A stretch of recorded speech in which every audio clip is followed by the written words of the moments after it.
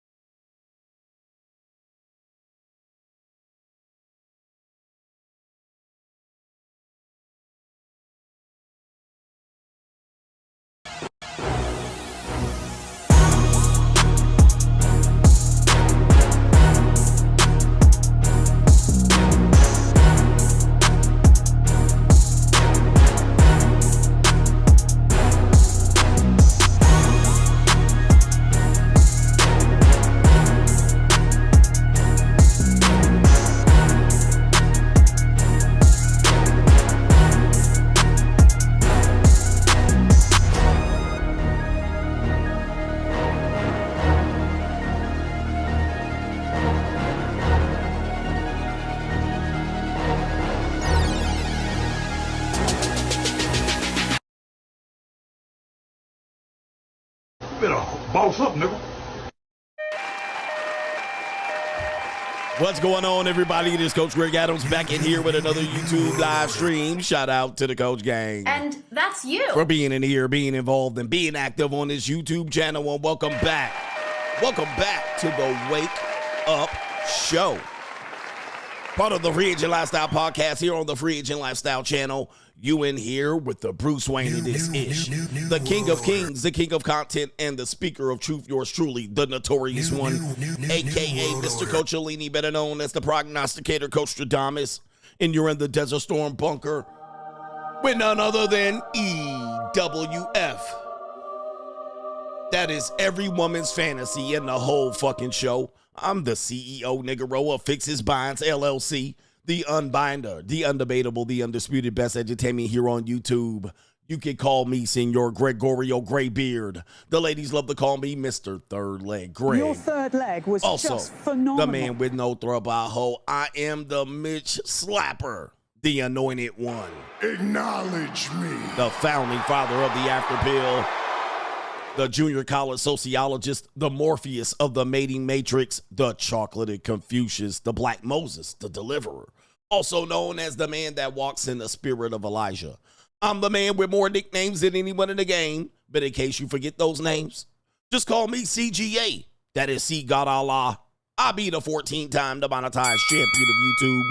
Welcome to my show in my humble abode. Today's main event topic, the divorce that is shocking the internet. Right now being finalized in the family court. Unfortunately, I covered this subject matter about 5 months ago, but it's now being finalized by the judge, and it is the final decision. All right.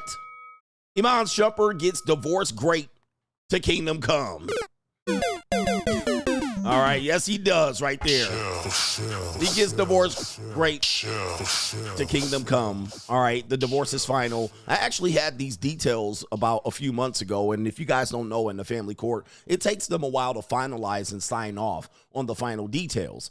Your divorce is officially final when the judge signs off on the agreement. Now, we had the agreement a few months ago, and we covered this, but of course, hey, it don't matter anymore, right? It doesn't matter, right? People have a memory of a goddamn, I guess, an ant.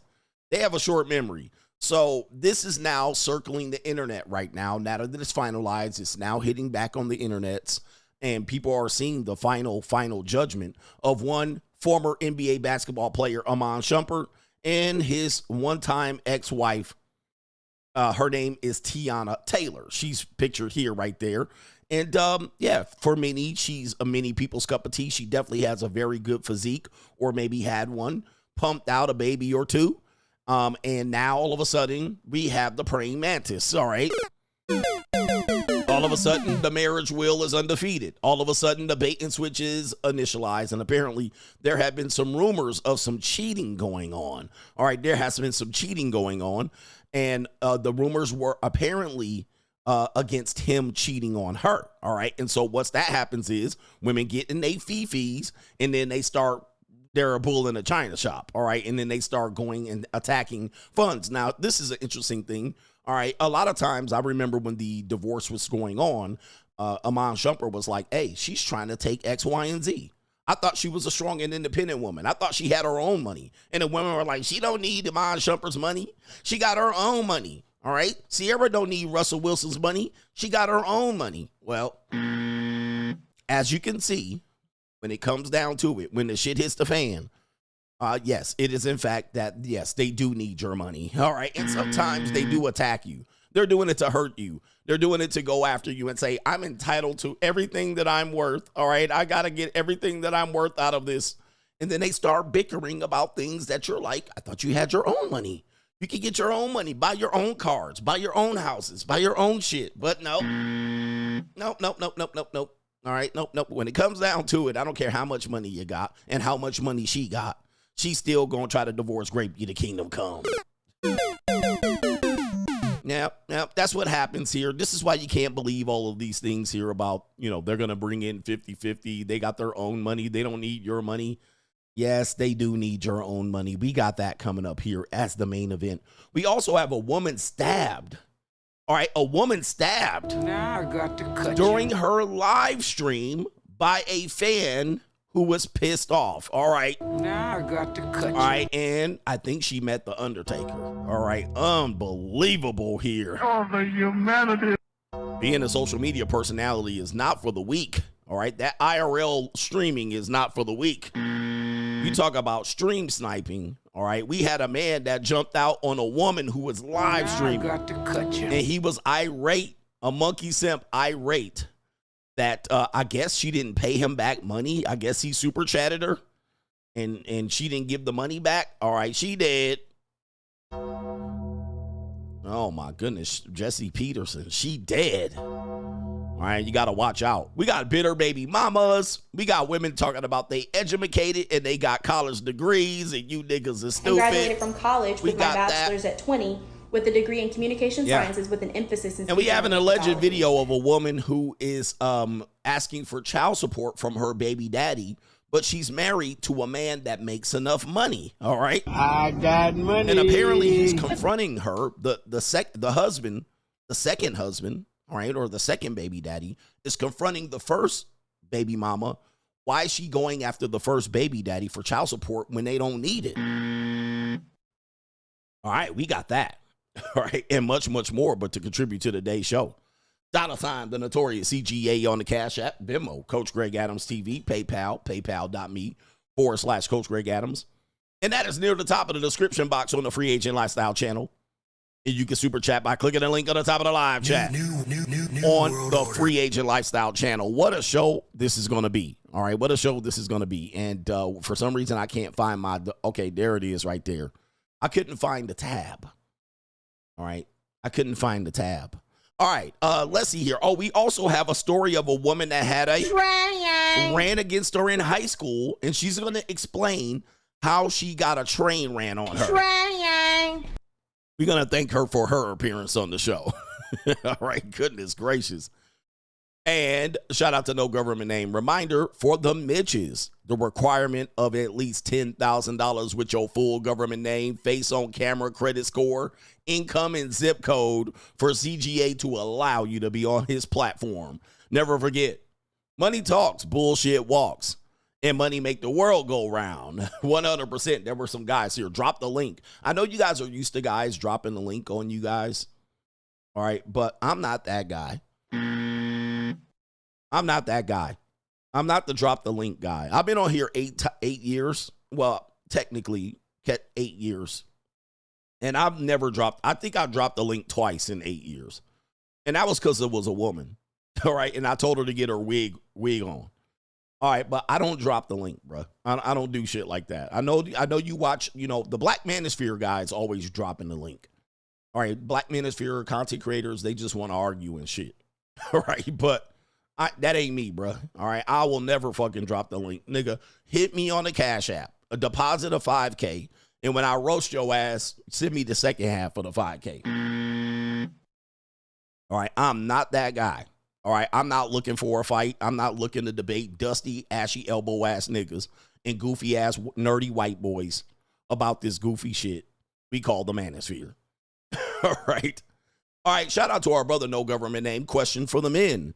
If you could have your perfect woman who would never cheat, divorce, badmouth, stress, or cause you any problems, be a great mother, and come from a great family, but the catch was you could only sleep with her to make kids, never for pleasure, press 1 for yes, press 2 for no.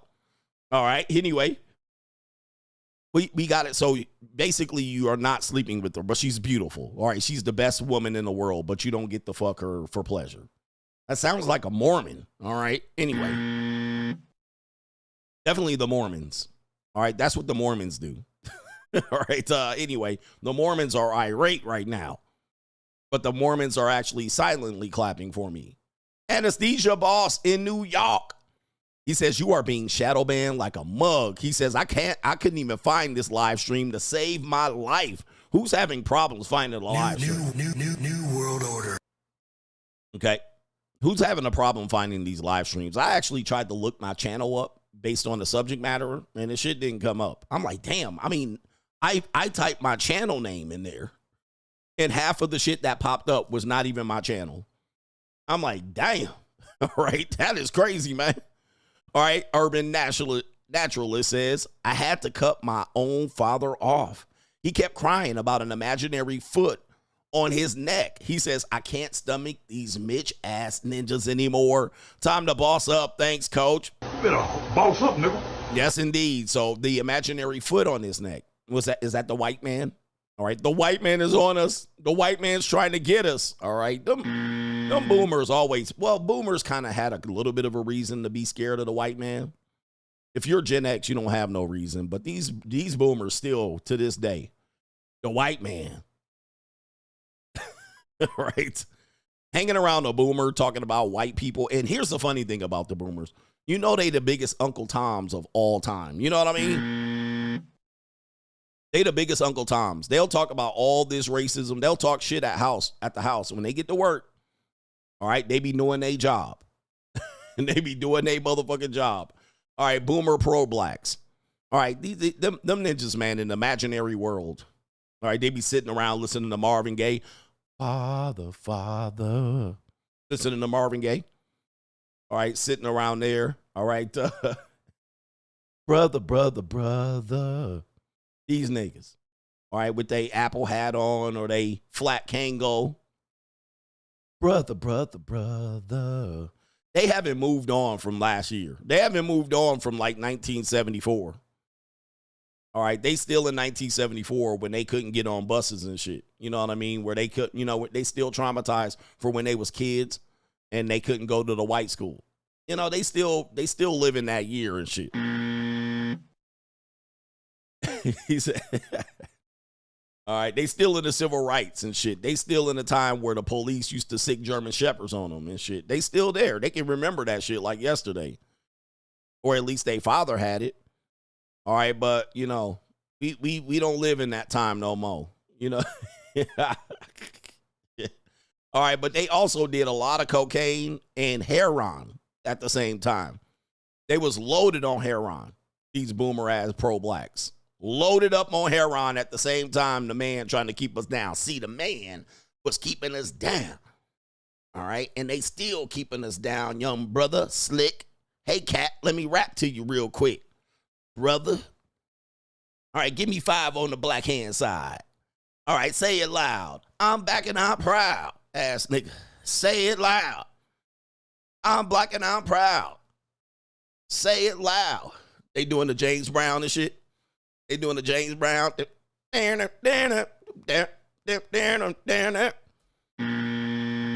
was hitting the, he said, they was hitting the crack and the coca and the heroin hard. The man, young blood, give me some slide. Right there. Put it there, brother. All right. On the black hand side. I speak a little jive. I do it a little.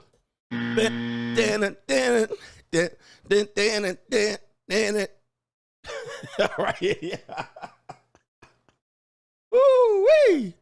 Look at this jive ass turkey right here, man. This brother right here don't know what's going on, man. Slide me some slide. Put it right there. Slide it on there, brother. Yeah. Shake your hand. Huh. All right. All right. Anyway, man. People are pissed off. Dr. Umar and his daddy are pissed off at me on this rendition of Pro Blacks today. Shout out to Corey. Morning, coach. Hit the NWO real quick. Let's go. Hashtag Coach Gang. We in the building. Yes, indeed. Yes. All right. Let's see here. We got some other brothers that we need to piss off already. Shout out to VMAD, a.k.a. Sky Daddy. He says, Coach Tribe, Friday. He says, where are all the flatbacks at? Is it Friday? It's your Friday. Where the white women at? He says, getting warm outside, fellas. He says, let's get it, but be safe. A lot of brokies lurking right now. Stay focused and seek first. A lot of people going to be outside robbing people, man. You know what I mean? Stabbing people and shooting people. Because, you know, once the weather gets good, people start coming outside. Jay McGee says, what it do, coach? He says, do you think if God was in marriage, there would be less divorces? Oh, in case you forgot, I still hate Mitch ass ninjas. Me too, man. All right. If God was in marriage, will there be more, less divorces? Possibly. Yes. There was still divorce, though. It just was very rare before the state got involved. Coach Alini, can you explain why the concept of aftercare and paying for? Let me do that later. I'm going to do that later because, you know, well, that could go on for 5 minutes. All right. But we got to get that show going. And James E. Cornett is in the building. He says, I know you're busy, but I hope you're able to find time to watch Shannon Sharp's interview on Amber Rose on Club Shay Shay. You could create 3 videos off of it in one interview alone.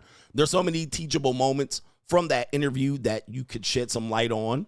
Yes, I did see a couple of clips. So I did some clips, saw some clips related to Future paying her some money for a video. The dark side of Future and the light side of Future. Also heard her talk about Kanye West. Yeah, I mean, you know, she's a perfect example of woman that is past her prime. She's past her prime, but she has a lot of experience when she was 18, right? From 18 to 30 was the Super Bowl for her, right? And that shows you where she is now. She's basically she's a 304. Okay, she's a 304. She got more 304 stories than you probably want to hear about. She's portraying herself as a good woman, but yeah, man, look. All right, that woman's a 304, and she a known 304. And she tried to be like, they're painting me out to be a 304. No, they're not. Use a 304. It's okay. But you didn't smash the wall at warp speed. People are gonna say she still look good, niggas. All right, but she doesn't look bad. But she ain't who she was at 19. All right, she still can't win. She can't win the Super Bowl like she is now at whatever she is, 45. Okay. Passed around. She's already been passed around. It's over for her. All she got is old war stories. Who's ever been in this situation? All right. Who's ever been in this situation? Because this situation, this situation comes up quite a bit. Whereas if you were, you know what? Let me do this. I'm going to come back to that thought. We're going to do a little doom and gloom CGA. Let's get to it.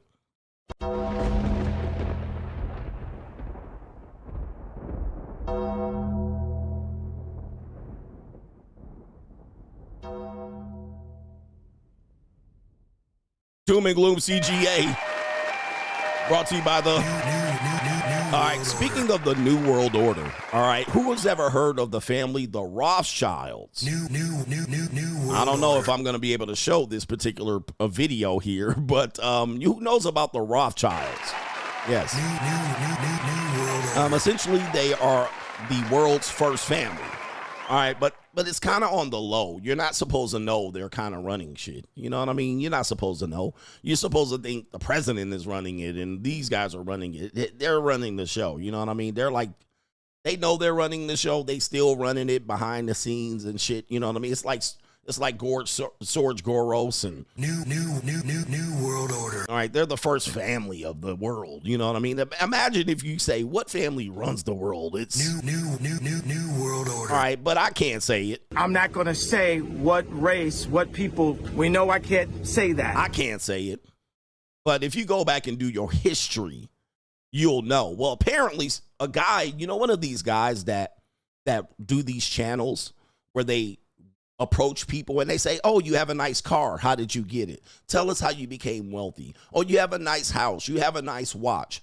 Tell us how you get it. You know, these young guys, they'll run around in these wealthy neighborhoods and they'll approach wealthy people, hoping that the wealthy person will not gatekeep and give them information. You know, these guys, there's some guys, I think one guy's name is Daniel Mack.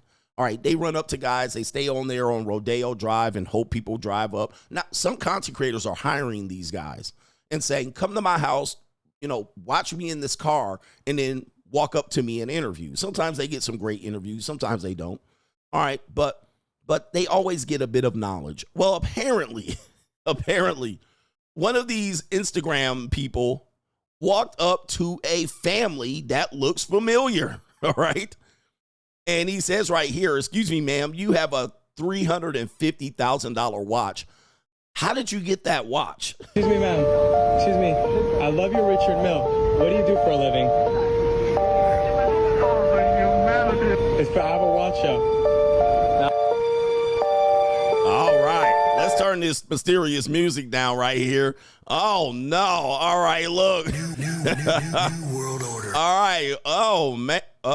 Guy, you know, sometimes when you're in the field, you don't have time to figure out who the people are. And, you know, I might not think, you know, you think they regular people. I'm not going to say what race, what people. We know I can't say that. All right. Apparently, look at how they looking at this ninja, man. Oh, boy, this is new world order. Oh, man, this is the New World Order right here. Oh, new world order. Oh, brothers. Hey, man, these people get in your life. One of these people just died in a fire, bro. These people get in. New world order. Oh, my goodness. Look at this response. You plebe, you peon, you serf, you slave. Who the fuck are you to think you can come up to talk to me? New world order. Wow, my goodness. What a response. I mean, the arrogance, the plum arrogance. Like, nigga, are you silly? Look at this ninja. They was looking at him like, wait a minute. Who are with the full face of Satan.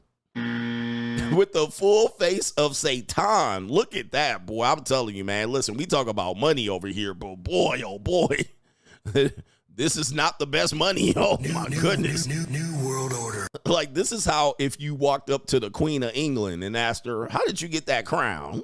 And she looked at you like, new world order. Oh my goodness gracious.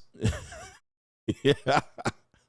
Look at these looks like, oh. And look how he looking at her with the old, how dare this guy? This guy. Let's find his information and kill him. Look at this. Look at it. Utter disgust. Utter disgust. Oh, my goodness. He is disgusted. And then he looked them up and down, which is when you know when somebody looked you up and down, they think you are shitty. Look how she looking at this nigga. She looked them like, you got the nerve. Wait a minute. Like, hold up. Like, how dare you? Look the nigga up and down. The YN is going crazy. She looked at him like, huh? Oh, goodness. She looking at his belt like, ugh. All right, let's see the other dude. Look how he looking. All right. And she just swiftly turned away. Didn't even say nothing. Look at him. Look him up and down. He looking like, look at your shoes. Oh. This guy right here. He probably makes $500,000 a year. Ugh. The nerve of this guy. You peasant, peon, you piece of shit human being. Do you realize you're a booger in my eye? Ugh. Oh my goodness. All right, look at the evil. New world order. All right, the evil, man. Well, Jesus, hold on for a second. That's the dark side right there. We're just gonna get the laugh going on.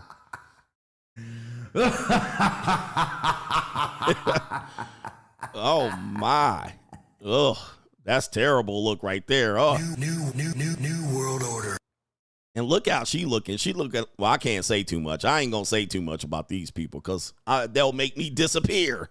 All right, but yeah, gotcha, bitch. Oh man. Gotcha, bitch. And I think he realized that when he put the camera down. I think he realized he was up Schitt's Creek. Excuse me, ma'am. Excuse me. I love you, Richard Mill. What do you do for a living? Oh my goodness. She is like disgusted. And I'm not gonna say it, man. I'm not gonna say it. New world order. All right, that's Doom and Gloom CGA. I'll end it right there.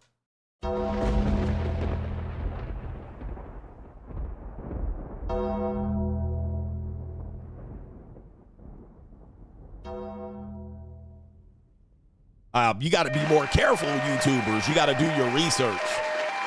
You got to do your research out here. All right, man, it's hard times out here for everybody, but do me a favor. Hit the support, hit the like button. I know y'all got to hit that like button. The likes are real. All right, and remind me, I have a story to tell. Shout out to our brother, no government name, DW. Damn, coach. I used to want a wife and a kid and kids, but doing this seems to be the equivalent to handing the woman and the family court a loaded gun and praying that they don't rob you with it. No mask, barefaced robbery. It is sad out here, man. It is sad. Yes. That's what you're gambling. You're gambling. You're what, as we say, roll the dice. You're gambling, but you're saying it's worse than a gamble. You're saying you're handing them a loaded gun and hoping they don't rob you. Like, you're like, I'll bet that our love is strong enough that I will hand them the weapon and they won't rob me. That's what you're betting against. And most dudes be losing out here. As you guys know, most people lose. They lose that bet. And when you lose that bet, there's nobody that's going to help you. They're just going to have your ass scrambling and scraping for shit. Man, and I know people are going to say, well, coach, they rich. Why are you worried about it? Guys, I'm going to just tell you something, guys. Look, look, when you're broke, it's worse, right? So I know Iman Shumpert, when they made this agreement, was probably pissed. Like, damn. Like, I know why this bitch get me like this. All right, why she do me that? All right, I thought she loved me. I know he pissed, but he's like, all right, I can't make the money back, but it's, stuff that Now, when you make $50,000 a year, when you make $70,000 a year and you go through this, you're homeless. You living back at your mama's house. Like, that's the difference. So, yes, this does happen to men like Iman Shumpert, and it does create fear in men, but you're talking to men that have far less than Iman Shumpert, and you're going to get the same treatment. You're going to have one house if you do. You're going to have one or two cars, and y'all going to fight tooth and nail over those cars. Then you're going to end up owing her $30,000 of equalization payment. And you're going to be like, what? I don't have $30,000. Then you're going to owe $30,000 to an attorney, $30,000 equalization payment on some old used cars. Then you're going to owe child support. Yeah. It's worse when you're a regular guy. it's not worse when you're rich. It's worse when you're a regular guy. So this is the problem that men are having right now. Shout out to our brother Steve is in the building. He says, CGA, you're right. Had an old black man stop me because I have on a don't tread on me on my license plate. He told me I need to know my history. Nothing racist about the quote. I got Virginia tags. Yes, I remember there was a young man, a young boy who had a don't tread on me backpack or t-shirt, and he went to school, right? He went to a school, but I think one of the liberal teachers told on him, or a parent told on him and said, hey, that's a symbol of racism, right? And because it came from the American Revolutionary time period, obviously there was slavery there. You know, it's a very, very confusing time period of people wanting to be free, yet holding Negroes captive. But people get a little rubbed the wrong way, and they will just say anything's a racist symbol. And they told on this little boy who actually knew his stuff, and he was like, how is this a racist symbol? And he said, do you know what it means? He asked the principal, do you know what it means? And then the principal said, do you know what it means? And then the kid went back and told him, this is what it means historically. Now, the kid was like in the 2nd or 3rd grade, right? So he was like, he stood on his square. But yes, other people really don't know, or they'll hear some things on the internet and they'll be like, well, this was a racist time. It was a slavery. They'll say these things and they'll say it's a racist symbol, but they really don't know. They just know what the media tells them about, right? Because there's people that are hateful of America, right? They're hateful of it. So I get it. I get why a person would think that, especially someone of ignorance, or essentially people who are hurt, bitter ass niggas. All right. So it is a interesting time. So yeah, he's like, you don't know your history, brother. Okay, bruh. All right, leave me alone. All right. I don't got time to learn from your boomer history shit. I ain't got time for that boomer ass hate shit, bro. Y'all about to be dead in 20 years. All right, we all about to be dead, but y'all about to be dead.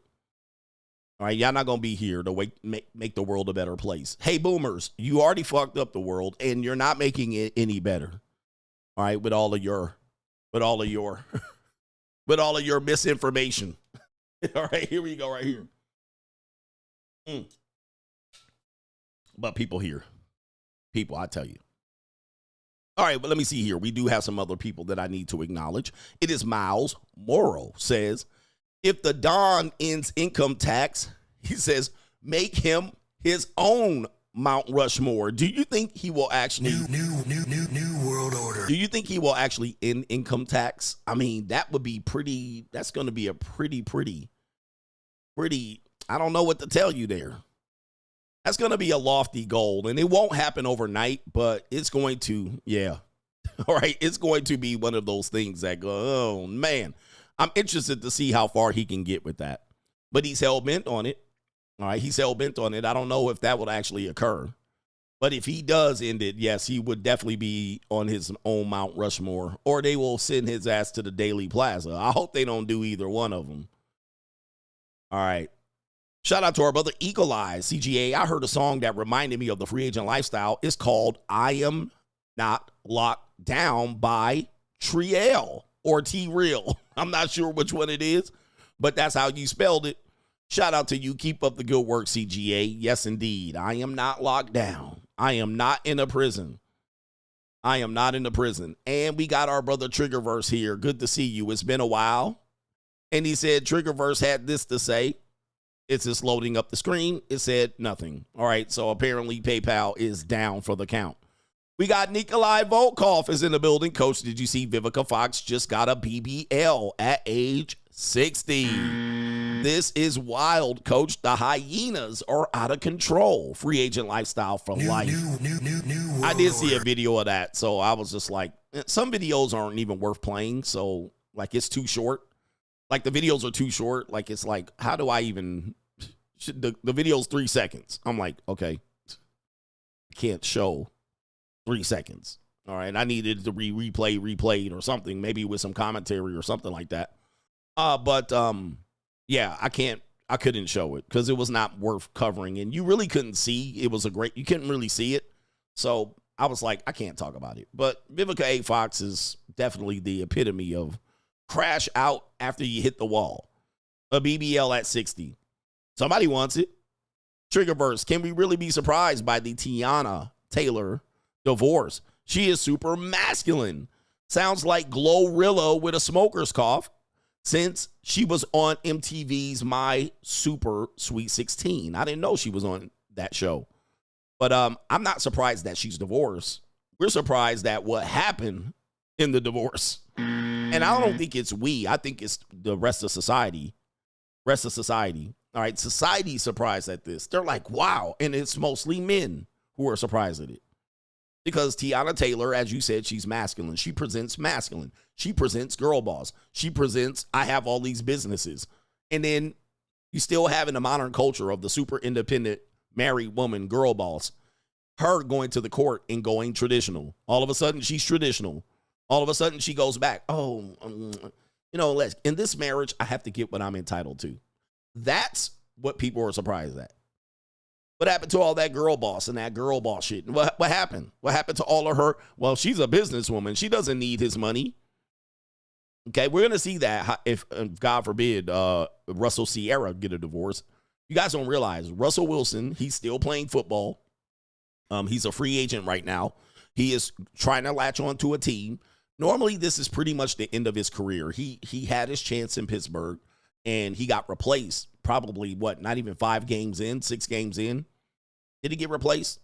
All right. It's pretty much the end for Russell Wilson. Normally, at the end of an athlete's career is when the divorces started to drop, right? Because that's the last big contract. That's the last big batch of money. Doesn't mean that he's not doing well. That's the last big contract. So he's got to get a real job now, he's going to be an analyst. He might get another year as a journeyman, maybe 2.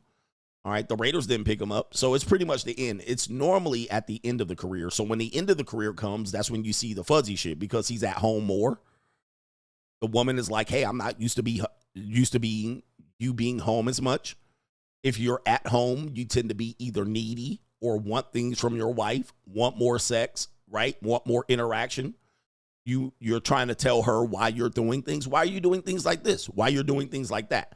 Where before you were at training camp, practice, you were studying film, and you weren't home as much. You were traveling, playing games. You weren't home as much. Now he's going to have more time on his hands. That's normally when he played the whole season. I thought he got injured. Fuck him anyway. I don't know. All right, so what happens is they start to annoy the woman. They start to annoy, this guy wants too much. She wants to go run errands, and he wants to know where she's going. Oh, where are you going? Okay. And then he's sitting around the house with nothing to do, twiddling his thumbs. Then she'll be like, go back out there. Go find a job. Go find a job. And if it doesn't work out, then that's when the divorce hits. All right. She's going to be like, you know what? I have my own life. I have my own domicile. I have my own shit to do. I could come and go as I please. I didn't have to answer to anyone. You weren't paying attention to me. You trying to fuck me 3 times a day. All right. She's going to be like, I'm out of here. I'm out of here. I can't sneak around. I can't cheat on you as easily, right? I can't cheat with my personal trainer. So it's like, yeah, you bossing me around. You telling me what to do. I'm reporting to you. That's normally when the divorce will come in. Now, here's the thing about it. The reason why I brought it up is because you guys don't realize Russell Wilson made way more than Sierra. Way more. So this is a classic example. Sierra got her own money. Russell Wilson's money dwarfed Sierra's money. Although we would take Sierra's money in a heartbeat, Russell Wilson made crazy amounts of money. Like, it ain't even close as to what Russell Wilson made. I mean, I think it's crazy. I think in one season, Russell Wilson made as much money as she made in her entire life. In one season, he made that much money. One football goddamn season. All right, he made more than she made in her entire life. And this dude played multiple seasons, as many as 10. Okay, so he would make in one season what she made in her entire life. So it is what it is. It is what it is. So what if they divorce, they're going to be like, she got her own money. She didn't. That's what the narrative is. They're a power couple. There ain't no power couple. They're not a power couple. All right. He's way dwarfing her in terms of income. It would be like me dating a woman that makes $50K a year and saying she got her own money. It's not even close. Oh, well, she got her own money compared to Coach. She don't need his. If we divorced, she would come up big. Okay. All right. Anyway, shout out to you on that one. And let's see here. Shout out to, and by the way, Nikolai Volkov with the co-sponsorship, if I'm not mistaken. It was. Let me acknowledge him. I'm rich, bitch. All right, shout out to you. And Kryptonia says, who has a better chance with women? A good-looking man who is socially awkward, or a non-good-looking man who is socially excellent? I think the non-good-looking man. Who agrees with me? I mean, who disagrees with me? I think guys that are socially excellent, that's a big status symbol. Now, I don't know how non-good looking he is. Is he marginally good looking? Is he medium ugly? Is he all the way ugly? If you are good socially, you have charisma, the gift of gab, you become attractive real easily. That's like short guys, right? Short guys. Like short guys, they be like, women don't like short guys. If you have status and you have charisma, you can get in front of people and talk and rub elbows. You have a presence or an aura. That short shit goes right out the window. It only is a qualifier or disqualifier from the beginning. So if a woman is hell-bent on not having any short guys and you're on the internet, all right, and she says, how tall are you? That's a disqualifier. She'll use that. Why? Because she can't see your status. She can't see your charisma or aura. She can't see any of that. Now, that same woman could be somewhere and see you walk in the door and watch everybody go, and then she'll be like, okay, he's interesting. She can see you smiling and working the room. All right. That same woman that says no to you on a dating app is going to act completely different when you walk in the room and everybody holds their breath going, oh my God, it's him. Right. It will be a completely different scenario. So this is why we tell guys you need to boss up. Need to boss up. That these things that we talk about, status, looks, money, game, all of these things, really, I think the top of it all, the peak of it all is really social. All right. How do you act social? Okay, you come in and you buy the bar. Right? Hey, everybody, drinks on me. And everybody's like, yes, he's back. You're my hero. And I've done this in Newport Beach because Newport Beach is a very close circle. It's kind of like the Rothschilds. All right. If you've ever been to a upper class community, a upper class community, and you walk around and you're kind of oddball, ugly, medium ugly, fat, short, balding, whatever it is, old, whatever these things are that say we are going to lose. And you walk around and nobody recognizes you. Guess what? Everybody's going to treat you like a pariah. Everybody's going to treat you like, okay, he's nobody. But if you walk around the street and people start stopping you, hey, what's up? Hey, good to see you. Where you been? Oh my God, I saw you on X and X. I saw you in so-and-so. Then people are going to start wondering who you are. Who is he? What does he do? He looks interesting. How do you know him? All right. All of a sudden you completely shift the dynamics. And I've seen that happen. I can walk the same street. Nobody recognizes me. People will look right around me. I can walk that same street and 2 people or 3 people stop me and say, hey, what's going on?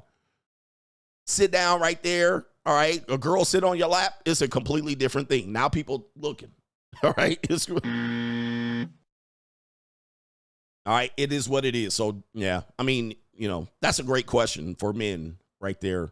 Non-good looking men who are good socially, excellent around people, they do way better than a good-looking guy that can't put 2 words together.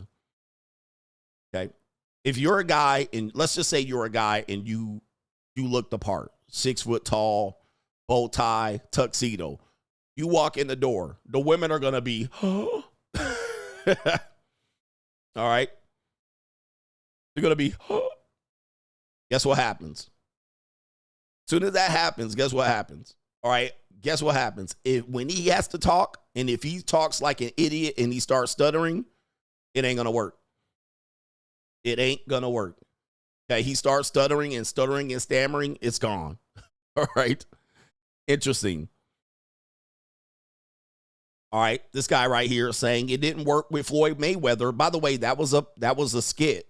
All right, the Floyd Mayweather thing with Anthony Joshua. Floyd Mayweather was, I know what you're talking about. You got a guy here saying it didn't work here, it didn't work here. Kevin Hart is treated like a laughingstock. Bruh, it's interesting, man. It's interesting what you see on TV. I was just somewhere recently with Kevin Hart, and I don't like to name drop, but let me tell you, he was not treated like a laughingstock. All right? He was not. All right? He was treated like a fucking king. Let me tell you, and I was there. All right? Anyway, and there's other social media people that know I'm telling the truth because I was with them. He was not being treated like a laughingstock. They was treating him like a fucking king. All right? They was reorganizing the whole fucking event for him. Bitches and hoes and all that shit. All right? Wow, you might see him on the internet. They treat him like a king. But, nigga, where I was at, I was there. I was literally right there around him. And they was treating him like a king. All right, so don't believe that internet shit that they all in the comment sections talking about he a dwarf and all that. All right, but nah, nigga, in real life, he had people running around. All right? He had people running around and reorganizing their life. Their whole life. Bitches running, holding their titties. All right? Yeah, bruh. Don't believe that shit. Don't believe that shit. They treat him like that on the video, and he wants to be treated like that. He wants to be treated like that because he's a court gesture. But in real life, he's a fucking almost a billionaire. All right? He's a billionaire. Don't believe that shit, man. Don't believe the hype. All right? In real life, people go run around and be like, oh, okay, guess who's in the world? Guess who's in the room? Somebody worth almost $500 million. Trust me. When he says jump, people jump. 100%. Anyway. Yeah, man. It's boss up or nothing. All right, so don't believe that shit. I know guys want to believe that shit. Nobody cares about him because he's 5'4" and all that. Nah, bruh. Don't believe that. I seen it in real life. He a king. They treat him like a king. They was bowing down to him, curtsying and shit. Bowing down. Yes, sir. What do you need, sir? What do you need, sir? All right, anyway. Here we go. Let's see here. Let's get back to this part of the show. Do me a favor. Hit the like button. Hit the like button. We need to get a like campaign. There's 1,800 people watching me, and there's 667 people that have liked the show. So do me a favor. Pound that line button. Pound it. Pause. Pound that like button. We got to get it going on real quick. Let's do it.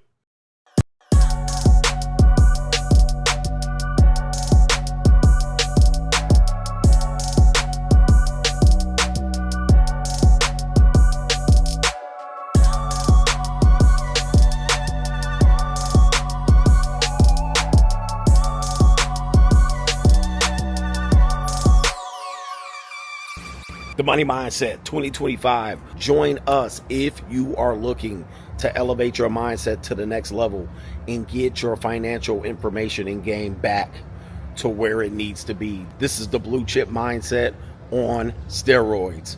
We have 80 plus episodes from the last 2 years that you missed available via playback.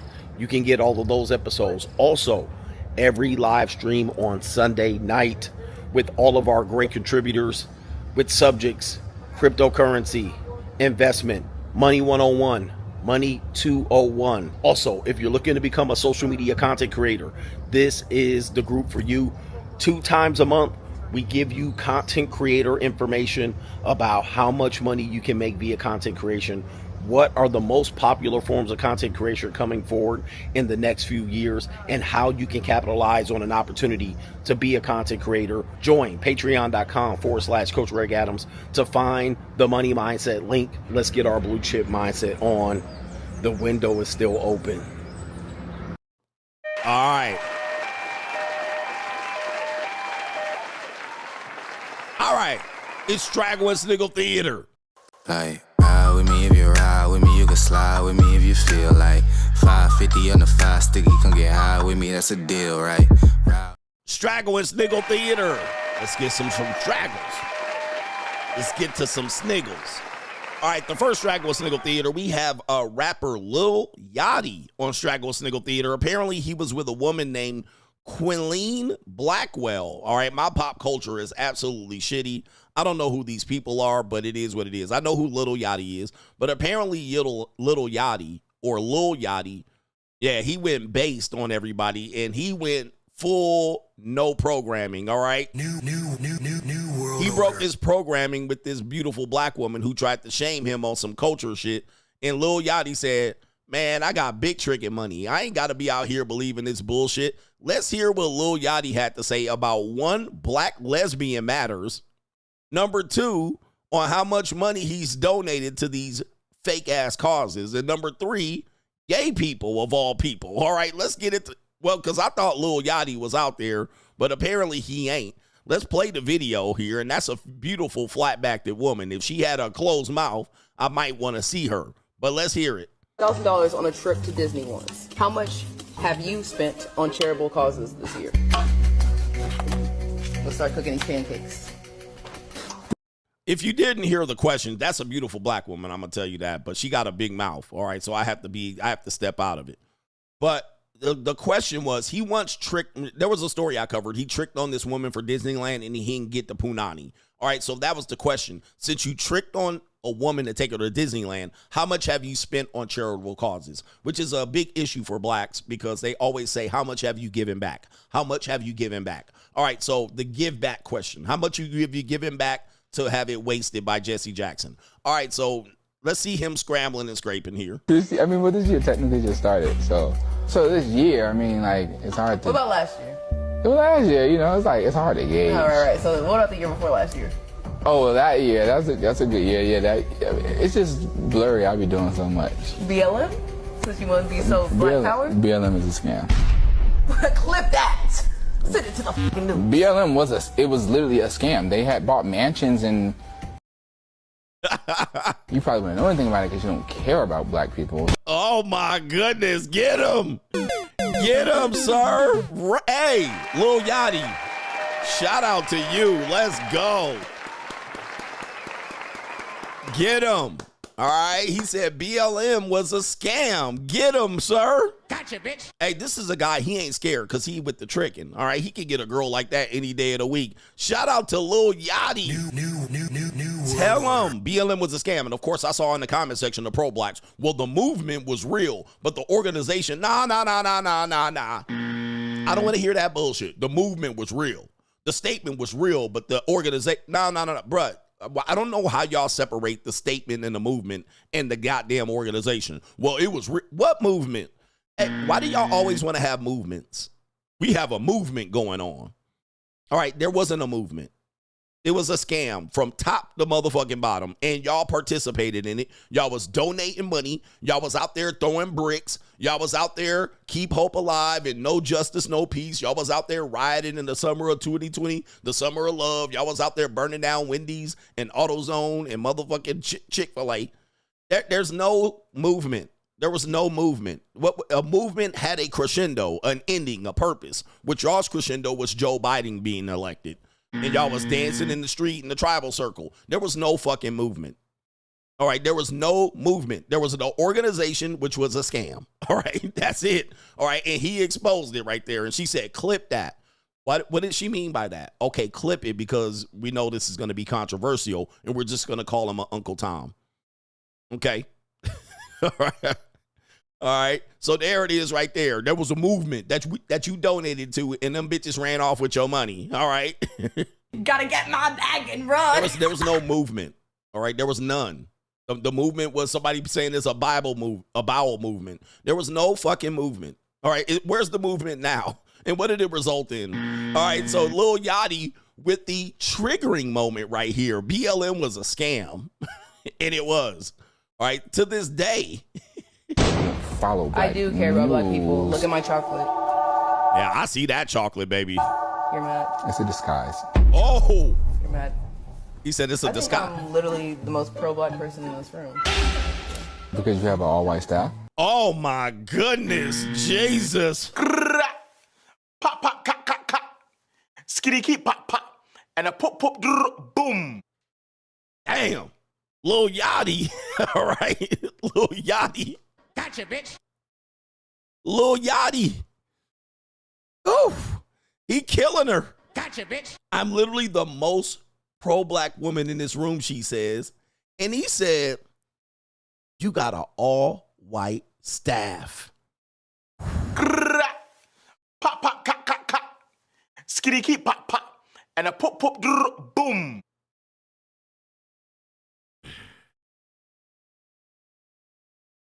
Damn. He cooking the shit out of her. And this is what happens when you have abundance. This is what happened when you with the tricking. All right? Because look, although this sister is beautiful, and I would get that neck, sometimes when you just have, he has access to many beautiful women. And he can get them. He knows how to get them. So he can tell her the truth. And he ain't even trying to red pill rage her. He not even in red pill rage. He just saying the truth. Oh, you so pro-black, huh? Why are these white people behind the cameras telling you to move? Why you the puppet on the string? Oh, my God. This is not even cooking a feminist. This is just Yachty being real. Just deleting her in real time. And look how she looking right there. Gotcha, bitch. Yo, all-white staff, Mrs. Pro-Black. Interesting. Give back to black causes, but all these white people behind the camera. I'm not going to say what race, what people. We know I can't say that. Ooh, wee. And he got his hands in his pockets. He like, bitch, don't come for me, man.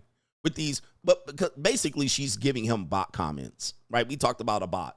She's just hitting them with some shit that normally people say and they think they're just going to flay you.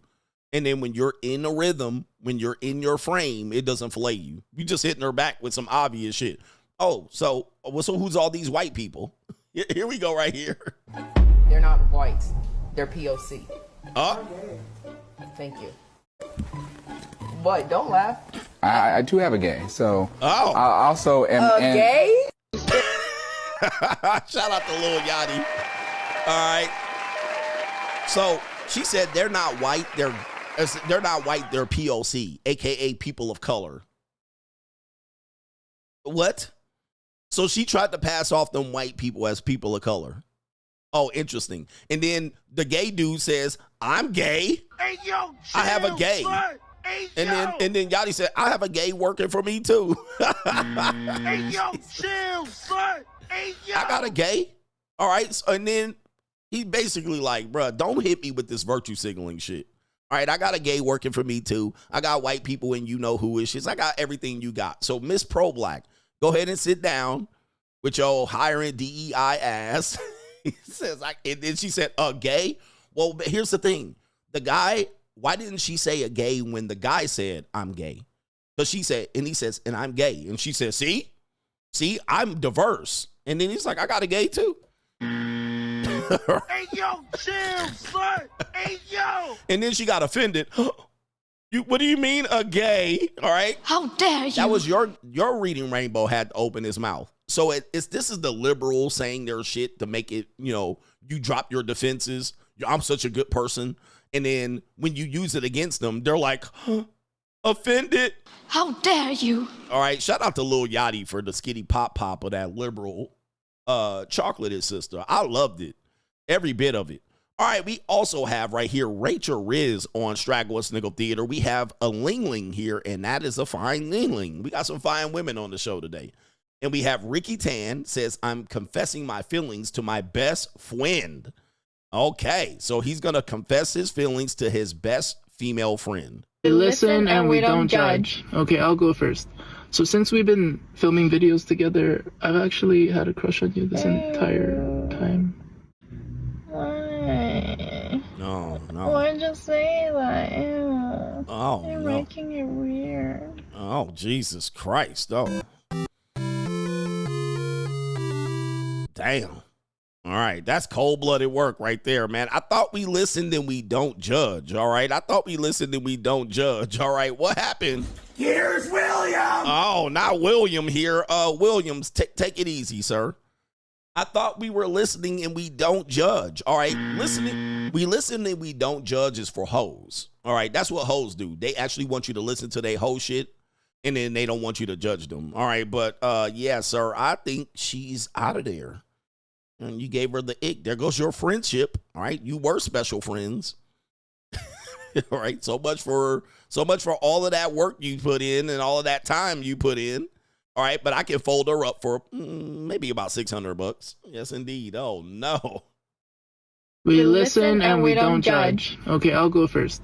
So since we've been filming videos together, I've actually had a crush on you this entire time. Why? Oh, God. Why'd you say that? Ew. Oh. You're making it weird. Oh, Jesus. Damn. Pray for Ricky Tan. Pray for Ricky Tan. All right. Well, you were. I just wanted to say thanks. I'm glad you came along. Partner, I want to sing a song just for you. 'Cause you're my special friend.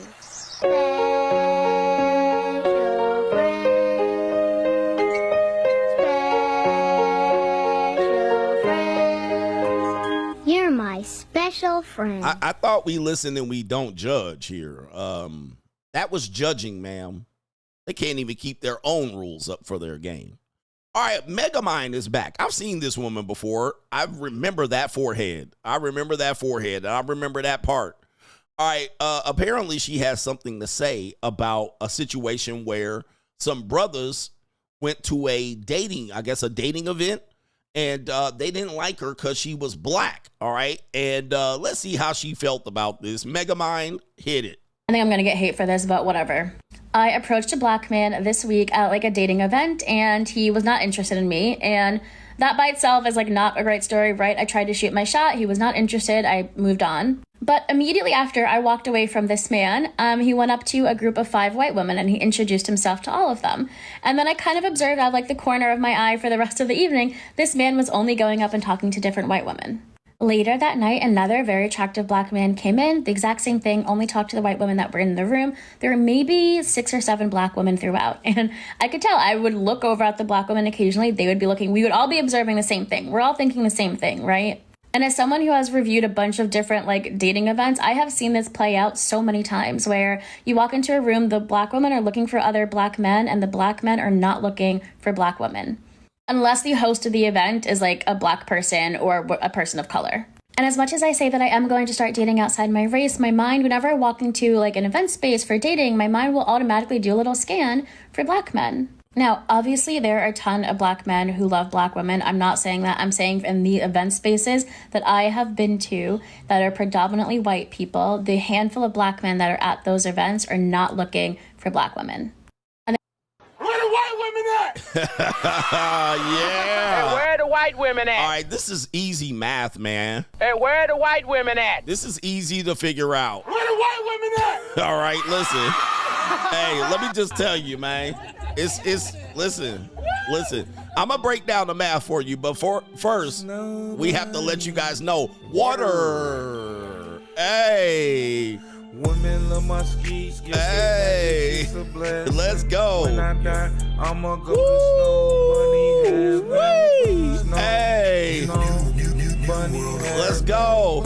Where the white women at? Yeah. Let's go. Hey, where the white women at? Yes, indeed. Come on. When I die, I'ma go to Snow Bunny Heaven. Where the white women at? Yes. Hey, where the white women at? All right. Anyway, let's break down the math here for Megamind. All right. She got all that forehead and no brains. All that forehead and no brains, ma'am. Merp. Can I tell you what's happening here? You have a room full of people who are in an open event. Now, we know black men tend to have they're more likely of black women than to date out of their race. Black men are more likely than black women to date out of their race. Now, I like interracial relationships. I don't really care, and I have my preferences. But if you open an event to the general public in which 60, 70, 80% of the attendees are going to be white women, and a small percentage, you said there were 7 or 8 black women. So a small percentage, let's just use the data, 60% white women, 13% black women in the room, and then so forth and so on. 50% Hispanic, 8% Asian, a couple of Middle Easterns, and some Jewish people. Whatever. If I walk into a room, I'm not eliminating 60% of the women. let's just say I walked into a room in a dating event and there's 100 women in there, but 60 of them are white. I'm not walking in eliminating the white people. All right, I don't know what you're doing here. I'm not eliminating the white women right off the bat just to focus on the 13 fucking black women in the room. All right, it's completely the easiest math ever. When you're talking about men, men typically do not select on that basis. All right, that would be, look, I have a better chance opening up as opposed to these 13 black women sitting over here scowling. Okay, it's simple math when it comes to men. Now, there probably are a small percentage of black men and a larger percent of white guys. All right, but they still have a better chance going after the general as opposed to the more specific. But that guy would have to eliminate 70, 80% of the women right off the bat to focus on these 13 black women that are scowling and mad and already insecure that are just going to reject me. Out of those 13 black women, 12 are going to reject me. Now I'm sitting here with one woman out of 100. Nope. Nope. No, that ain't going to work. That is horrible math. The odds are absolutely atrocious, especially depending on when you arrived in the room. So if some guys arrived earlier, he went with the greater percentage first, and then he'll whittle it down maybe for you, but you're going to be already pissed off. Megamind already pissed off by that particular point. Now, here's the next question. And this is going to hit you square in your big ass forehead.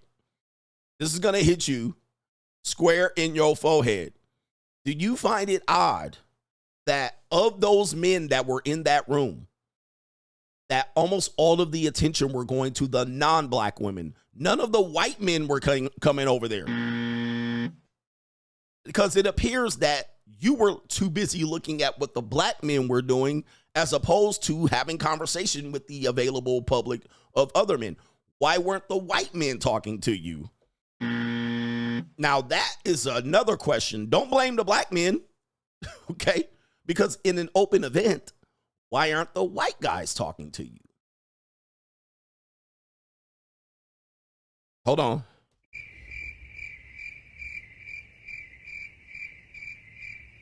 Now, that's the real question. Forget what the black men are doing. If you had 60 white men in there and none of them are talking to you, why don't you take that as a sign? Something's wrong here, right? That what is going on here? Y'all too busy sitting at the table alone, and none of the men are talking to you, or very few of them, compared to the black men that have 60% of white women available to them, and they are taking their shot.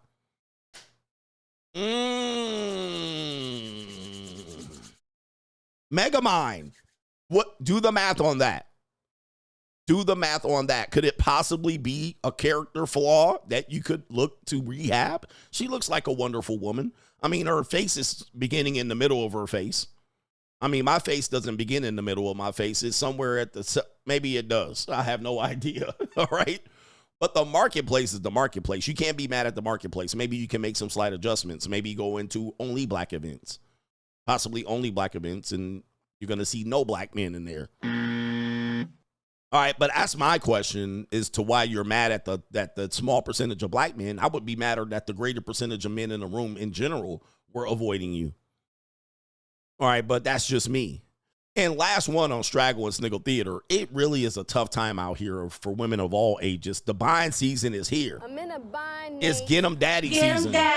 It's Get 'em Daddy season. What is going on in this video right here? We have a woman that's in a bind, and some YNs done found somebody's auntie out here on a Tuesday, out here selling that pussy. Cause I got the pussy for the money. If you got the money for the pussy. All right, somebody auntie out here in a bind, and she need that bind fixed. I'm trying to give you head for 20 bucks. For 20 bucks? Yeah. So it's That's 40. All I need. It's 40 for the both of us? Yeah. Or both of y'all could just give me 20 bucks. Nah, we chilling. We chilling right now. We chilling, man. Like, man. Nah, we chilling though, for real. We chilling, you don't want me? No, we chilling. I'm chilling for real. Oh, no. Oh, man, I'm going to tell you, man, y'all don't see it, man. Unless you on the dark side, you don't really know how bad it is out here for these women out here. $20 for both, or was that 20 for each? Yeah, she could drop that neck on you real quick. It's barbecue in there. All right, aunties need money too. All right, you guys don't realize streetwalkers are girls too. There's the same girls you see at the mall in the middle of the afternoon at 2:30, and when you go to bed at 10:30, they outside with their ass cheeks hanging out. Don't matter the age out here. We just chilling. Wait, wrong sound effects. But rent always do. Your rent's due, motherfucker. All right, I showed you this with a lot of these older women out here too. Don't put it past them out here. They out here selling some punani, and it's tough times out here, man. It's tough times out here. Let me see where it is. When I start selling pussy, I don't want to hear it. All right. When I start selling pussy, I don't want to hear nobody say shit. When you see me on the corner, bitch, mind your business. All right. She said you don't want me. I give you head for $20. Oh my goodness, for 20? For $20. Yeah. Yeah. So it's That's 40. all I need. It's 40 for the both of us? Yeah. Yeah. She said, yeah, it's 40. All right. Well, okay, it was gonna be 20, but you wanted 20 for each. I'll do it. I'll fix it. $20 for head? Oh boy. Both of y'all could just give me $20. That's what we said earlier. Nah, we chilling. We chilling right there. We chilling, man. Like, man. Like, man. Oh, man. We chilling, though, for real. You don't want me? You don't want me? No, we chilling. I'm chilling. Oh, no, man. Boy, it's tough out here, man. Hey, and somebody said to get a job. She got a job. Right? She already got a job, fam. This is her part-time job. This is her side hustle. It is what it is. But, hey, she want to munch on something. $20 doesn't sound like a bad deal, but I can't get it from Auntie right there. I can't get it from Auntie, man. Y'all don't realize how bad it is out here for these ladies, man. All right, that's Drago and Sniggle Theater. Like, ride with me if you ride with me, you can slide with me if you feel like 550 on the 5 sticky, come get high with me, that's a deal, right? All right, man, it's tough times. It's tough times out here, man. It's getting rough. It's getting kind of hectic. Man, the economy is crushing people, man. It is, and it forces ladies to make these quick decisions. And so this is why they want sugar daddies that have their shit together. They want men that have their shit together. They rather do this than to get with a man and build with him. Yes. They rather do this than get with a man and build with him and listen to them. All right, remember, these are all choices. People will say these are victims. No, they're not. These people made choices. There was a guy I showed you. Remember, he walked around there and went to the Blade. And he said, I'll give you $150. She was like, really? And he was like, yeah, just wash my truck. She was like, I am washing your truck. So he literally gave her an out to make the same amount of money, but to wash a truck. Now, to wash a truck is going to take well over an hour. Okay, it's going to take probably 2 hours. But she was going to make that same money in 15 minutes. Okay, so she made a choice. As we say, the struggle didn't choose you. You chose to struggle. You made a choice. So these aren't people that are trying to get off. I'm trying to get out the game. No, you're not. All right, now you're trying to get away from your pimp. All right, I know you're trying to get away from a pimp, but eventually you're probably going to get back into it. Most of their rates that the people don't get out of that life. Unfortunately, it's unfortunate. So be careful there. Shout out to the dictator, says Kevin Garnett knows what you're talking about. And I was giving the scene about when you retire. All right, and you're back at home and you're telling your wife, do this, do that. The wife's going to be like, you know what? Divorce time. All right, divorce. So Kevin Garnett got that major league divorce. So watch out for that. I was going to start a channel talking about that. Then the channel got demonetized. All right, so I was like, well, people often wonder why I start channels and then I stop them because they get demonetized. All right. All right, so, yeah. Shout out to you. Shout out to you. I've been thinking about you. We got our brother here. Jahari is in the building. Let's see what we got here. Coach, what do you think about the unwritten rule that if a black man dates anything but black women, he is automatically disqualified and can have no input on black relationships ever? I think that's false. I think that's been a false narrative. These are some of the things that they do, and they say this is a penalty. If you do this, there's a penalty against you, essentially taking your black card away. This is why I don't understand the black thing, because if you're born black, right, like it's the black card thing. If I say I don't want the black card and I give it away, I don't want to be black. I'm OJ. They criticize you. But at the same time, if you do things that they don't like, they basically take it away. Oh, you married a white woman? You ain't black. So they called OJ a Uncle Tom for 11 years. I mean, he had the Uncle Tom haircut. They said he's a white guy, painted black. They called him an Uncle Tom for 50 years. Guess what? We don't remember that. What we remember is, I'm not black, I'm OJ. When he gave away his black card. When he gave it away, now we have a quote for it. Okay, but guess what? He lived that whole life. He lived that whole life, and y'all's calling him an Uncle Tom. So y'all literally didn't want him to be black. You said he wasn't part of us. He wasn't one of us until he murdered his white wife. Allegedly. So that's what happens is there always is some sort of penalty, and it's a penalty of something taken away that doesn't even matter. Like, doesn't even matter. Doesn't even matter. But of course now, because I don't have a black wife, I can't talk about black relationships. Well, nobody's perfect. No, there's no better person to talk about black relationships than someone that has chosen to not be in one. Right here. You literally chose not to be in one. I would actually want to know why. Why did you choose not to be in a black relationship? That would literally be a reason to talk. But of course, since he's not in one, he can't talk about racial issues. He can't talk about black. He's going to get his Negro wake-up call. You're going to get your Negro wake-up call. That's a dream of all black people. Again, plantation politics. They want you to be penalized. They want you to go out there and think, oh, well, I ain't black. I'm going to just go out there and live me. And then they're like, you're going to find out when you get out there. You're going to come back, you're going to get killed, and you're going to get a knee to your neck. All right, and they're like, but why would you want me? Why would you want me to get a knee to my neck? Why do you want me to get a wake-up call? It just shows the self-hate of people that they call you the self-hater, but they all really want death and destruction against you because you don't align with their black thing here. You're like, I ain't aligning with that black thing. Well, they going to kill you out there. I hope they kill you and wrangle you and strangle you. I hope the white man gets you and wrangle you, strangle you up. All right, but anyway, the best Negro wake-up call response was by Larry Elder against Charlemagne. If you've never seen that, it is the funniest shit ever. Charlemagne criticizing Larry Elder because, you know, Larry Elder is an Uncle Tom, apparently to black people. All right. But what happened was Larry Elder was on the Breakfast. I can't play it because it's the Breakfast Club, but Larry Elder was on there talking about, you know, whatever he was talking about. And Charlemagne was like, have you ever heard of the Negro wake-up call? Like this ninja ain't been born before. And Charlemagne was like, it's what happens to a black person who gets a wake-up call when they enter into a white world, right? He's describing it. And Larry Elder says, bruh, you sat there when Joe Biden said, if you don't vote for me, you ain't black. And you said nothing. That was your Negro wake-up call.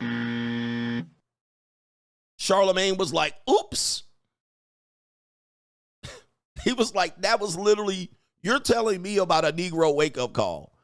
And you let a whole white man sit in front of you like a slave master and tell you to your face, unchecked, to your audience, unchecked, and tell you, if you don't vote for me, you ain't black. And you said nothing, nigga. That's the nigga wake-up call you talking about. Gotcha, bitch. That is the nigga wake-up call you talking about. What are you talking about, sir? And that's what these pro-blacks do. They talk all that shit, and when they get in front of white people, they start tap dancing and shuffling. I can do some shuffling too. Look out, man, what you gonna do? Look out, boys, it's coming through. Yeah, man, yeah, man. All right, them pro-blacks, them black pros talk all that shit in Philadelphia. When they get in front of white people in Cherry Hill, New Jersey, they tap dancing and shuffling. They don't know what to say. All right, but you talk all that shit in Philadelphia. When you get into it in front of them, you know who wishes and white folks, you ain't got shit to say. Because none of that shit matters when you talking to them. You talk that pro-black shit to them white folks. Nothing. You like, yes, massa. Uh-huh. All right, I'll vote for you because I'm black. All right. I wanted my black card, so I'll vote for you, massa. I'll show you how black I am, ass ninja. All right, anyway. It's a disgrace. But there's an unwritten rule, a lot of unwritten rules that happen that people are able to manipulate you by or with. So I wouldn't worry about it too much. There's no power behind anything that they say. NGN has something to say. It's funny that China has passed a law preventing women from stealing men's assets and wealth in divorce, but the U.S. hasn't passed a law like that to protect men. The Trad aren't trying to get any laws passed like that either. Give him the buzzer. He says men in the West have no allies. So the important point you're saying is there's no changes in the law, and there's no changes in the law forthcoming. And Trad people pushing marriage, are not pushing for changes in laws. They're not. They're not looking for changes in law. So literally marriage is one of those things you're getting into, and it's like there's no support system for men. All right, you're going to get screwed. CJ, spot on CGA. In 2020, my friend got, and that's you'd. And that's you. By a lady he met at church. While he was hesitant, he still let the church convince him that it was for love in a covenant. $50,000 later in a divorce battle, the Christians were nowhere to be found. He says, funny how no one has advice after the fact. Okay. You guys got to listen to this. Gentlemen, if people are pushing you to get married, please do not let that pressure you into marriage. If you don't want to get married, do not let these people pressure you into it, because it's not about them. It's about you. If you have some hang up about it, what people do is pressure you. Oh, you're going to miss out. You're going to die alone. You're going to miss out. What about if you have kids? You're going to run around here, be single all your life. She a good woman. Do not let young people listen to me. Do not let these people pressure you, because when it doesn't work, and I'm going to say when it doesn't work, they will be nowhere to be found. None of them people, they're going to tuck tail. They're going to run and hide. They're not going to help you. There will be no allies. Just be easy, guys. Do not get set up by this bullshit. You know, if you don't want to do it, don't do it, because this is you and your life. This is my life. Callie West says, I've had women call me short and ugly, and they still end up fucking me. He says, with that being said, listen to your coach. Even Dave Chappelle said Kevin Hart got so much pull, he has hoes. I guess that's what it is. He has hoes STFU money. Shout out to you and the coach gang. And this is the money he got. Can you shut the fuck up? Yes, indeed. I saw women when Kevin Hart was around. Dude, I'm going to tell you, man, I was as good as a fucking piece of shit at that moment. I was good as a turd on the floor. When them hoes found out Kevin Hart was there, that's all I heard the whole night. Kevin Hart's here. Kevin Hart's here. Kevin Hart's here. Every woman was saying that. Every single woman. I heard he's here. I saw him. He's here. And they're telling me, like, bitch, what you want me to do with this information? So it was game over. All right, so don't believe that world that they're treating Kevin Hart like garbage out here. That's just a joke. All right, that's a joke that he plays because he's a court gesture. That's what he wants people to believe, that he's some funny guy with some sort of, what do you call it? Some sort of defective part that he can't get women. Let me tell you, man, that is beyond the truth. All right, that is beyond the truth. He got pulled. He got bitches. He got whatever. He can get whatever he wants in life. Right? The rules don't qualify for Kevin. Right? That he's short and the women won't fuck with him is absolutely ridiculous. I don't care how people say he's 5'2", 5'3", 5'4". It don't even matter how tall he is. It matters none in this world. There ain't many women that's gonna turn him down for anything. For anything. They going. They going. I don't care if a woman say, I'd never date a short guy. Soon as Kevin Hart walk in the room, that shit going to bed. Night, night. That shit going bye-bye. That whole talk shit going bye-bye. It's Kevin Hart. They'll talk that shit now, but wait till he walk in the room. If he can walk in there with his little ass legs swinging off of a chair, she will give no fucks about it. Yeah, deficiency. You can have whatever deficiency. Like I tell you in my course, there's no deficiency you can't overcome. You can overcome any deficiency. You can look like the Elephant Man. You can look like the Elephant Man. Soon as you change your status position, women will fuck on you, suck on you and all that. Lick your dookie hole, all that. Let you shit on them, whatever.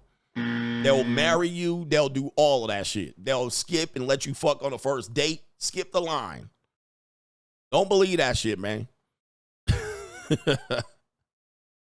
Yep, they talk that shit on Drake. Them women be like, oh, Drake. Soon as Drake is here, them bitches start running, holding they pussy. Real quick. They talk, there ain't no bitch that's gonna hear Drake is in the room and be like, I don't fuck with him, and sit on the side. If they do, that's a hating ass bitch. Drake in the club at Dre's in Las Vegas, it's a wrap. All right, it's a wrap. All them bitches going, holding they titties like this, running away from you to go see that nigga. Right? It's automatically over. So don't believe that, man. It ain't the truth. Let's see here. And no government name. You have another chat that I'm going to talk about later. All right, hear me out. All right, we got Crime and Law CGA. I used to have an intro to this, but I guess I don't no more. All right, Crime and Law CGA. And by the way, I grew up in Southern California. I always have to remind you, I've seen this in real life. All right, so this isn't something that I'm using as a cope. I know all of y'all niggas grew up in somewhere in Louisville, Kentucky, Tupelo, Mississippi, Des Moines, Iowa. I grew up in, before I get to Crime and Law, I spent from the age 9 years old till I was 20, 22, 23. Then I came back a couple of times from 26 to 30, 26 to 28. Then came back again to Newport Beach when I was 36 to 46. Southern California, prime time. We talking about Thousand Oaks, Agora Hills, Calabasas, Westlake Village, San Fernando Valley, Encino. I'm seeing this shit, bruh, in real fucking life.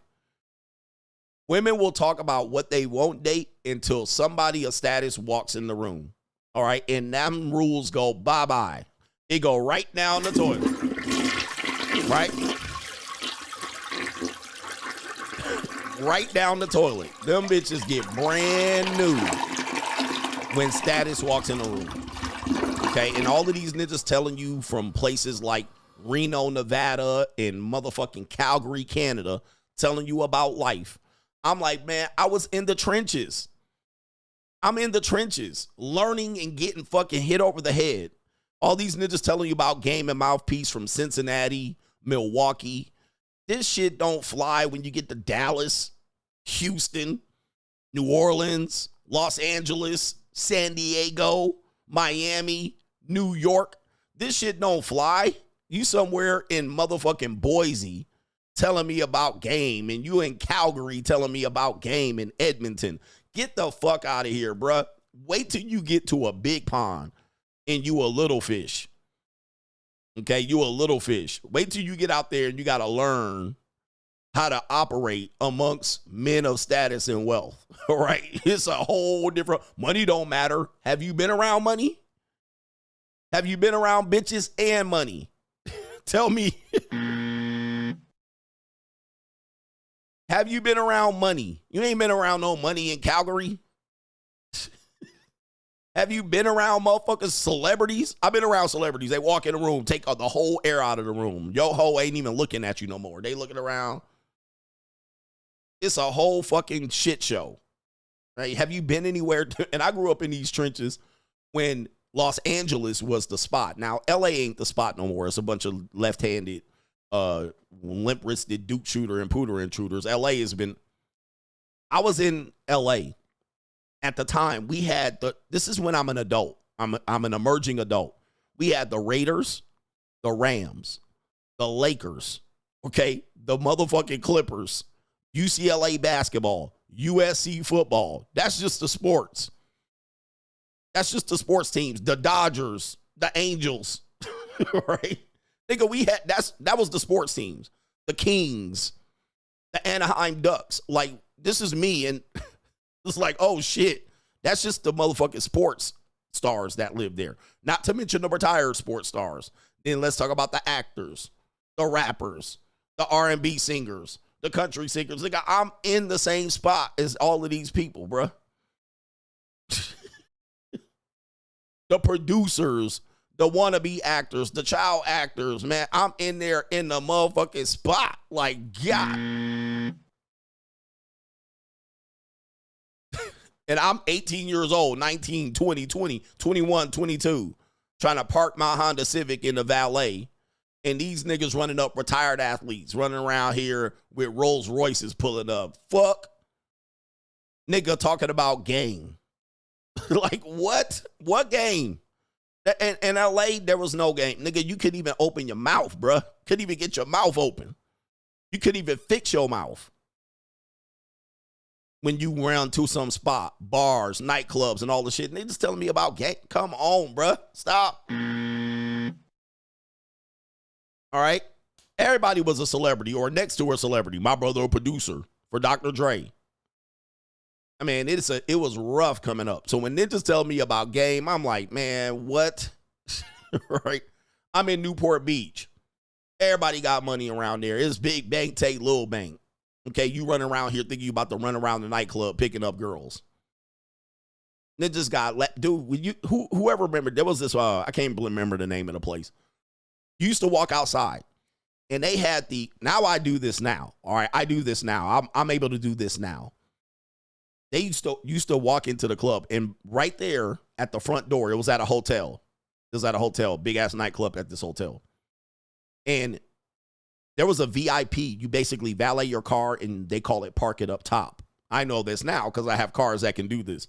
And so you pay to park your car up top. You will walk outside, it was nothing but high-end supercars down the line. Okay, Lambos, Ferraris, Aston Martins, all the way down the line. G-Wagons, Porsche 911s. And guess what happens? Here's the dynamic. You walk in, they all valet right at the top. 20 cars right here. Everybody walking in and out around the same time. You walking out the club done ended, you walking out. And your shit right up there parked up top. You know where the rest of the parking was? Ninja, you had to walk all the way to the garage and then across the street on the other side. Bentleys, Beamers. That's where you taking your girl. All right, after she walking by supercar, sports car, motherfucking Rolls Royce, Bentley Continentals, and you running around there with your Ford motherfucking Explorer, all the way down there, she walking in high heels and shit.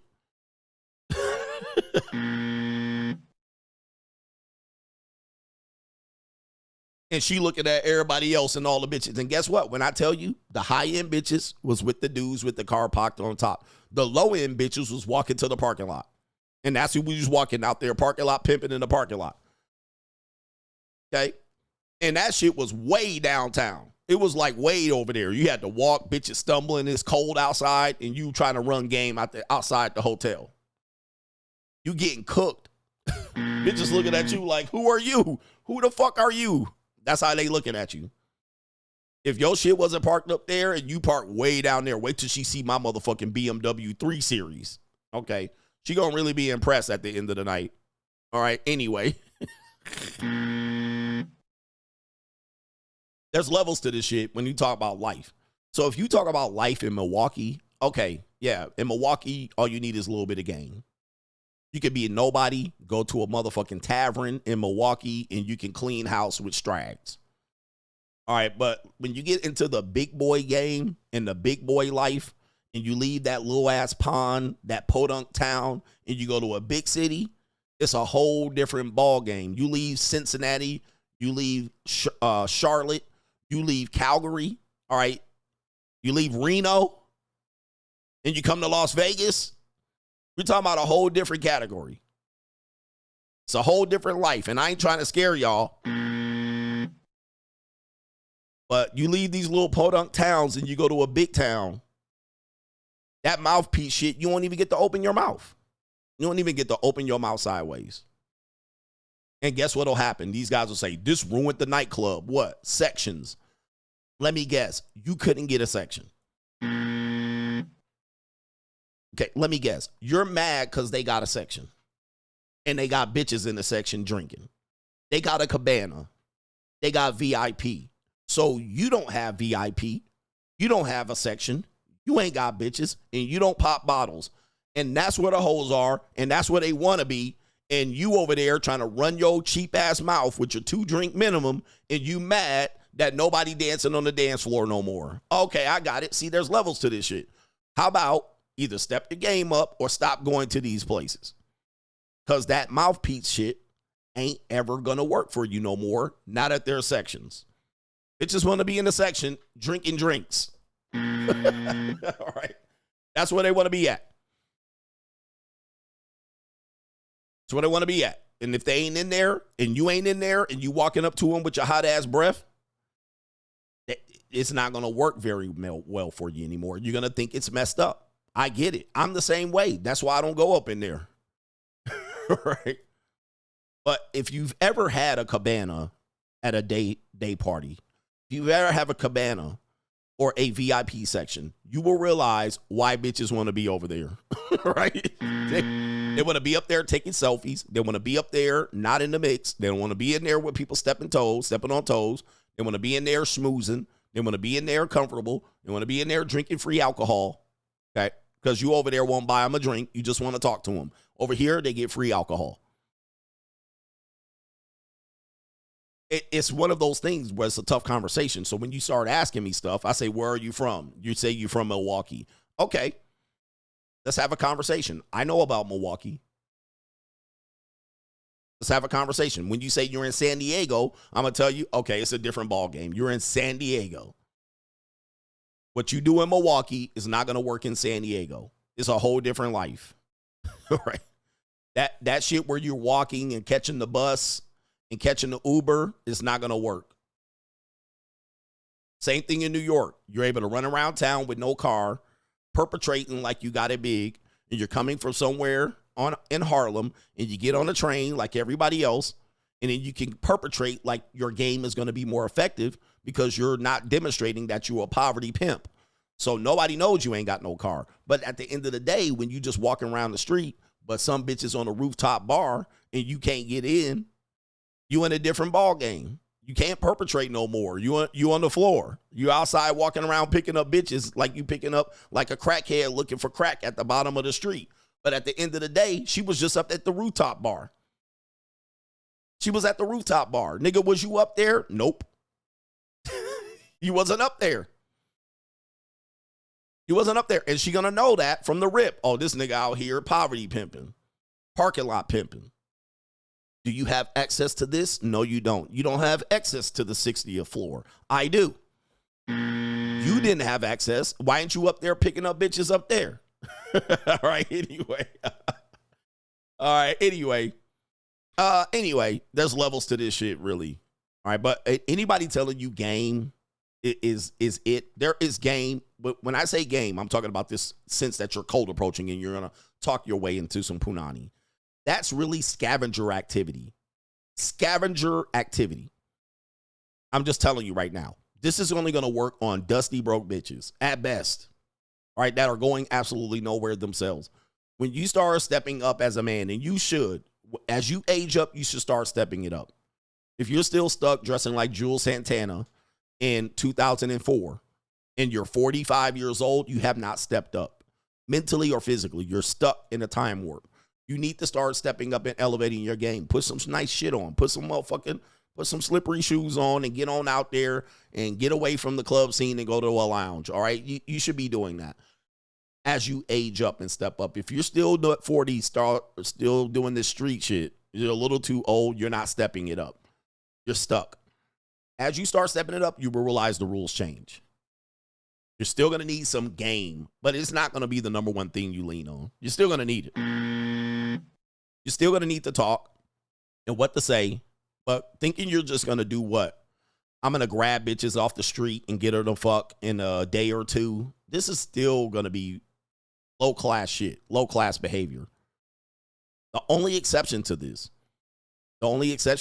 is if you already have a rotation. Right? You're out already. You're feeling the vibe. You're smoking a cigarette. You're drinking an old fashioned and a woman is right there. Hey, how's it going? You're just having a conversation and she feeling your conversation. And then you just happen to, okay, let me just go ahead and put it on. Let me put it on her real quick. But if you're out there like this, like a scavenger, all right, I got to talk to 100 bitches today. I got to have 30 girls. I got to get 15 numbers. And you're over 30. You failed in life. You failed in life, not just in women. You failed in life because it should not be that way. All right. It shouldn't be. That should not be the mark. But you know what the mark is? I need 1,300 likes, right? I need 1,300 likes. All right, come on. Let me do me a favor. I'm hitting y'all with the biggest game of life. Let's get like 1,300 likes. The likes are stagnant, and one of the viewership is not stagnant, but the likes are stagnant, which is making the viewership a little bit more stagnant. So do me a favor. I'm hitting y'all up with some grown man information and knowledge. Okay, from young man to old man, from boys to men, Okay, let's get to 1,300 likes. All right, we can do it, or we can get the viewership down to 2,200. Either way works for me. All right, anyway, let's get to it, man. I got some crime and some law. Then we're going to have a commercial break. Do me a favor. Just give me the like, so pass the scroll. Mugga, low. All right, we could have like 2,800 people in here if them likes get to 1,500. I know it doesn't matter to you. It matters to me. Crime and Law CGA. All right, if you're a guy that says, well, I don't want to play any of this game, more power to you. All right, don't play. All right, and that would be a smart move. I don't care about all this. That's a smart move. All right, just focus on yourself, sir. But don't get it twisted. When you focus on yourself, women feel it too. All right, they're going to feel it, and you're going to be a target. Don't think you're going to be able to disappear unless you balding, unless you got a comb over do, a recessed chin, and you fat. But if you think you're going to level up and women don't notice it, you wrong there too. You are wrong there too. Women are natural predators out here.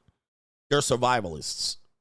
And I'm giving y'all more game here. What time is it? All right, this is supposed to be Crime and Law CG. If you think you're going to level up and women aren't going to notice, you're crazy. Because women hate men that are peaceful. They cannot stand when a man's peaceful. They want to disrupt his fucking peace. And they know good and damn well that you are over here doing some shit that they should be included in. All right. So you could dress poor. You could think these little tricks work. I just dress poor and not disappear into society and I blend in. Okay, what neighborhood do you live in? And you tell me your neighborhood.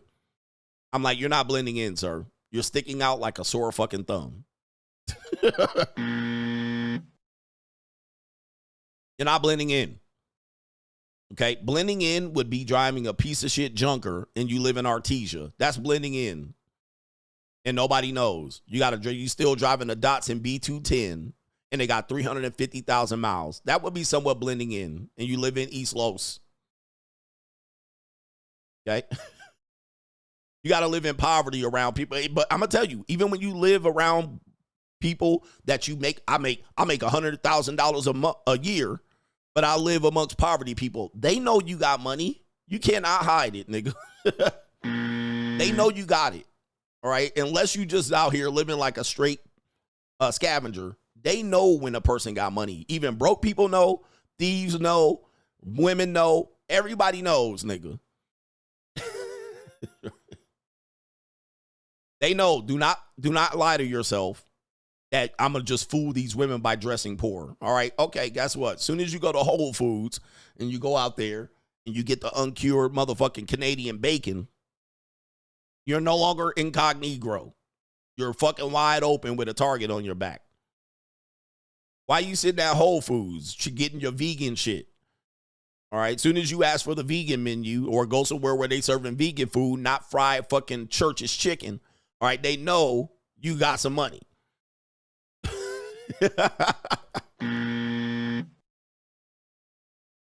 All right. Soon as you out, do you have the vegan menu? Oh, he must. He can afford vegan shit. Who are you? All right. Anyway. All right. Yes, indeed, bro. There's only so much you can hide. You better go live in a cabin in Wyoming. All right, please. Soon as you not rocking Old Navy shit and you got Lululemon workout clothes, I detect. No, women got good noses, man. You don't realize women got good noses. I was talking to this young woman and she was like, oh, I know who got a real watch and a fake watch. All right, they are watching you. Okay. Crime. Okay, this time I'm not tripping. It's Crime and Law CGA. We got our likes, but we lost some people, so I'm fine with that. All right, I'm fine with that. Here we go right here. Crime and Law CGA. Let's get to the criminals here. We got in Tokyo, a Tokyo deletion suspect searched for a woman through her live stream before fatally stabbing her. Now I got to cut you. All right, man, I need to get a picture of this woman up. A man who allegedly deleted a woman while she was on a live stream on the streets of Tokyo was reportedly said he came to Tokyo to search for her whereabouts. The Metropolitan Police Department is investigating the details of the murder. The 42-year-old man is from Oyama City, somewhere, and it says he allegedly killed the 22-year-old woman on March 11th as she live streamed on the streets of Tokyo. Wow. He was initially arrested for attempted deletion, but the police have changed the charge to murder since she died. The man admitted to stabbing the woman, but stated that he did not intend to kill her. Now I got to cut you. And it says he reportedly explained that he went to Tokyo on the morning of March 11th after seeing a notification that she started live streaming and searched for her whereabouts while watching the stream. Sheesh. Oh, the humanity. Damn, bruh. Hey, man, as a content creator, this shit is scary, man. But I've actually talked about that. IRL streaming. The negative about IRL streaming is this. Because you're literally telling them where you are live. And I said they will pull up. Somebody gonna pull up. A fan, a subscriber, a supporter, a hater. This is literally a hater pulling up on your live stream. Well, apparently he was a supporter of her, though. Let's read it. It says he began watching the woman's live streams in December 2021 and started going to an eatery where she worked in August of 2022. The perpetrator said he had lent her more than 2 million yen, which is, it looks like $18,000, but she had not returned it. Negro, please. What the fuck? Oh, my goodness. As if we didn't have enough problems in this city. I wish a nigga would. He said, I lent her $18,000, 2 million yen. You lent it to her? You lent it to her? No, you didn't. You super chatted it. I lent you $18,000. No, sir. You took that, you paid that money hoping you was going to get some punani. This is why the tricking, y'all got to trick the right way. I mean, y'all tricking the wrong way. Goodness gracious. I lent her money and she didn't return it. Nah, bruh. The perpetrator said he lent her the money. The man reportedly consulted, I'm not going to try to pronounce this, the police about his financial problems in January 2024. The police will determine his criminal responsibility there. All right, let me see if I can pull up the woman's photo here. The woman's photo. Let's see here. Do they even mention they don't even mention the woman's name here, unfortunately, here.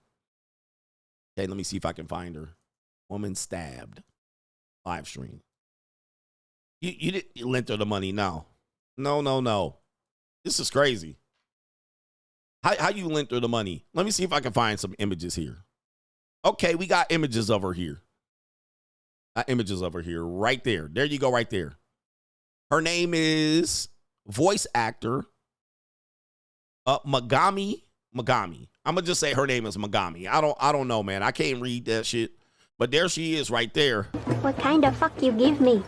Stab these beach. All right, do we have the perpetrator here? Do we have oh no, they do got her laid out right there. Oh my goodness. Damn, bruh. It's cold out here. In these streets.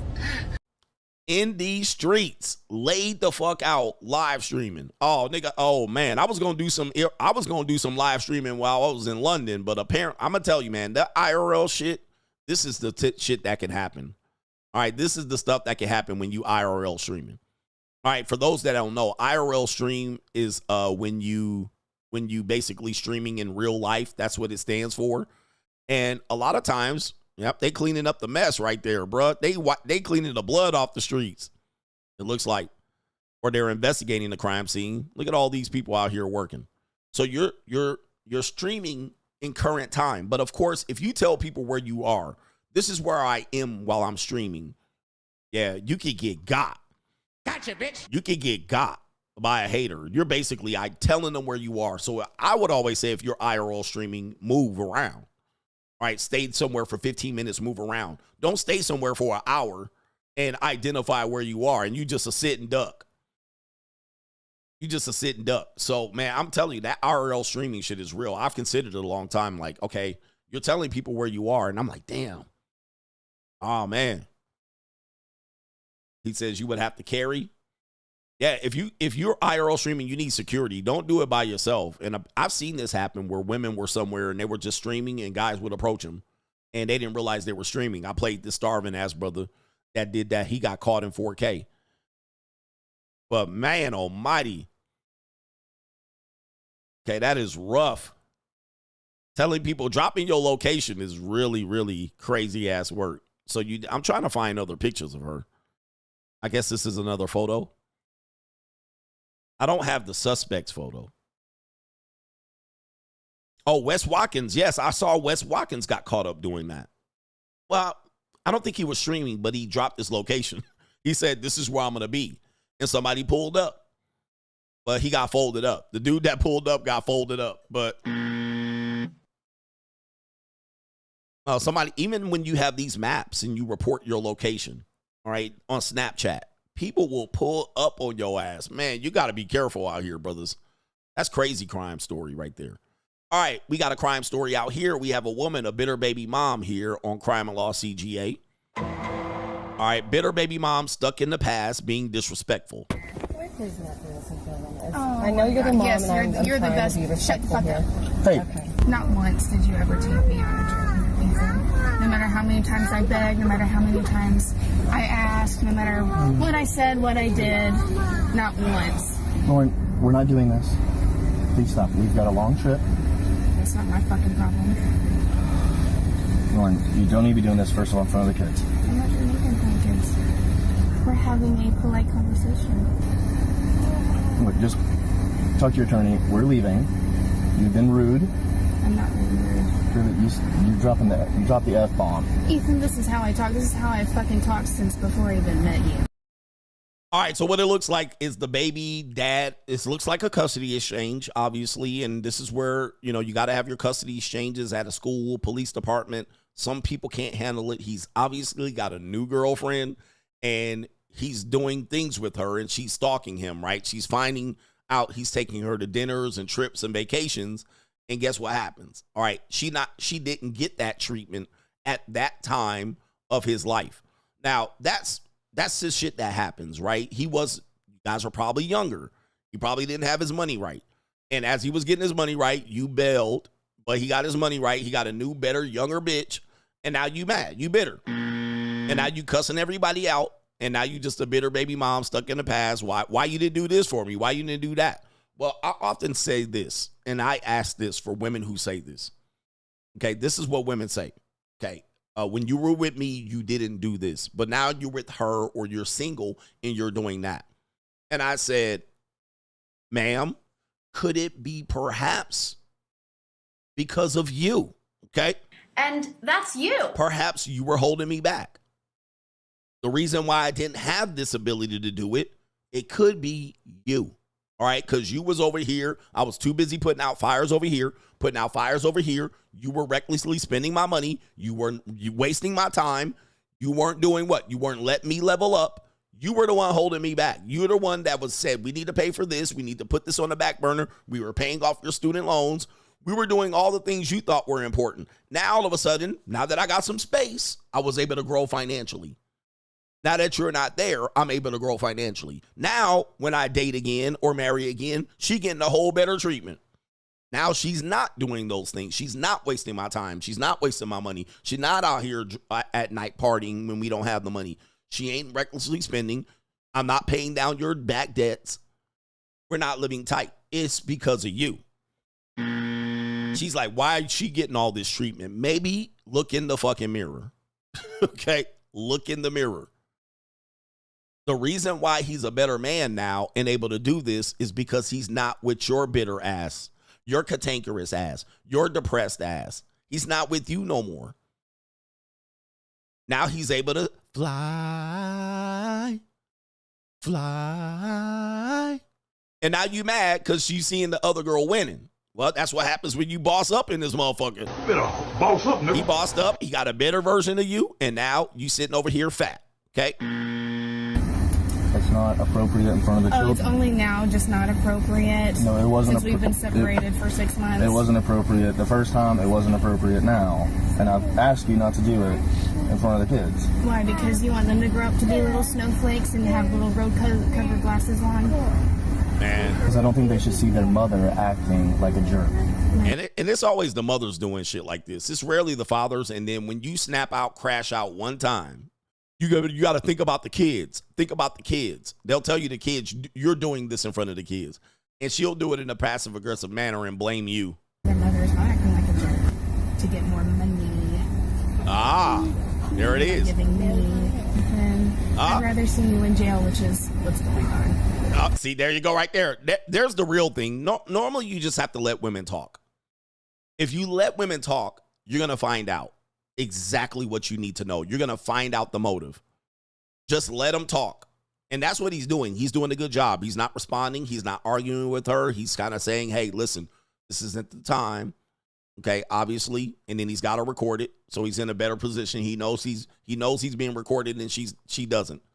But if you let them talk, you're going to realize what the motive is. See, she wants him in jail. She wants him fucked up legally. She doesn't want him to have any money.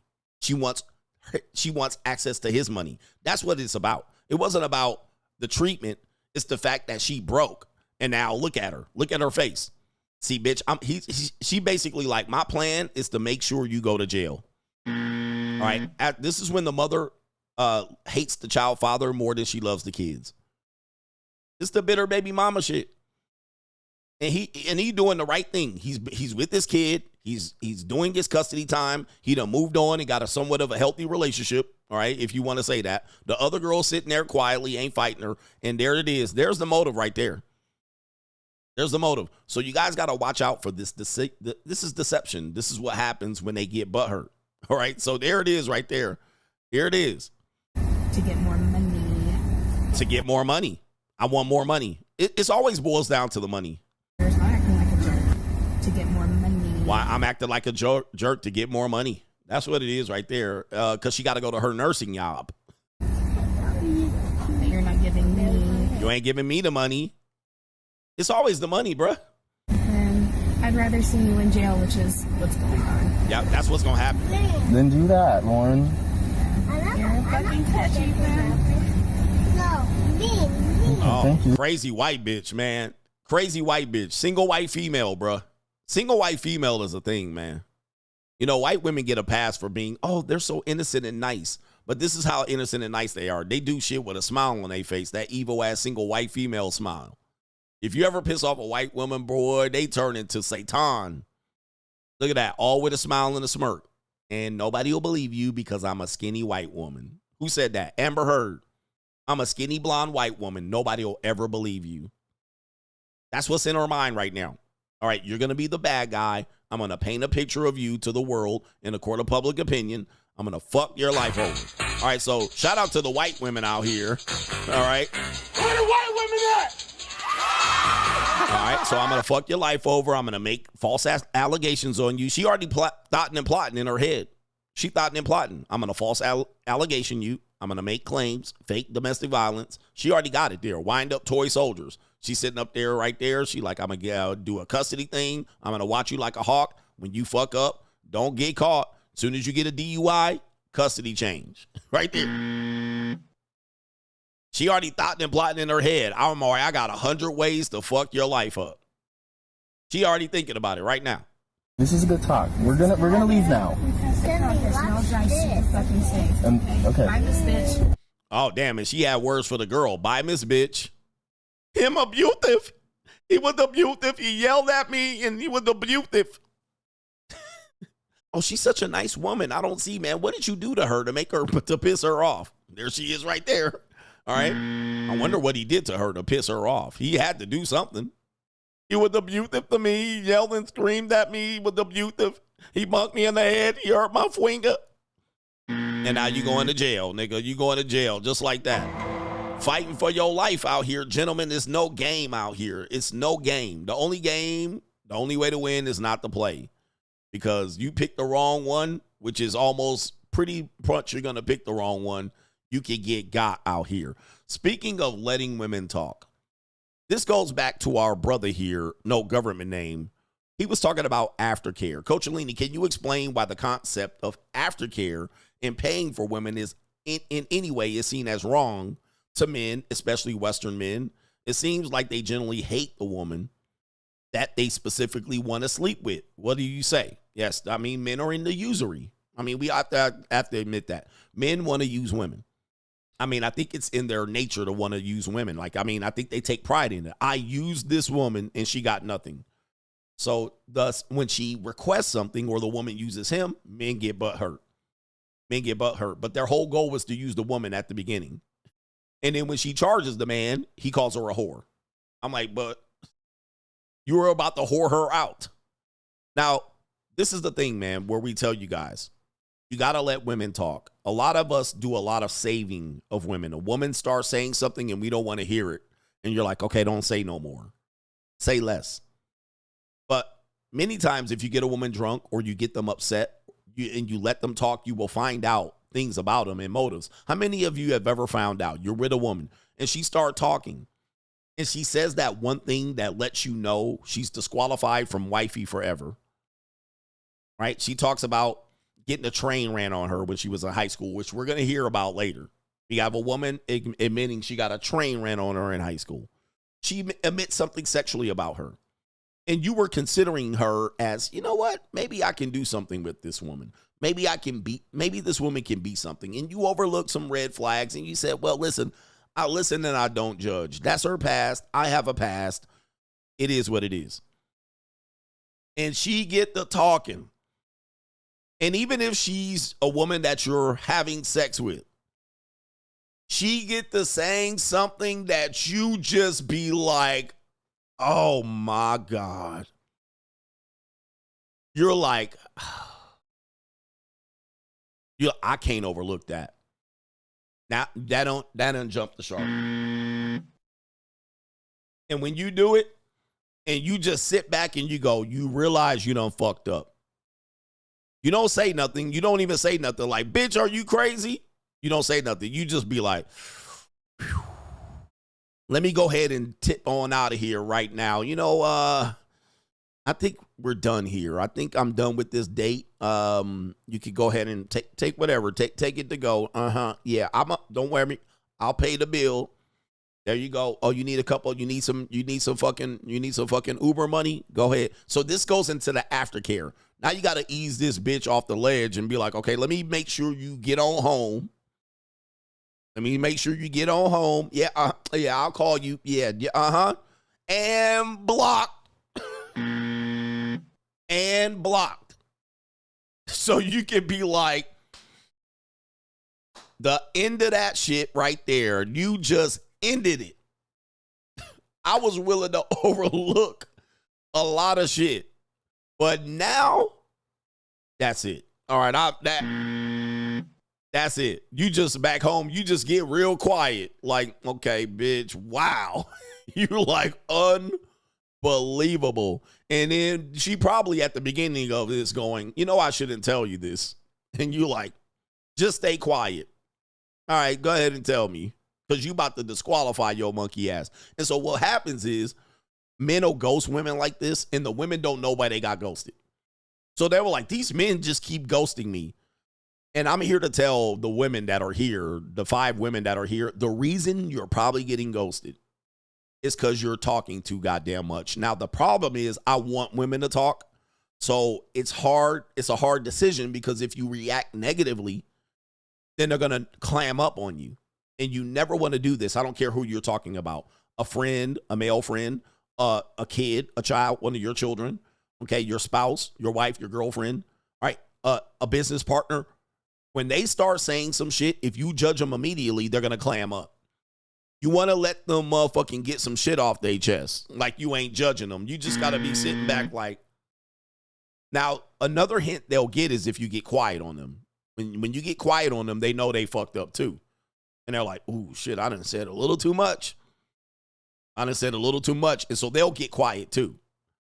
All right, but they do get comfortable, and when they get comfortable with you, they'll start revealing the very things that they say they're not. All right. They'll say they're not these things, but they'll start revealing it. And you're like, you had an abortion at 16? Like, wow, interesting. Wow, I don't know any women that have been pregnant at 16. This is interesting. So, well, here's another drink. Here, have another shot. That's interesting. Yeah. And then she getting loose, as they say, loose lips sink ships. And much of the danger and damage that women do to themselves is when they're teenagers. Teenagers to 20. And a lot of people are scared to have this conversation. And I know it's hard. Y'all be like, why are we judging what they do when they're teens? But a lot of the damage they do are between really 13 to 20. 13 to 21, maybe 22. That's when by the time you meet a woman and she's 28, she might be well past this whole phase. She grew up. Her frontal lobe developed. Much of this damage, the wild shit that they do, is between 13 and 19, 13 and 20, 13 and 21. That's where the damage is done. So if you start hearing about it, and of course, we've been there too. We've seen this and we heard stories about girls like this. But when you start hearing it and putting together, you're like, wow. Whoa. Case in point. And you just ease on back. You just be like, And so for women, they think, oh, that was in my past. I was young. I was dumb. It shouldn't count against me. You're a whore too. You fucked a lot of bitches. But some of the things that they do and say, it just doesn't hit the same. Now, if I'm saying when I was in high school, I ran the train on a girl, not many women would be like, ugh, he disgusting. All right. I'm gonna not date a guy like that. She probably would still date you because they're not looking for that particular thing. That's just something that she could be like, okay, I can overlook that. Because if you're the right person, the right money, the right status, the right look, she'll overlook that shit. But when women say it, and they do some talk about their sexual demons and their sexual past, you just be like, oh my God. You like, damn. You like, you can't believe it. Even though you know it in the back of your mind, when you hear it and they express that they did it, you just be like, oh shit. Now, ladies, because the 12 women in here are going to say, well, what's the problem with this? This is where I tell you what the problem is. This is where I tell you what the problem is. Because number one, you're trying to portray that you're not this woman. You've done a good job to say you weren't this woman. Not only that, you might have said, I'm loyal. I'm not like these other girls, and so forth and so on. But yet, this is in your past. This is in your past. Then you want men to trust you. Oh, you can trust me. Okay, bitch, I can't even trust you around alcohol with me. Because now, bitch, loose lips are sinking ships. You done literally gave up the ghost with me on one motherfucking drink. 2 drinks. Now you talking like this. What's to make me believe that you wouldn't do this again? Under the same conditions. Alcohol, whatever conditions that presented itself when you were that age. What's to make me think you wouldn't do this again? I'm supposed to roll the dice on you. I'm supposed to trust you. I'm supposed to think you ain't out here fucking. I'm supposed to think you ain't out here cheating. But you're telling me you got a train ran on you when you were 16. Come on. You're telling me this, that I'm supposed to put my life force in you and put babies in you. I'm supposed to roll the dice on you being the stable element of my life. And now when you go back to when you were 19 and 20 and 21, you telling me you went through the craziest whole phase of your life. I'm supposed to think you're different. You're not like these other girls. And you're sitting, man, it is the most mind-boggling shit. So you just go, I'm supposed to think you're supposed to be able to handle your liquor now. Oh, I'm girls' nights out. Trust me, it's just me and the girls. Nobody's there. We're just going to get drunk and party and woohoo. And we ain't going to suck dick and get trains ran on us. It's different. Okay? Let me go ahead and show you a video, a prime example of this on It's an Evil World We Live In. It's an evil world we live in. We'll just do one, and I got to come back to the super chats. Okay? Where's the video? Hopefully the video is still up, or I'll have to paraphrase it. Here we go. I got the video. Then I'll do some super chats. This is the video right here on TikTok. So there's a stitch. Never mind this bullshit on the right side. I guess I know why people do that. It leads people to watch it. So this woman right here is going to ask to all the girls who got a train ran on them in high school, what was the conversation leading up to you getting a train ran on you? I'm going to tell you. Train. I've had a woman tell me this happened to her in high school. I've had several women. When I was in high school, this happened to me. All right. I actually participated in a woman that got frisky, and she just said, I'll take on all of you. All right. And it happened right there for me. So I know it can happen. All right. Because they didn't run it on me. I ran.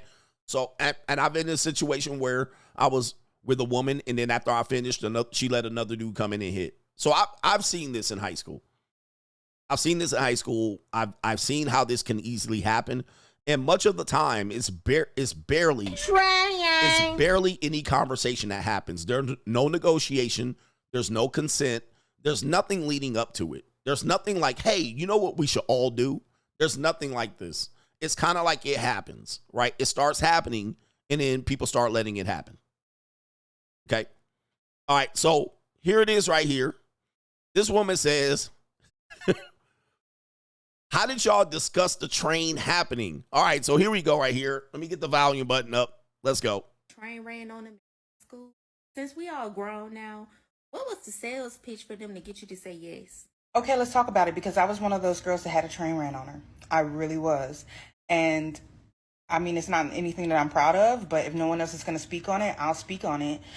First of all, to answer your question, there is no sales pitch. There's actually no discussion at all. And of course, I can only speak for myself, but I guarantee you majority of the girls that ended up in this situation can relate to it.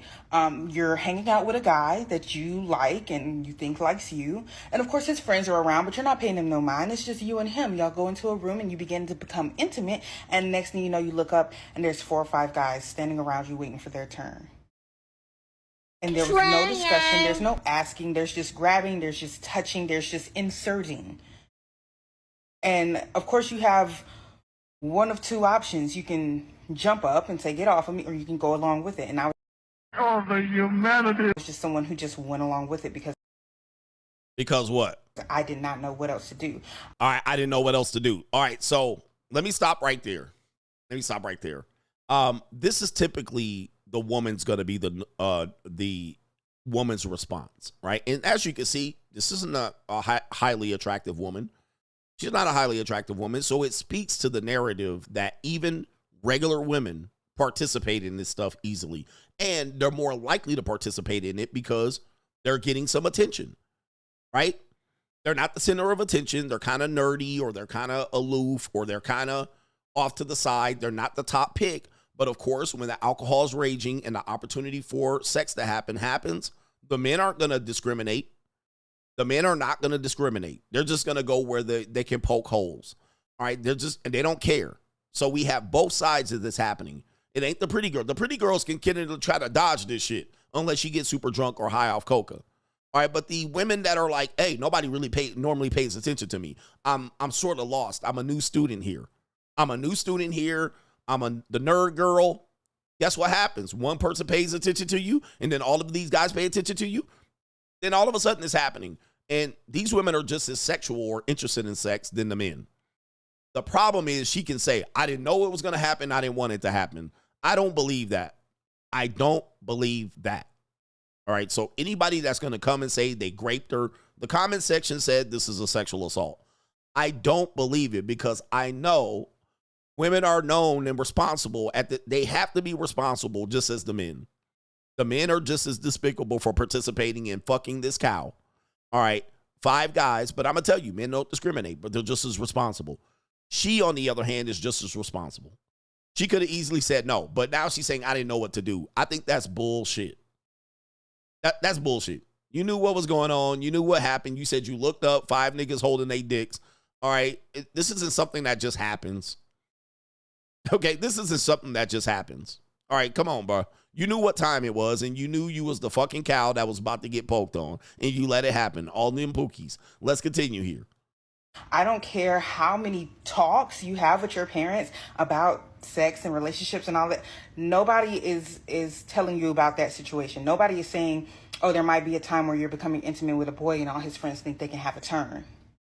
Then once you've done it the one time, you start to think, well, why should I even say no? Because I've already done it before. Here we go. And it just becomes a pattern. All right. All right. Again, this is where now it happened once, so I'm always the train girl. Guess what's going to happen? All them niggas say, hey, we ran a train on her before, and they all hanging outside your apartment building, scratching their dicks. Now, all of a sudden, you like, come on back in. So now we have her inviting the situation.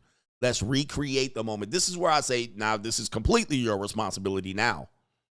Now you're participating in this. This is a woman that's going to be what you would consider a below attractive woman that will say she's a good woman in the future. Essentially portray herself as, hey, you know, I'm a good woman. I would never do nothing crazy like that. I would never cheat on my man.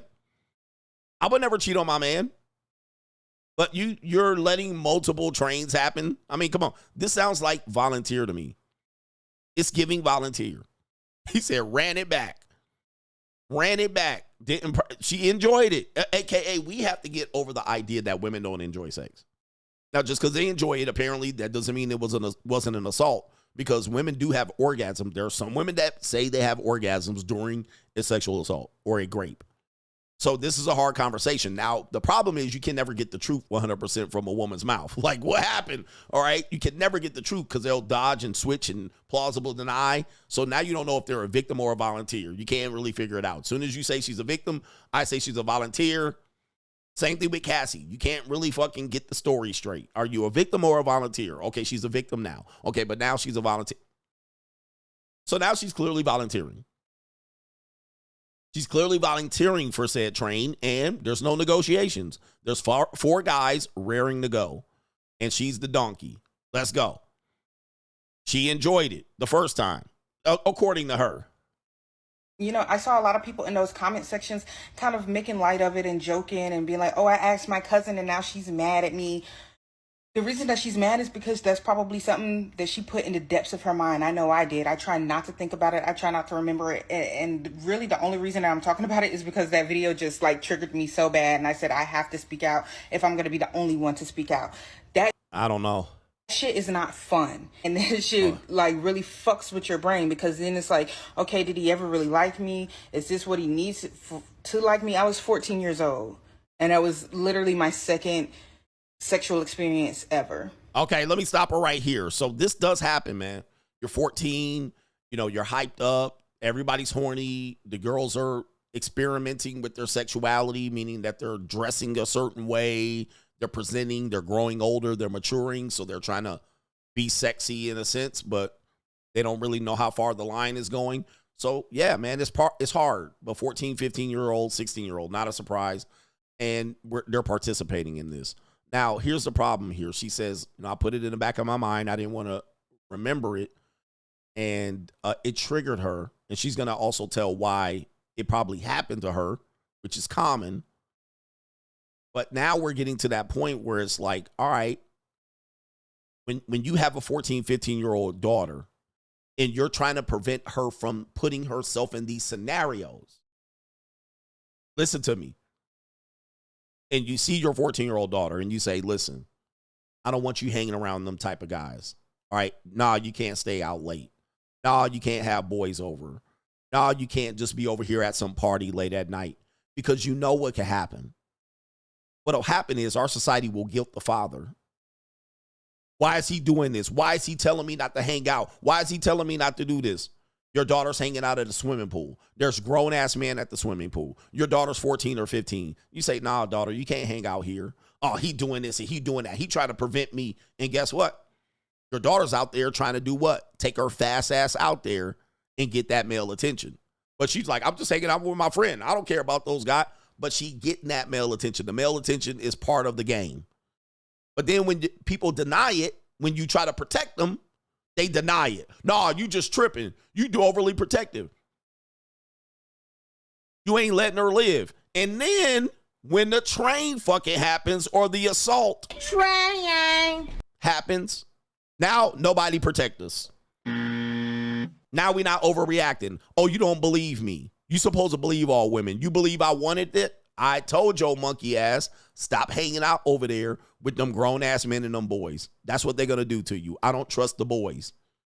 Now, your hop in the pussy ass is over there getting some male attention, and all of a sudden, some shit going to go down, and that you can't control.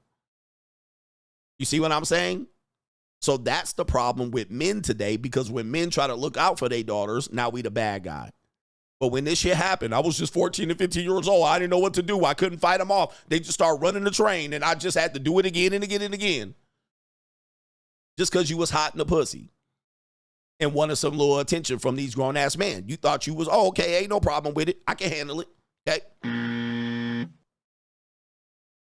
Now you want to come out here 20 years later and perpetrate like you was a victim, when your father told your ass not to be out there in them fucking streets. But you wanted to be out there grown at, you thought you was grown, and you wanted to be out in them fucking streets. Go on out there then. Go on out there then. All right, you don't want me to be controlling? You don't want me to tell you what to do? Take your ass out there. You don't believe me? It was an assault. No, it was an assault on your fucking decision making. Now you want to be out here playing the victim. It's tough. And there's a lot of trauma in my life as well, you know, SA as a child and all sorts of things, being the fat girl that no one ever thought was pretty. And so this guy thinks that I'm pretty and blah, blah, blah. And it's like, y'all, please show a little bit of compassion. There you go right there. There it is. There's the emotional flag. Hey, just show a bit of, what do they call it? Empathy, compassion, feel bad for me. Understand, you know, show a bit of, I was the fat, ugly girl. That's why she got a train ran on her, okay? Or the nerd chick that nobody knows, the unpopular chick. Niggas will run a train on the unpopular nerd chick. And she's sitting there hot in the pussy. Don't say she ain't, because that's where it's happening. Oh, she a teenager. She wasn't hot in the pussy. She was hot in the pants, 16 years old, and some niggas ran a train on her, and she did it. Now, here's the problem. You're now a grown-ass man, and she tells you this story, and you like... You're sitting here like, really, bitch? How am I supposed to trust you? How in the hell am I supposed to trust that you ain't out here gonna be fucking behind my back?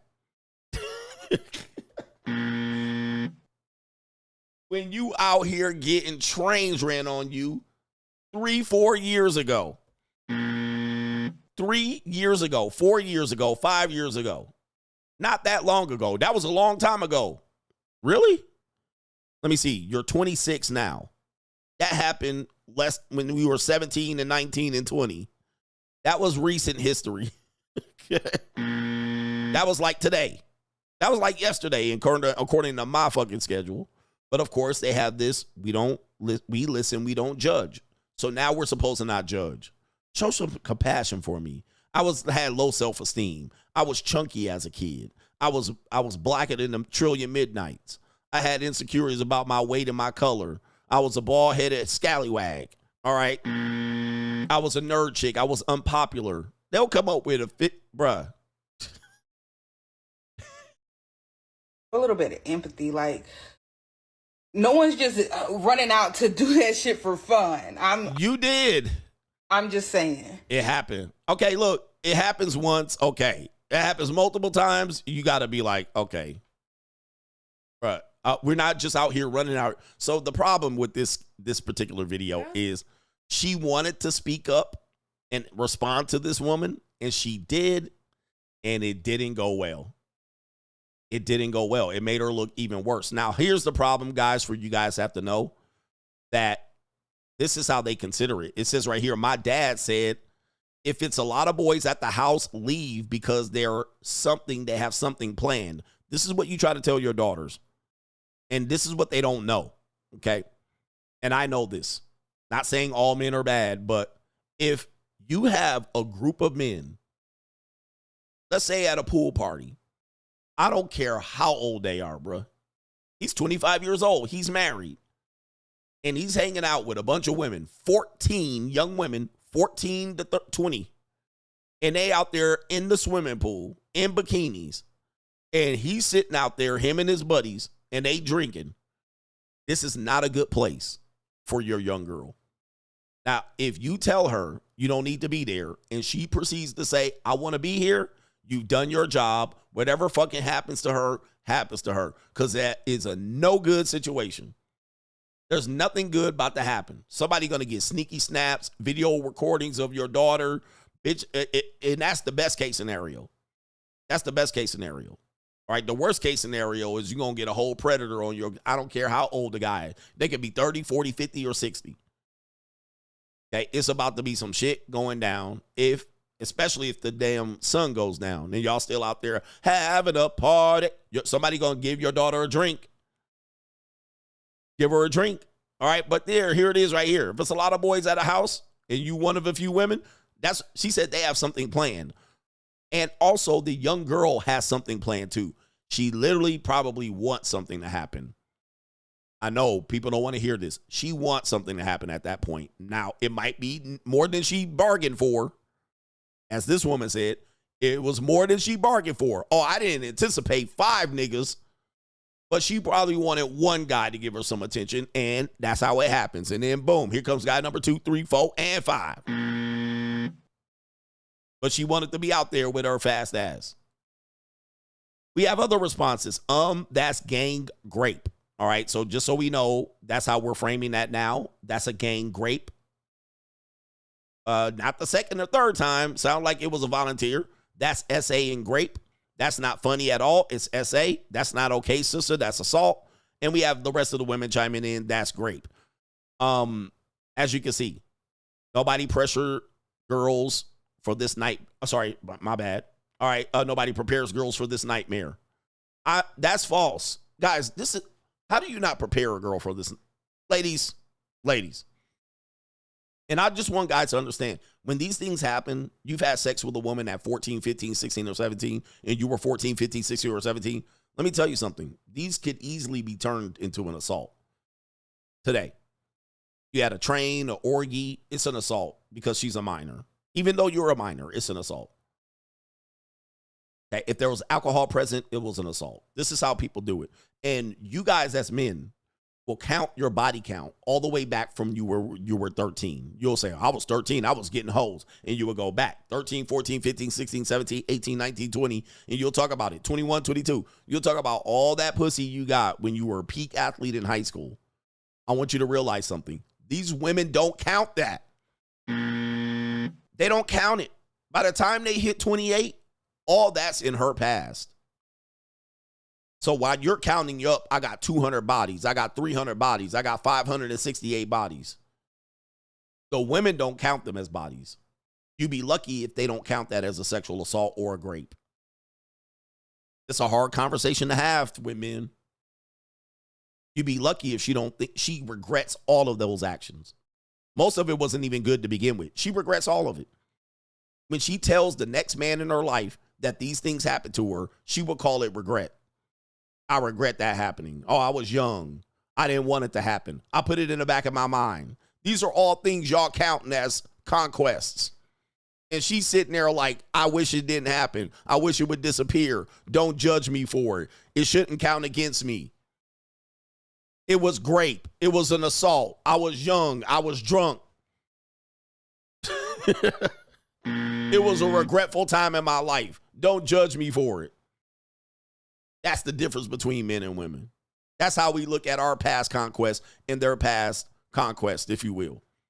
You're counting in your body count, and she's counted it as a regretful moment or possibly a crime.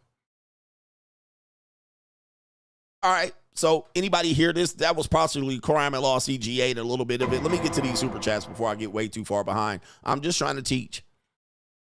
You don't have to agree. You don't have to say. I'm just trying to teach you what's going on, man. All right? When she marries her husband and she talks about these things happening, she's going to say that shit was all a regret. It shouldn't count. You should not use it to judge. And you counting over there, counting it as a body count. Still to this day, you 46 years old counting that shit when you were 16, when you fucked for the first time. All right? And she out there rolling the whole odometer mileage back. All right, 100%. I had a young lady tell me some wild shit the other day. I was like sitting there like, whoa. I was like, you definitely, I'm preventing you from getting any further at this point. Told me some wild shit. I was like, bruh, they'll fuck the whole city and then come back and be like, but I ain't like that no more. Like, oh, nigga. Hey, just for women, just so you guys know. Let me see here. Just so you guys know that all women go through a hoe phase. All women go through a hoe phase. And you just don't know how bad that hoe phase is. I've been around for a long time. All women go through a hoe phase. All of them. There ain't one woman that doesn't go through a hoe phase. Now, it could be an innocent hoe phase, meaning that it's not as bad. Or it could be a complete cock carousel. She could just say, I'm going to fuck the whole town for the next 6 months. And she'll get it done. She'll get it done.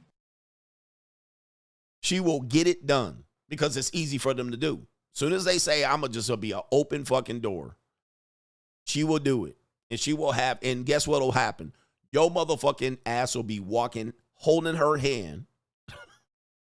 You'll be holding her hand, taking her out, tricking on her, buying her dinners and shit at the table.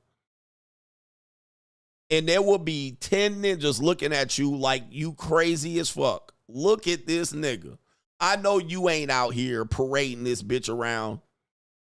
Do you realize who you fucking with? You'll be paying her, tricking her, taking her shopping, planning a future with this bitch. Taking her out to dinner, 5-star restaurant. And there will be dudes sitting over there like when she went through her whole phase.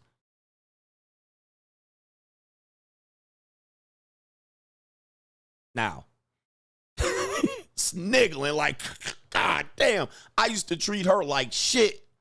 Smack her on the ass, pull her hair, choke her, slam her, or I'd nut in her teeth. I used to put my right on there on my dookie hole right there. I used to bury her face right here and just treat her like, and she would be in there loving every minute of it. Now, she gonna regret that shit later on. She gonna tell you she regret her past, but it shouldn't count.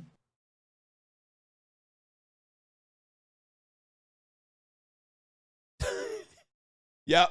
Got a picture of her boot dookie hole online, posted her sucking on your dick online. She got her. Look at this shit. That's you cuffing that bitch. All right. All right. You cuffing that bitch. And you sitting there, bruh. Hey, yo. Yep, they didn't tag team her and her girlfriend. They ran. He had a orgy with her and her friend. Now, when you tell her, hey, can you bring your friend over to do me? She looking at you like, I don't do that no more. You're like, oh, now you don't do that no more? Oh, you don't want me to fuck your friend? Okay, this guy over there fuck you and her friend on videotape.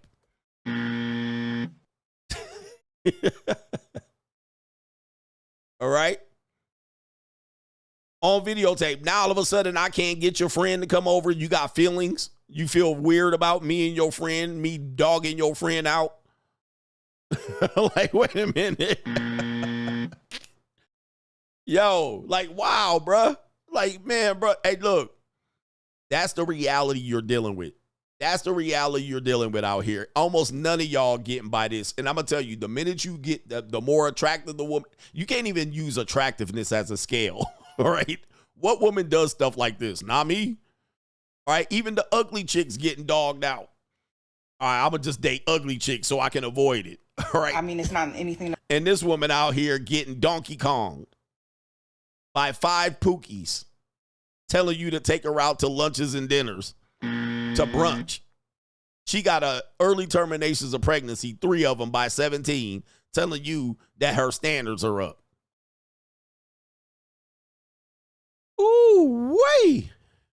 Okay, anyway, let me get to these super chats, man. Thank you for the support. Shout out to Alton Jermaine says, for the train girls often get others to get trained. Oh, this train. He says the train girls often get others to get trained. This is, guys, this was proven with the Jeffrey Epstein Jeffrey Epstein proved this. Now, again, these were young girls. They were victims. But Jeffrey Epstein showed that he can get girls to recruit other girls. So Alton Jermaine is not lying. So once a girl finds out, oh, girl, how you get that done? I want it done to me. I got a friend. Girls recruit other girls.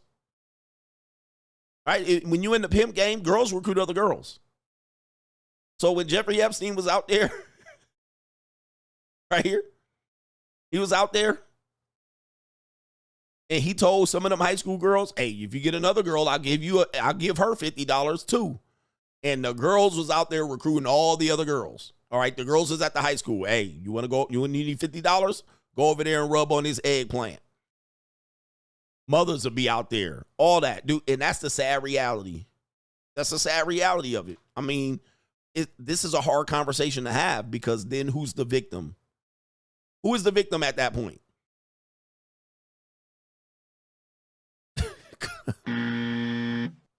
Because then you will say that. They'll be like, well, this happened to you. Oh, poor girl. And then I did it again with my friend. Oh, my God. Okay, now it's a volunteer. Now you can't feel bad. You can't have any empathy at that point. You did it again. You got your girlfriends to do it, and it's on tape. Now you're like, okay. Now it sounds like you did it because you wanted it to happen at that point. Should I judge you? Well, if my life is dependent on it and my financial well-being is dependent on it, I have to judge you. Shout out to Chris Mack, says Russell bought Sierra's masters. His money is different. I remember that. Indeed, Russell Wilson got big time money. R&R says, you a little CGA. You need to stock in crypto bots. Okay. I'm not sure. You said 4 little CGA. I think you meant 4 little CGA. You need the stock in crypto bots. Not sure what that means 100%, but shout out to you. Shout out to you. And ladies are out here. This shouldn't be, all right, not me. The ladies are like, I never had this happen. Okay, ladies, are you here? I know my ladies, man, they don't like to talk in my chat because they know they're going to get skitty pop. I'm not going to skitty pop you ladies. You can talk in my chat. Ladies are scared of me, man. These women are scared of me, bro. You never know, man. Women are intimidated by me, all right? Not these loud out screaming banshees. I'm talking about the real women. They scared of me, man. They don't want to talk in my chat. They know I'm going to get their ass. Callie West says, I have had women call me short. I got that one already. Shout out to Callie West. Cody from Street Fighter. I was in the club once vibing with some white girls. I felt some heat on the back of my neck. Turned around and a group of black girls were grilling me so hard that lasers came out of their eyes like Homelander. All right. They didn't like that. They didn't like that. People are still getting triggered by interracial dating. I'm like, what year do you live in? It is crazy that you can get triggered by interracial dating in 2025. Like, let people date who they want to date. Like, bro, if dudes like white girls, let them date them. Well, something gonna happen to, let it happen to them. It ain't like black women don't do shit to black dudes. I mean, it ain't like you're not getting fucked over by anybody. Like, you getting fucked over by any race at this point. Okay. You get with a Latina, she'll fuck you over too. I mean, it ain't like black women have a track record of not fucking over their guys. That they have to be over here. You're going to catch a case with that white woman. You're going to catch a case with any woman out here. Every woman got a track record of screwing guys over. It ain't like one does it more than the next one. All right, at this point, it's 2025. All women have the propensity to screw a man over no matter what race she is or what race he is. So if you just want to get screwed over by a woman, date any woman at this point. Okay, you want to screw a woman for any race? You want some pink punani? Yeah, Xavier Worthy is a classic example. You want some pink punani? You want some uncooked Cinnabons? Go get you some. You want some pink toes? Go get you some. You want some linglings? Go get you some. Never be ashamed of interracial dating. I think that's a very, very poor leg to stand on in 2025, interracial dating. We all interracial at this point. Go get you some interracial punani, y'all.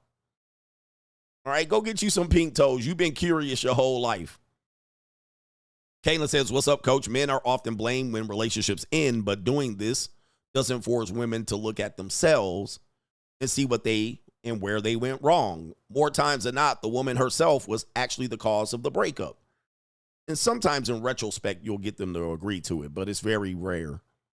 But they don't want to be the cause of the breakup. They can't be publicly because what other guy will date them? That's kind of the position they're in. Shout out to Stephen A. says, when it comes to Megamind, I'm positive that the men were out of their league. Okay. That's exactly why she approached him.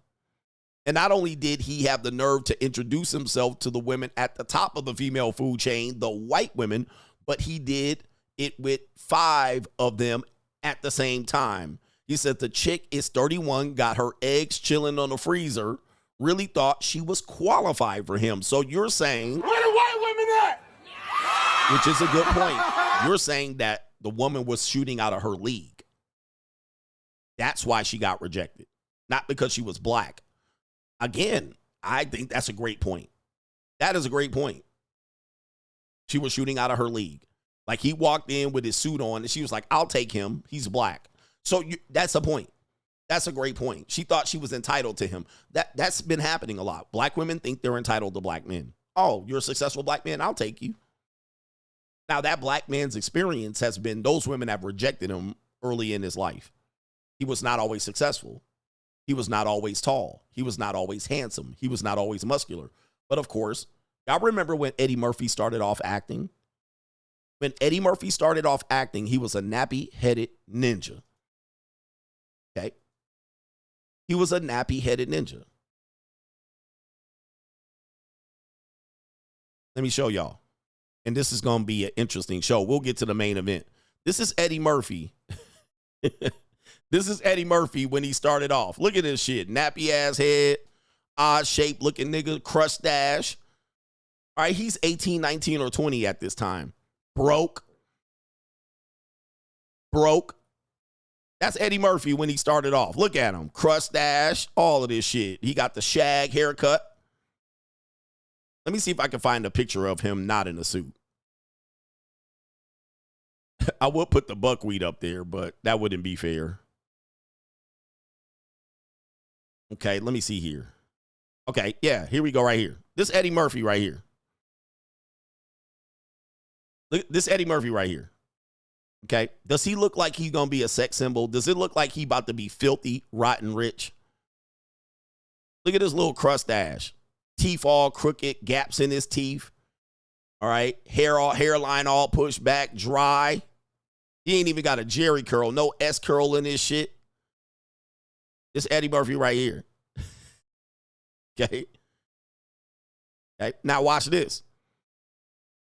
No women were checking for Eddie Murphy right there. No woman can say, I was checking for Eddie Murphy at that point of his life. All right. As he started to get a little bit more. Now watch this. This Eddie Murphy later.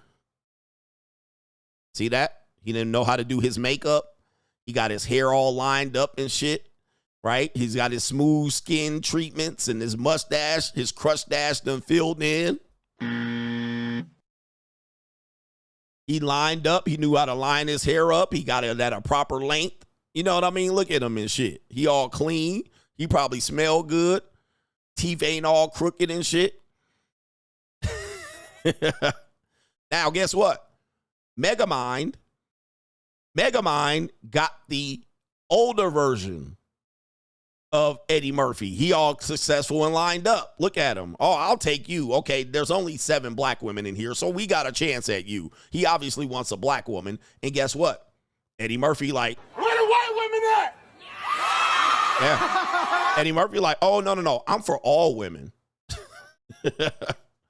All right, I'm for all women. I ain't just for, and he been constantly been, look at Eddie Murphy now. All right, look at Eddie Murphy now. Where the white women at? Look at him now. All right, because what's his experience been? When he was 17, 18, 19, 20, putting in the work, grinding, he didn't have his hair lined up. Guess what? None of the black women wanted him. They didn't want nothing to do with his ashy ass. So when he walked into a room, black women, oh, I'm going to just ignore this ninja. So his experience has been, damn, I grew up around these women and they thoroughly rejected me. Now that I got my pick, they want me to go back and pick the black women. And Megamind sitting off to the side, mad. All right. Why they don't like black women? Why the men picking the white women or other races of women? Because he has the options now. Again, leverage and options are everything.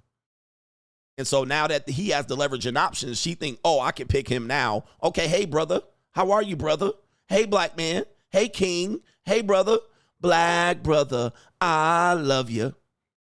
By the time this dude been spending his early years being not so politely rejected by this demographic of people, it ain't really no surprise that he ended up with either a light-skinned, funny-faced woman or a whole white woman. Where the white women at? It's no surprise. That's what men typically like that do when they're constantly rejected for a period of 5, 10, 15 years, and then all of a sudden they come up, and then Megamind think she could just get first pick. Oh, there's a black guy. I get first dibs. Nope. No, you don't. He's for all the women. There's a successful black guy. There he is. I want him. Hi, black guy. Come over here with us. And we'll sit over in the fucking miserable corner over here complaining about all of these white people. And then he's like, I don't think so. Where the white women at? You stay over there. You stay over there. All right. Stay over there with your miserable corner. All right. I'm out here like this. Hey, where are the white women at? All right. Yeah. All right. Anyway, I need to get to these super chats. Shout out to Tall, Dark, and Awesomeness with the co-sponsorship. Thanks, Coach. I am winning big time in every aspect of my life. Free agent lifestyle for life. I'm ready. All right. NGN as a Gen, he says, as CGA said, the most dangerous blacks are the pro blacks. As a black Gen Z, I've met a pro black that wasn't a whiny, miserable loser with a victim mindset, or I think you meant I haven't met one that wasn't a whiny, miserable loser or have a victim mindset or didn't come off as a creep that wants everything for free, aka a commie. And there I see you made the correction. I've never met a pro black that wasn't whiny or whining about something for free. Strife Excel says, I've been at a Drake birthday party. All the girls followed him like cattle. And he had a bodyguard with a flashlight to prevent pictures taking of Drake. So don't get it twisted out here and think that these guys can't move in a room and shake the room. Big Boss Man says, I was talking to this fine-ass mulatto yesterday. She is North African, Asian, and Hispanic. She told me she isn't interested in black men. She would probably be interested in you or him if you had the wealth or status. The finest black women beef with the non-black men, especially hood chicks. And they do. That's why I don't really fault interracial dating. Like, if people want what they want, they're going to go get it. But North African women or African women in general, especially in the North or the Eastern African, they'll go for white dudes all the time. Roderick G, Coach, I've done San Diego, the Gaslamp District, La Jolla, Newport Beach in my 20s, and that Mac game is cooked. Them SoCal 8, 9s, and 10s will snipe you just based on your car. Boss up, Ninja, and hit me with the Kaylee. Shout out to you right there. Okay, we're going to do this show. This is going to be a great show. Hi, my name is Kaylee. I'm a blonde. I have no tits. I make boys fall in love with me. They always throwing fits. I like being single. No, I've never been cuffed. These boys want a relationship, but I'm just trying to fuck. Oh, my goodness, man. Let me tell you, man. After the age of 20 or 21 or 22, in Southern California, your car is probably the top 1 or 2 or 3 things that women are going to notice about you. Okay. And if you grow up like that, your cars, you can see for me, cars are important because I grew up all my life in Southern California, most of my life there as a young person. So you see how cars play a part, right? Where if you grew up in New York, you're like, I don't understand why cars are important, right? Cars don't have to have that same importance. But in SoCal, your car is going to be it. You talking about San Diego, San Jose, Los Angeles, San Fernando Valley, your car is it. That's what you lead with in California because the weather's good all the time. Most of the time, the weather's good. You're going to be outside and you're going to have to pull up somewhere. And you can't get anywhere without a car. Like New York, you can get places without a car. In Southern California, you can't get anywhere without a car. Like Uber is not a thing. I mean, you can Uber around, but you ain't gonna fucking Uber in traffic. The Uber bill gonna be $300. So you need a car in Southern California to get around. So you might be dating a woman and she lives in Newport Beach and you live in Inglewood. Like, you're not gonna Uber. She ain't gonna Uber. That's out of the question. So you could date people that aren't even close to you remotely, especially if you leave at 5 o'clock in the evening to go see them. It's going to take you 2.5 hours to go see them in traffic on the freeway. So you're going to need a car. You're going to need a car. You can't just not have a car and be like, I'm going to just get bitches without a car. You about to struggle like a motherfucker, all right? You can't even get on a dating app and not have a car because you're going to be swiping against people that might be 20 miles away. That's going to take you an hour to get to them. So, yeah, that game shit is cooked in California, man. And most everything is all spread out. Even if you live in San Diego and you're like, oh, I'm going to go to the Cheesecake Factory in La Jolla. With no car? No, you're not. You're not going.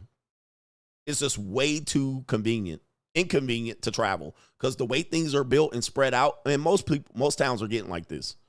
The way things are built, like even if you go to where the mall is, that shit's still like a good 10-minute drive off the freeway. Could be a 20, 30-minute drive off the freeway doing the side streets. And so a car is going to be the first things they see about you. One of the first things people recognize you is that car. Most people are sitting in traffic. Most people are driving around. So you can't avoid it. Okay, you cannot avoid the car thing. All right, I know people think it's not important. You live somewhere else, and oh, it's not that important. You pull up to a nice establishment and you want to impress a girl and she at 8, 9, or 10, and you pull up in a bucket, nigga, you better be Chad Supercock. You better be Chad Thundercock. All right, to pull up in a hoopty, like a Volkswagen van, you better be the fucking man. Your aura better supersede not having the car, your car game right. So that's just that important. Unfortunately, people don't want to recognize that. No, your game is important. You can't move around Southern California without a car. All right, there's no way you can move around. You can't even get around. You're just going to be talking to bitches right here. All right, shout out to our brother here. Martin Muhammad says, good day, coach. I'm relatively new to watching a lot of internet content, but to me, it seems like hitting the like button is a matter of etiquette. Why do people watch and not hit the like button when it's so easy to do? Glad the likes went up. It is a hard thing to get people to do. But you have to understand a lot of people watch me that don't like me, number one. Number two, they're watching from a profile that if they like it, then they're going to get more content like me. So they don't want to identify, like, they're watching me from a non-signed in account, right? They're not signed into a Google account or an email, or they don't want their algorithm fucked up and getting more red pill shit. So they're not liking for that basis. All right. I think a good 13 to 15, 20% of people who watch my live streams are not subscribed to my channel. They're not subscribed, meaning they're watching from Apple TV or something like that. So they typically can't like it, or they're hate watching. And NGN says, don't live stream IRL in London. He says the UKYNs or the migrants will gang up on you, rob you, poke you like a pincushion if you look like you got money and have no security. You're not a celebrity, but above that, a national treasure. Shout out to you. Yeah, I'll take that into consideration for certain. And we got somebody says, please watch my friend's video. He's truly going through what you and many men go through. I'll pull that up for later consumption. And then let me do one more and get to the main event. Okay, a brother is going through, he's going through a divorce and cancer, it looks like. It's tough out here for men. It's tough out here for men. And one more time here, it is our brother. It is Sean says the reason women don't understand why men don't like to deal with women with a promiscuous past is because women have never had to date a woman with a promiscuous past. He says there's mental instability from my experience. So women will participate in promiscuity And then they will want you to not judge from it. But I'm going to tell you, most men are not promiscuous. Now, most men probably want to be promiscuous. Even if a man is promiscuous and wants a freak. Because there's a problem. If I just want you as a personal freak or a pincushion, then I wouldn't judge you from your sexual past. However, if you're trying to encroach and move that line to a relationship, then it's hard for a man to consider you as relationship material when you went through a whole phase. Right? So the women don't have to deal with this, which they typically don't find that men that are promiscuous to be bad. And as such, they want us to treat them the same way. It's not bad that I was promiscuous because you were promiscuous. However, it just it's not done the same way. Okay, let me just say it like this for the ladies. How many women right now looking for the perfect man is looking for a virgin, a man that has had no sex? Okay, we have to present it like this for them to halfway understand it. How many women are looking for a man that has had no sexual experience? None. I mean, zip. He's a virgin. You want to be intimate. You want an intimate relationship. Okay, let's just say you're about to get busy and you got a 28-year-old guy and you're about to get busy and he says, stop. I've never had sex with a woman before. This will be my first intimate experience. And I'm a little insecure. I don't know what to do. I'm a little intimidated. Can you walk me through it? Can you walk me through it?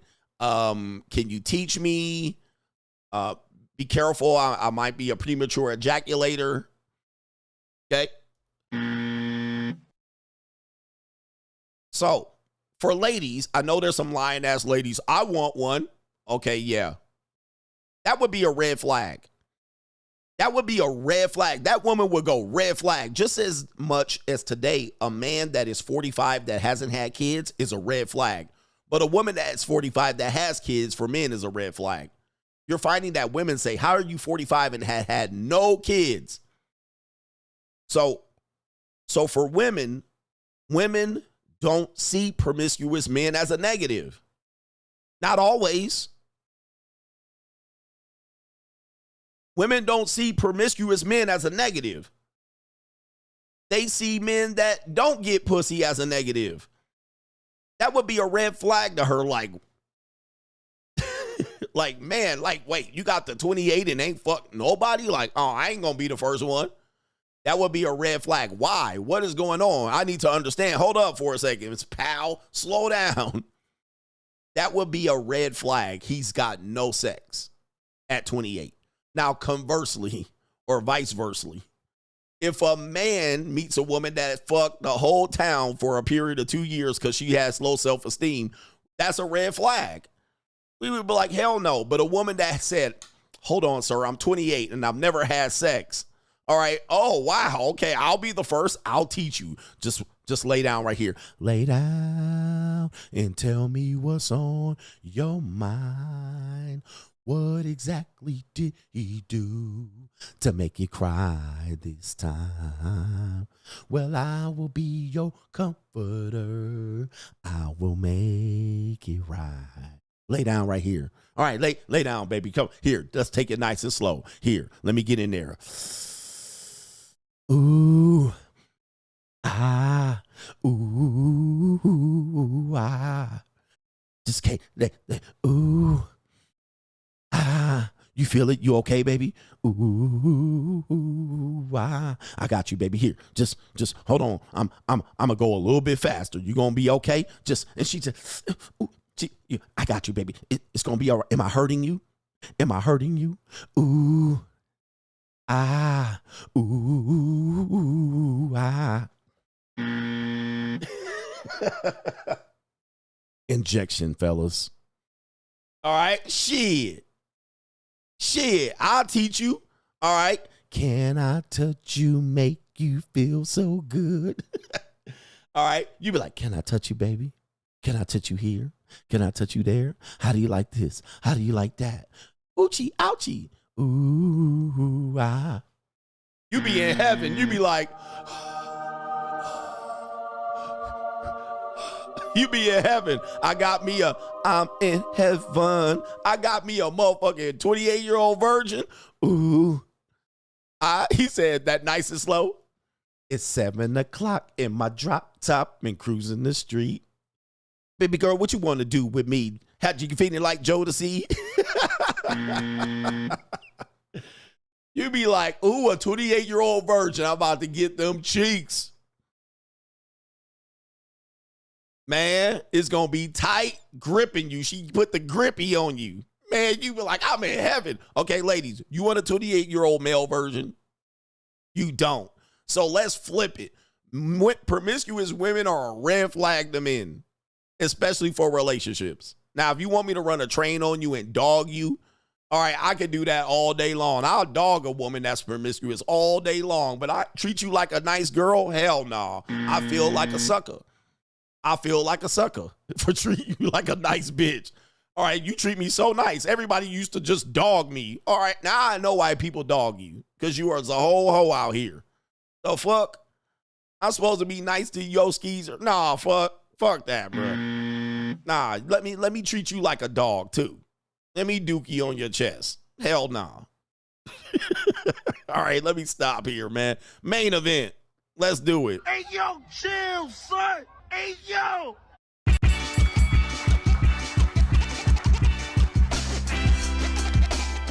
All right, that's why nobody can do it better than the Notorious one, who can go from serious subject matter to singing and serenading 28-year-old virgins in one show. We got the main event for you. All right, for your viewing pleasures here at the 3-hour mark. Iman Shumpert gets screwed in his divorce. Could it be? All right, let's take you to this one. I actually covered this. And it's funny now that it's coming out again, but this is namely because maybe the judge finally signed off and stamped this divorce as official. For those who don't know, Teyana Taylor, I'm going to call her Teyana Trump a couple times. I'm sorry. But Teyana Taylor, this is her right here. This is her right here. She's one of these boss babe, current, strong and independent. I wouldn't say she was a video vixen, model, you know, a variety of things, that business owner. A lot of these things that you call the modern progressive black liberal female. Very great body, killer body too. And with a face full of makeup, she definitely is a head turner right there. She's certainly not my type, but I wouldn't turn her down for a night. Let me hold you tight. All right, if only for one night. All right, but that's her right there, and this is also her a little bit more dressed down, and that's her with her daughter. She married former NBA player, Iman Shumpert. Played for the New York Knickerbockers, played for the Cleveland Cavaliers in the early part of LeBron James's early career. All right. He married her, and they were suddenly this symbol of black love. All right. The symbol of black love. And these black love relationships are oftentimes what women measure black men for. Oh, you got a strong queen, a boss babe. He's not intimidated by her career or her money. He's not intimidated by her being out here with celebrities and kissing on them and her sexual promiscuous past. All right. So this is the black love that everybody says, I want a relationship like that. If men could be in relationships with a woman like that and not be intimidated by her career or any position, that's a strong man. That's a strong man. Well, the problem is these relationships rarely last. They rarely last because they're built on a house of cards. The first house of cards is that this woman has her own money. She has her own money. She doesn't need his money. She's not with him for the money. She's with him because he's high status, and she deserves a man that has money, that will spend his money on her, but she can make her own money and keep her own money for hers. She doesn't need his money. So that's the house of cards, number one. That's the fallacy. Not the phallic. That's the fallacy of these black love relationships, is that the woman gets with a powerful man. They're a boss babe power couple, and that she doesn't need his money. Well, we're going to figure out that that was completely false. The next house of cards is that these women can actually have a lifestyle that's built on, you know, Instagram modeling, naked, half naked. There was a video of her. I saw her. Her body was doing some crazy shit. All right. That she could be somewhat known for modeling, promiscuity, and that she can get her a good man. Still. So that's the next house of cards. Her past didn't affect her ability to get a good man that had money and wealth and status. Right? So that's fallacy, house of cards number 2. Because that completely falls apart. And then when she wants to head back to them damn streets, she's going to go back. In these streets.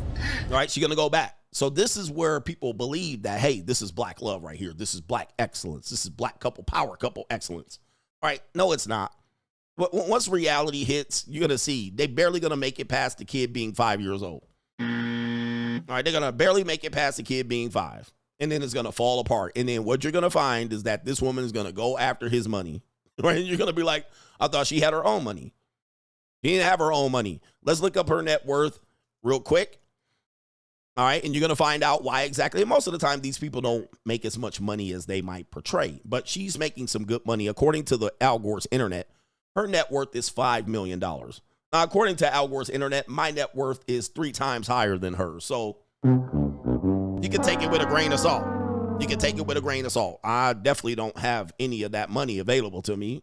Anybody trying to sue me, do not believe the internet. All right, they will have your ass thinking that I'm worth way more than I am. I certainly don't have access to hide no hair of that $14.5 million that the internet says I got. All right, so according to Al Gore's internet, I'm triple the net worth of this woman. All right, maybe in the future I will be, but not today. All right. Not today. All right. Maybe later when I get that Spotify deal. But today, I ain't got it, brother. They're going to try to stab me up in London. I ain't got it. All right. Bitches, I ain't got it. Don't try to get married to me. You're the man. They didn't look me up. CGA worth $14 million. Oh. All right. Hold on for a second. I ain't got it, brothers. I ain't got that shit. All right, let me see where it's at. All right, whoever put that shit up, they got to be a goddamn fool right here. All right, let me see here if I can find it. Every time I try to look for it, I can't find it. And then when I'm not looking for it, I can find it. Like, wait a minute, I ain't worth $40 million or $14 million. Yeah, I can't find it right now. All right, but it was up there for a minute. I was like, yo, somebody take that shit down. My ex-wife going crazy on me. My ex-wife took me to court when that shit popped up on the internet. All right, anyway. You know how much money I'm worth? Nothing. I'm nothing. All right, so anyway, let's go up to Iman Shumpert's net worth. So we got her net worth at $5 million. Let's see Iman Shumpert's net worth according to Al Gore's internet. His net worth is somewhere around between 10 and 16 million, 15 and 30 million. Okay, so people are looking here. $30 million here, $15 and $30 million. He made $48 million in his career. Net worth is not the best way to, it kind of shows you what you made potentially or what you could make, what you own in property, and maybe what they assume you own in some sort of stock investments and this type of thing here. So it's not accurate. They're just telling you what they probably think you're holding on to or what your worth is potential, but they have him somewhere between $15 and $30 million.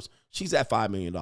So he has way more money than her. He has way more potential to earn money. He has way more net worth than her, and she's doing good for herself. So shout out to both of them. No disrespect to any one of them. However, this has been breaking news here. I did cover this months ago, but because the judges finally signed off on it, their divorce is now final. It is official. We know what the final tab was in this marriage. Even though she has her own money, she didn't operate like she did. There goes that black magic. Let's take you to it here. Teyana Taylor and Iman Shumpert's divorce is final. Teyana is receiving 4 houses worth over $10 million. Okay. 4 houses worth over $10 million. She's going to get a 7-figure payout for the people in the back. That's at least $1 million. That's at least $1 million. All right. We don't know what it is. It could be $1 million to $9 million, but we'll figure it out. And she's going to receive luxury vehicles, including a $300,000 Maybach music and a $700,000 Mercedes Sprinter and a tour bus. She will also retain full ownership of her companies. She's starting businesses. She's a boss babe, but she don't want to split none of that business money with Iman Shumpert. And it says Iman will also pay $8,000 a month in child support.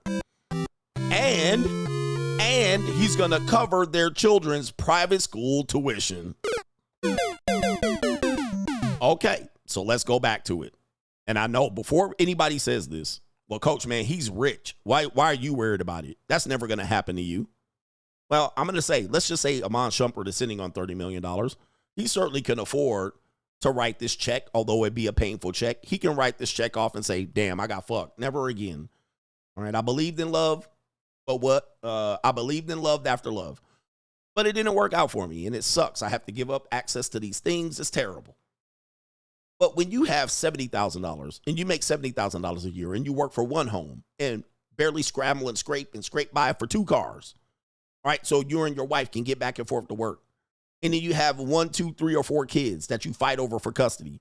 And then you get divorced and you're sitting over there moving in with your parents' house or your car.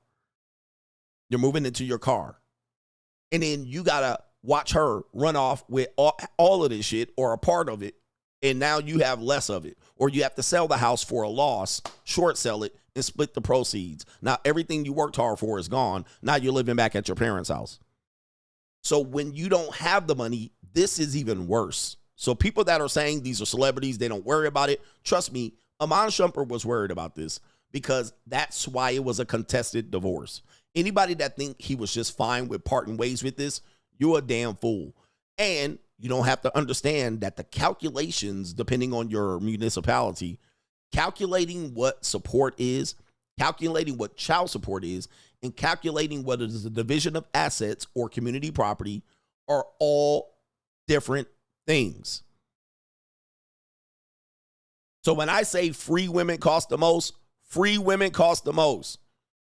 You want to pay girls up front. Oh, no, I want her to like me. Okay, this is what happens when she likes you. Or so you thought. When she likes you, the free access ended up costing you more on the back end. I'm not telling you the trick, but let's just deal with the realities. Free women cost the most. You deal with a woman for free, that bitch gonna make you pay on the back end. There's always a payment. There's always a payment. Now, if there was an allegation of cheating, which there was by her to him, then she's gonna get bloodthirsty. Okay, which we showed you here. This woman right here. All right. So people saying black women don't do this and white women don't do this and it doesn't matter the race of the woman. If she's bloodlust and she's just out for pain, she'll do things like keep 4 houses. I'll keep 4 houses and 2 cars. She don't need it. She got her own money, right? But apparently she's keeping it. She's keeping it. So let's dive into the details here. And I've talked about this already, but it wasn't final. They've reached an agreement when she filed for the divorce in 2023 amid cheating rumors against him that she dismissed. Instead, it seems like they broke up due to issues in their relationship and how they handled their different careers, lifestyle, and more. Nevertheless, it seems like the former couple finally agreed to all of their terms and can move forward with their legally binding separation agreement and signed off by the judge.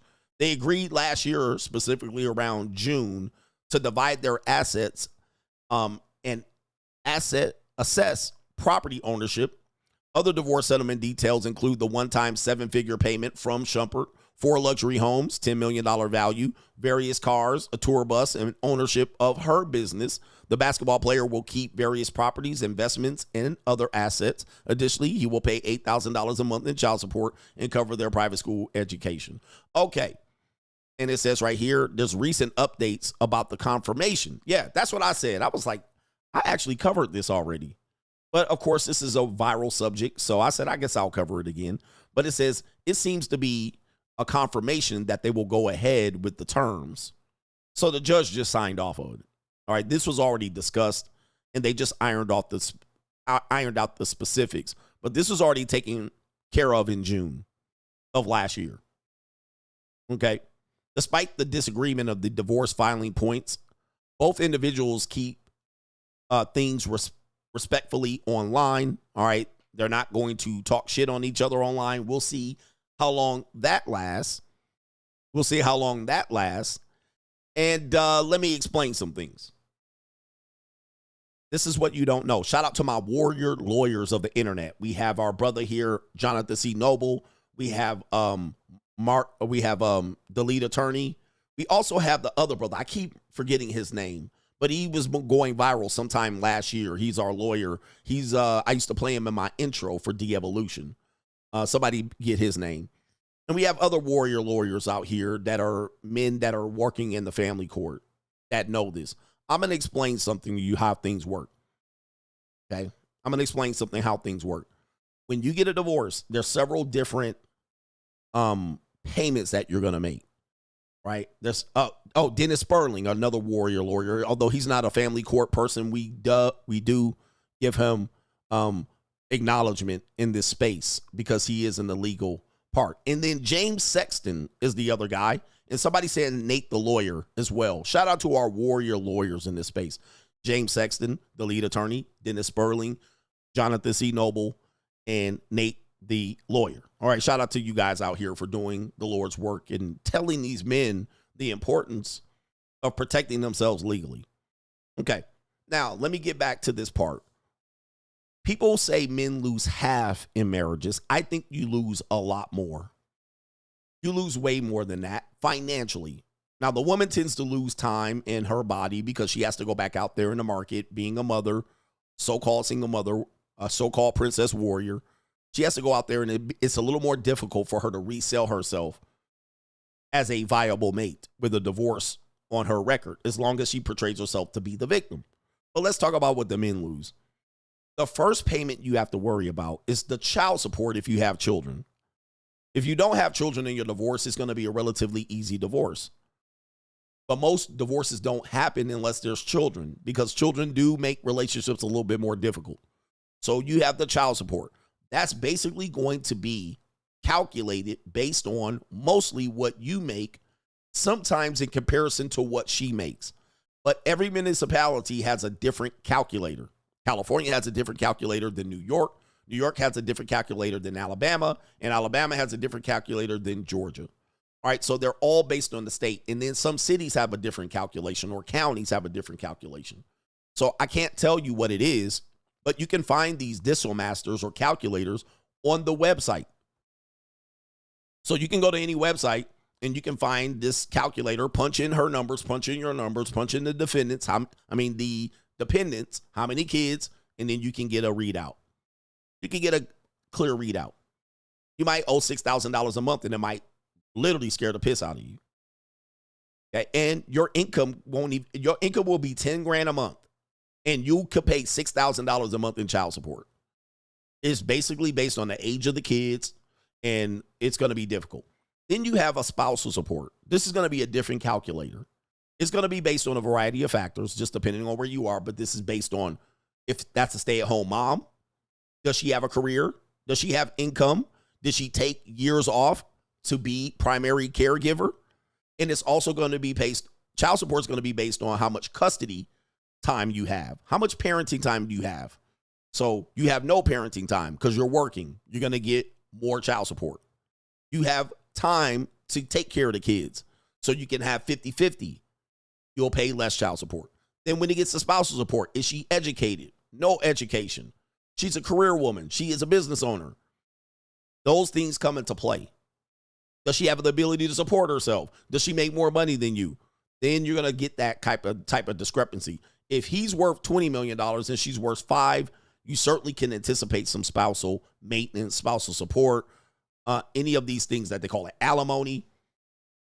Okay. And some states have a capped alimony. Some states have a lifetime alimony. California typically has a lifetime alimony. If you're married more than 10 years, 10 years and a day, you owe her potentially lifetime alimony. She has ability to request lifetime alimony. Okay. So this is the difficulty of it. If it's less than 10 years, it's going to be in California, it's going to be half the term of the marriage. So anything under 10 years is considered short-term marriage. For people that say I was married for 5 years, 6 years, 2 years, 3 years, you weren't married long-term. I was married for almost 9 years. It's almost getting to a long-term marriage, but it's considered short-term marriage. Marriage is for life. You only made it less than 10 years. So she's entitled to only half that time. I was married for almost 9 years. My wife got 4 years of alimony. It wasn't a lot either. 4 years of alimony. If I was married one additional more year, I could have been paying her alimony until I died. Until I died, I could have paid her alimony. So you got child support, spousal support. Then you have what they call equalization payment. This is where it gets fuzzy because this has to do with community property. What do you own? Community property. What do you own? Division of assets. Do you houses, cars, pensions? Do you own stock, investments, crypto, whatever it is? When did you own these things? Did you own them before the marriage or after you got married? Before the marriage or after the marriage? Oh, we bought these things after we got married. Then it's going to be, depending on what state you live, community property. California is community property. This is why some people will get divorced in California. And Texas is division of assets, if I'm not mistaken. So it's not typically going to be split 50-50. It's going to be at the discretion of your God, the judge. The judge can say, okay, here's all the property. Let's divide it how I see fit. I think the woman gets the house. You get this. Okay, so these are the things that happen. You got to know your state and your municipality. Do you live in a division of assets or do you live in a community property state? Community property is typically split down the middle. So you bought it together, you divide it together. You bought it together, you divide it together. Okay, so there are things are going to happen that you might not be prepared for. She says, we are married, let's buy a house. Okay, Texas community property too. But look at the map. I used to show you a map of what states were community property, what states were not. Let me see if I can pull this up. Your wife says, let's get married. You got married. She said, let's buy a house. She said, and you buy a house.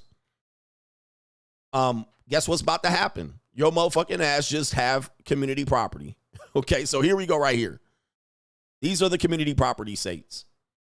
Every other state is division of assets. This is just what the judge's discretion. So the states that are in green are community property 50-50 down the line. The states that are in yellow are equal division of assets based on the judge's discretion. The judge gets to decide. Whereas in California, in the green states, they just divide it down the middle. Okay, so now, this is where when I say free women cost the most. You get into a relationship, engagement ring, wedding ring, suffering, house, kids, all of these things that you accumulate, cars, boats, trips, all of these things are now community property. Now, if a divorce happens or when a divorce happens, your ass is going to divide all that shit up. Okay, this is why women do push for let's buy a house. Because in her mind, this is the investment phase. Thank you for typing that in. This is the investment phase. House, kids, all right? This is the investment phase. So then, if the marriage doesn't work out, you're dividing all that in the investment phase. If you have nothing, it makes it somewhat simple, but if she's hell-bent on being petty, you'll be trying to make an equalization payment on bullshit. So in my case, when I got divorced, we both had old vehicles, right? The vehicles both of them were damn near on their last leg. However, because my ex was petty, what she was saying was, we need to pay equalization based on the value of the vehicles. Okay, his vehicle is worth this. My vehicle is worth this. At that time, her vehicle used sold better than my vehicle used. So since there was a discrepancy of about a couple $1,000s, I had to pay an equalization payment of that $3,000. Okay, but they were both shitty vehicles. I mean, both of them needed to be taken out to the back and shot. Both of them probably didn't work after 2 or 3 years. And I'm like, why would we do that? Why would you do that? They're both going nowhere. We could probably both use this money to get our new vehicles. But because, let me show you this here. Let me show you this here. Because people get petty. And yes, divorce brings out the petty. People get petty. Then you have this. I'm going to show you the woman's face again, just so you can see it right here. Then you get this. Okay. Where it's like, okay, I'm going to fuck you over. So my car ain't even worth $3,000, but I had to pay $3,000 to her because her car was worth more. Used. But they both were like 10 years old clunkers, right? They both were. My car ended up going bust like a year and a half later. But that's how equalization payment works. All right, whatever you own, even when you have nothing, can be divided up. He has 2 gold chains. I have a gold ring. All right, how much is your gold chains worth? $3,000. My ring is only worth $1,000. I owe her $2,000 based on just that, like if you were using that. So now you got all of this bullshit. Then people get petty. I got this. You owns that. He got 5 pair of shoes. I got 3. She got 8 pair of sneakers. I got 2. And then you start counting, keeping score. This is what happens when you go into court.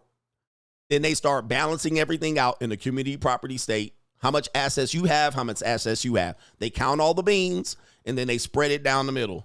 If you have more beans than her, you owe her to equal the beans. You see what happens? You see how petty this shit gets? Now, let me just say this. So you have, let me explain it again. You have the child support payment, the alimony, spousal, or maintenance payment. Then you have the community property, the division of assets payment. Okay, those are the 3 ones that you're going to come up with. And then you end up having to sell a house, to lose a house. Okay, he loses 4 houses.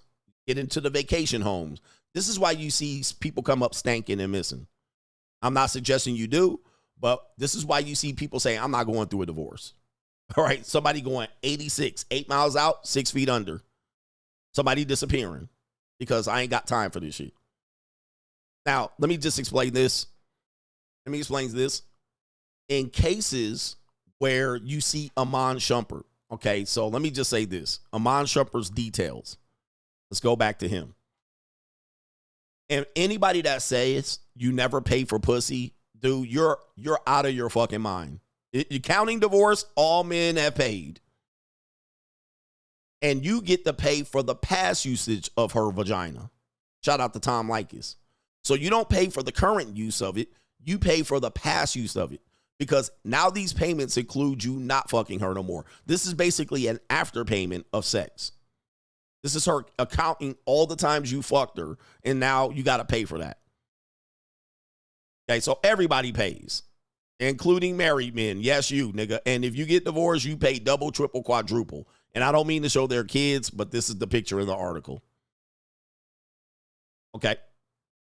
Now, from this agreement, what I'm seeing here, this to me looks like they agreed on this. Okay, this does not look like a judge got their hands on this. This looks to me like the lawyers went back and forth, back and forth, back and forth. All right, and what it looks like was that Iman possibly was trying to mitigate the damage as much as he possibly could, because if it went to the judge, it could have been worse. Okay, so now most divorce agreements are agreed upon through legal counsel, through the parties themselves. So you have the party and then you have counsel. Those are the lawyers. You got them going back and forth, and you got a hearing here, and then you basically looking at everything, division, and you're looking at it and you're like, oh man, this is a mess. And he possibly could have lost way more. And he didn't want to fight it no more because he looking at how petty this woman is, and he said, fuck it, I'm out. So he cut his losses. All right, that's what it looks like to me. I mean, I might be wrong on this one, but he completely cut his losses. He was like, man, I just want to get rid of this bitch. I just want to move on with life. I just want to get this over with. And he was willing to throw whatever he could at her. And she was over there counting beans. I want this, I want that, I want this, I want that. And he's like, you're not even going to use that. You're going to end up selling it anyway. You're not going to use those vacation homes. Why don't you use your own money? He probably was telling her, why don't you lose your own money? Okay? Why don't you use your own money? Why don't you build your own life, boss babe? And where it shows me that this was settled was that she retains all of her businesses. That tells me right there, he didn't give a fuck at that point. He didn't care. When she retains full ownership of her companies, which I don't know what they are, and I don't know what they're valued at, they possibly could be valued more than those vehicles, but he wanted nothing to do with it, meaning that he wanted nothing to do with her. He wanted to move on from this. All he probably was worried about was time with his children. She could have the rest. He said, take it, bitch, take it. So now she's bloodthirsty. She going for the jugular because she feels slighted She's going in for the jugular, and he like, I don't care, bro. I'll just make the money back. I'll buy another one with the remainder of what I got left over. Now, let me just finalize it by this. The problem he has from this is, and we're going to bring out a calculator here, CGA with the calculator. Okay. CGA with the calculator. Let me go ahead and do this. He got a one-time payment of $1 to $9 million. Let's just split it down the middle. $400,000. Sorry, let me take that back.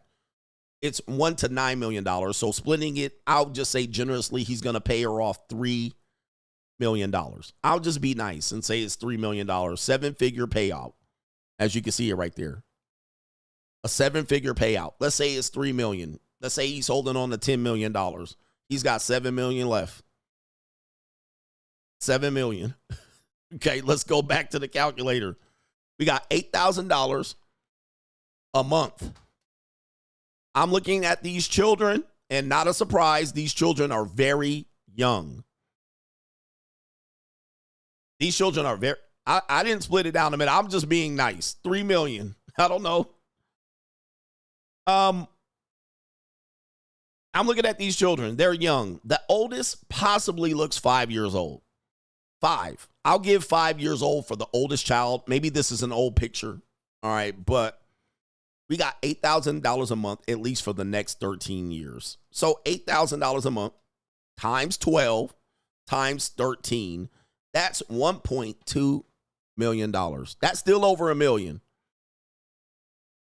Now, the youngest child looks to be 2 or 3. So we got to tack on another 5 years from that, if I'm not mistaken. So he's going to pay that amount again for it's going to be a reduced amount. It should be a reduced amount. So we'll say $4,000 for the next 5 years to finish the completion of, or 3 years or 4 years to finish the completion, depending on what state, to finish the completion of that child support. And that's another almost $250,000. Okay.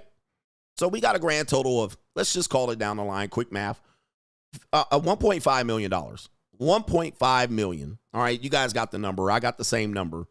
Roughly $1.5 million. Okay. That support is going to take. Here's the problem with this. We don't know if he's going to earn any extra money. He's got to pay taxes on any income. He's going to be out of $1.5 million. Oh, I forgot this. We forgot the private school tuition. Okay, hold on for a second. We forgot something. The private school tuition. Okay, when my children were in private school costs $18,000 a year. $18,000. I'll just say $18,000. Let's just say $20,000 a year. That's times 2 students. All right. Plus, they're going to be in school here. She's just starting school. So we got 13 years of school for one. And we got another 16 years of school for the, I don't know what the fuck going on. We got a lot of school about to happen here. They're all in school. All right. So $40,000 a year times 13. That's $500,000. That's $500,000. All right. Total. We don't know. He plays in the big 3. I don't know how much money he's bringing in. So he has to have income to be able to take on the weight of $8,000 plus private school tuition at $2,000 or $3,000. We got $10,000 coming out every single month. So he has to make $80,000 a month at least, or have that money access to be able to bear the weight of $10,000 a month coming out of your bank account. $10,000 a month coming out of your bank account. All right. Most of you guys probably couldn't bear that weight. I certainly would be disgruntled if I had that particular thing. But I don't know where he's getting any extra money. I don't know what work he does. So I can't assume that he has that type of income coming in. He did, but he may not. All right. Let me see what his job is. Just pushing this right here. Iman Shumpert. What does he do for work? What does he do for work right now? He's an actor. He's an actor. Okay, so he's doing the acting thing. Entertainment, music videos, reality TV.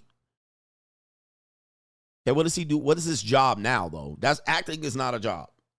All right. It says basketball player, model. Oh, no, that's his wife. What does he do for a living? He says he's in the entertainment industry. That ain't gonna cut it. That ain't all right. That ain't enough. Let you get it through your thick skull that I'm broke.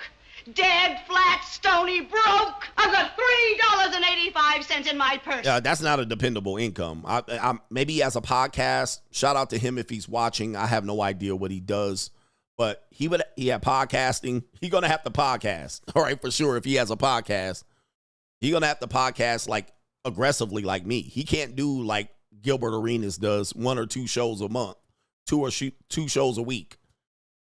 He gonna have to be out here going crazy. So hopefully he has some ability to earn some income. But you got to think $10,000 a month is coming out of that income, and that's just the time that she has the kids.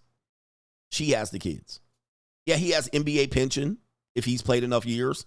She can't touch the pension though. Most of the time they can't touch the pension. So that was discussed. So maybe he's getting some NBA pension money. Yeah, that'll help out quite a bit. All right, average NBA pension. Let's just look at it. All right, let me see here. Average NBA pension. Let me see what the pension amount could be income-wise. Just curiosity.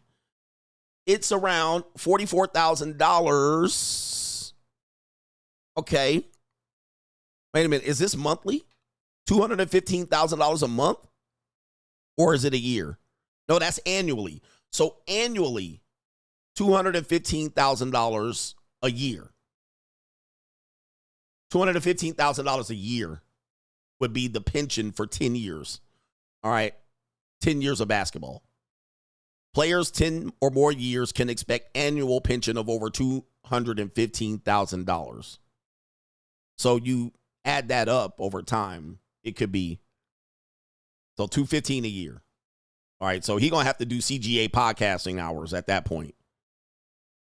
So that's that's good money. That's good money. All right, that's a good yearly income. But as we know, half of that is going to support. Half of that is going to support. Yeah, Scottie Pippen took half of her pension. Half of Scottie Pippen's ex took half of his pension. But I'm telling you, he agreed to that. So let's see, 215 divided by 12 roughly is, yeah, I mean, it's pre-tax, I guess it would be $18,000 a month. So $18,000 a month, take out the support. He's only got $8,000 of that left. So she got to that pension. Okay. And where's the reason I'm bringing this up, and I'll move on, is most of these athletes get cooked on child support. See, all of the other stuff he probably can afford to lose. And at this point, he probably can say, I can afford to pay the child support sum. But I want you to know that even if you think right now, I can afford child support, what'll happen is that's going to be eating you up. It's going to eat you alive. I don't care how much money you had. You keep taking out $8,000, $10,000, $15,000 a fucking month, you getting eaten alive because the other stuff you had. Okay, I had the house, I lost it. All right, I had the Bentley, I lost it. Okay, I had the jewelry, I lost it. But when you getting scraped $10,000 out of your check, you're basically working, and 70% of that money is going to taxes and support, child support, going right back to her. And cutting that check is going to be fine for the first, second, and third month. All right, man, it's $8,000. I can wipe my ass with it, and you'll put it in an account. All right, look, I'm going to just watch it go down. And boom, you get hit and hit and hit and hit. Them 30 days come up fast. Then there's a month with 28 days. Again, writing that check. And then the next month come up 30 days. Again, oh, shit, another check go out. Then the 31 day come up. You like, woo. Then the next month, 28 days, 30 days again. And then you do that shit 1 year, 2 year, 3 year, 4 year. That shit about to eat your ass alive. I'm rich, bitch. Most athletes go down bad investments and child support. That's where they go bankrupt. That's where you go bankrupt. That's where most men lose their mind. Ask any man that has ever paid child support. You lose your fucking mind. You're like, another $600?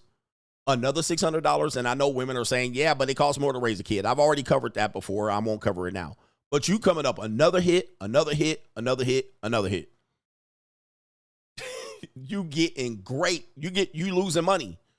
And most men can't make that money back as fast as that money goes out the door. So that's where most men go bankrupt. And that's where I would say that's probably the one that he doesn't see coming is that, and I don't know anything about his finances, but I certainly wouldn't want $8,000 a month coming out into the next decade for the next 15 years of his life, $8K a month coming out. You're going to see him more than likely go back in for an adjustment of that. Okay. And you got to think, how old is this woman? Okay. Her name is Teyana Taylor. Teyana Taylor. To see her age. Her age is 34. So literally until she's 50. Till she's 50 years old. She's going to be getting $8,000 a month. I mean, for child support. Right? Till she's 50. She's 34. Remember when hey guys that are 50 years old, remember when you were 34? Seemed like a long fucking time ago, right? That's a lot of years. But literally till she's 50, she's going to be collecting checks from this nigga. Right? Cashing checks till she's 50. And then when it runs out, like Shaq's ex-wife said, I didn't love him anyway. That's when you're going to see that. That's when you're going to see her say, I didn't love him anyway. Why? Because some checks going to stop getting printed. Soon as Shaq's checks stopped getting printed for the last daughter, then the baby mama came out and struck out against him.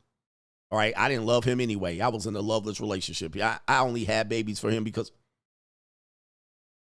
Okay, so she got in checks till she's 50. Shaq baby mama got checks until she was 50-something. Had a whole man living off Shaq's money. Now, when that shit started disappearing, it was scrambling and scrape time. All right, let me get to these super chats. Shout out to Iman Shumpert for going through this. And, you know, it's a tough time for everybody. Of course, we're male-centered channel. We're not going to discuss what the females go through, but we go through it a hard time. Okay, we don't give a fuck. All right, go talk about it on your own T channel. Right, get your little T channel going, and you can talk about it too. All right, man, it gets a cold, evil world out here, man. Marriage. It's an evil world we live in. Marriage is difficult. Okay, this is the stuff that people don't want to talk about. Even at Iman's level, it's terrible. At your level, it's terrible. You make $50K a year and you get divorced, you cooked. Cooked. All right, anybody that says he doesn't care about making these payments, you crazy. I'm going to tell you why. If he didn't care, he wouldn't have fought it. Shout out to our brother. It is Mr. Roderick Miller says, Coach, the truth hurts, but keep informing the men. All right, we got to inform you. That's my job. Inform you. Shout out to Alton Jermaine says, what about if she goes back for modifications? If she goes, which is possible. Remember, all divorce cases are not open. I would say are not closed. A divorce case is always open until the child turns 18. Once the child turns 18, the divorce case is going to be closed. All right, so anything that happens, you know, a kid gets hurt, a parent is abusing a kid, she wants more money, that all can be, it's not reopened. You simply just go back and modify the case. It's called a modification. So let's just say he made more money, which could be possible. Let's say Iman Shumpert makes a podcast and he gets picked up by Spotify. Spotify pays him $400 million. Just throwing a crazy number out there. Spotify pays him $400 million. Guess what? She's coming back to court. She's going to modify that. And she can do that even if she lives with another man. She could do that all the way up until she's 50. He gets a podcast. $400 million. The kids are 18 and 19, 17 and 8. Oh, sorry, let me give you the numbers. The kids are 15 and 16. He gets a $400 million podcast. She going back to court. She's going back to court immediately. And she can get a modification that trumps that $8,000 a month child support. She could walk out to get child support for $20,000 at that point a month. Just like that. Just like that. And he hasn't even seen or fucked this woman in 12 years. And she can do that. Now, this happened to Michael Strahan. Michael Strahan. All right, Michael Strahan, that happened to him. So Michael Strahan got divorced. She cleaned his clock when he was a football player with the Giants. Then he started off on this ESPN and his Good Morning America shit. Soon as he went to his Good Morning America and ESPN contract, his ex-wife that he hasn't fucked in 10 years came back and took his ass back to court and said, my twin daughters, who were almost 18, they were like 15 or 16 or 16 years old. They had 2 years left on the clock. She took his ass back because she said they take horse riding lessons. And she couldn't afford it. And she lost all her money. She spent it all up. She got like a $10 million payout plus alimony and spouse support. And she didn't have none left. Took his ass back to court because he was on Good Morning America. Had that nigga back in court. So, right? So, it doesn't matter. From 34 to 50, she got his balls. It's just like that, bro. So be careful. Be careful. Somebody said a coach got around this. It was actually the Miami Heat coach, but he got around the spousal support. All right, his case was not finalized. They finalized it then gave him a contract. So it was based on the previous contract, the spousal support, but not the child support. So people are confusing. Again, there's 3 payments: equalization, child support, spousal support. The Miami Heat coach got around the spousal support in the division of assets.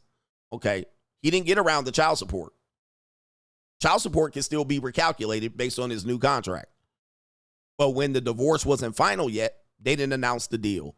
Then the divorce was final based on his previous contract. Then he got a contract that was bigger that could not be touched. So spousal support is not going to be modified. Spousal support is almost rarely modified, up or down.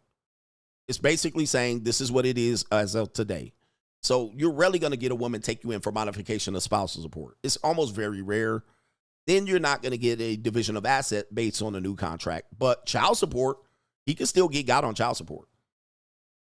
Okay, just depends on what state he's in and what city he's in and county and all that shit. So he didn't get around all of it. He got around the big part of it. But spousal support is the child's money. That means the child is entitled to sue, and the state sues on behalf of the child through the mother.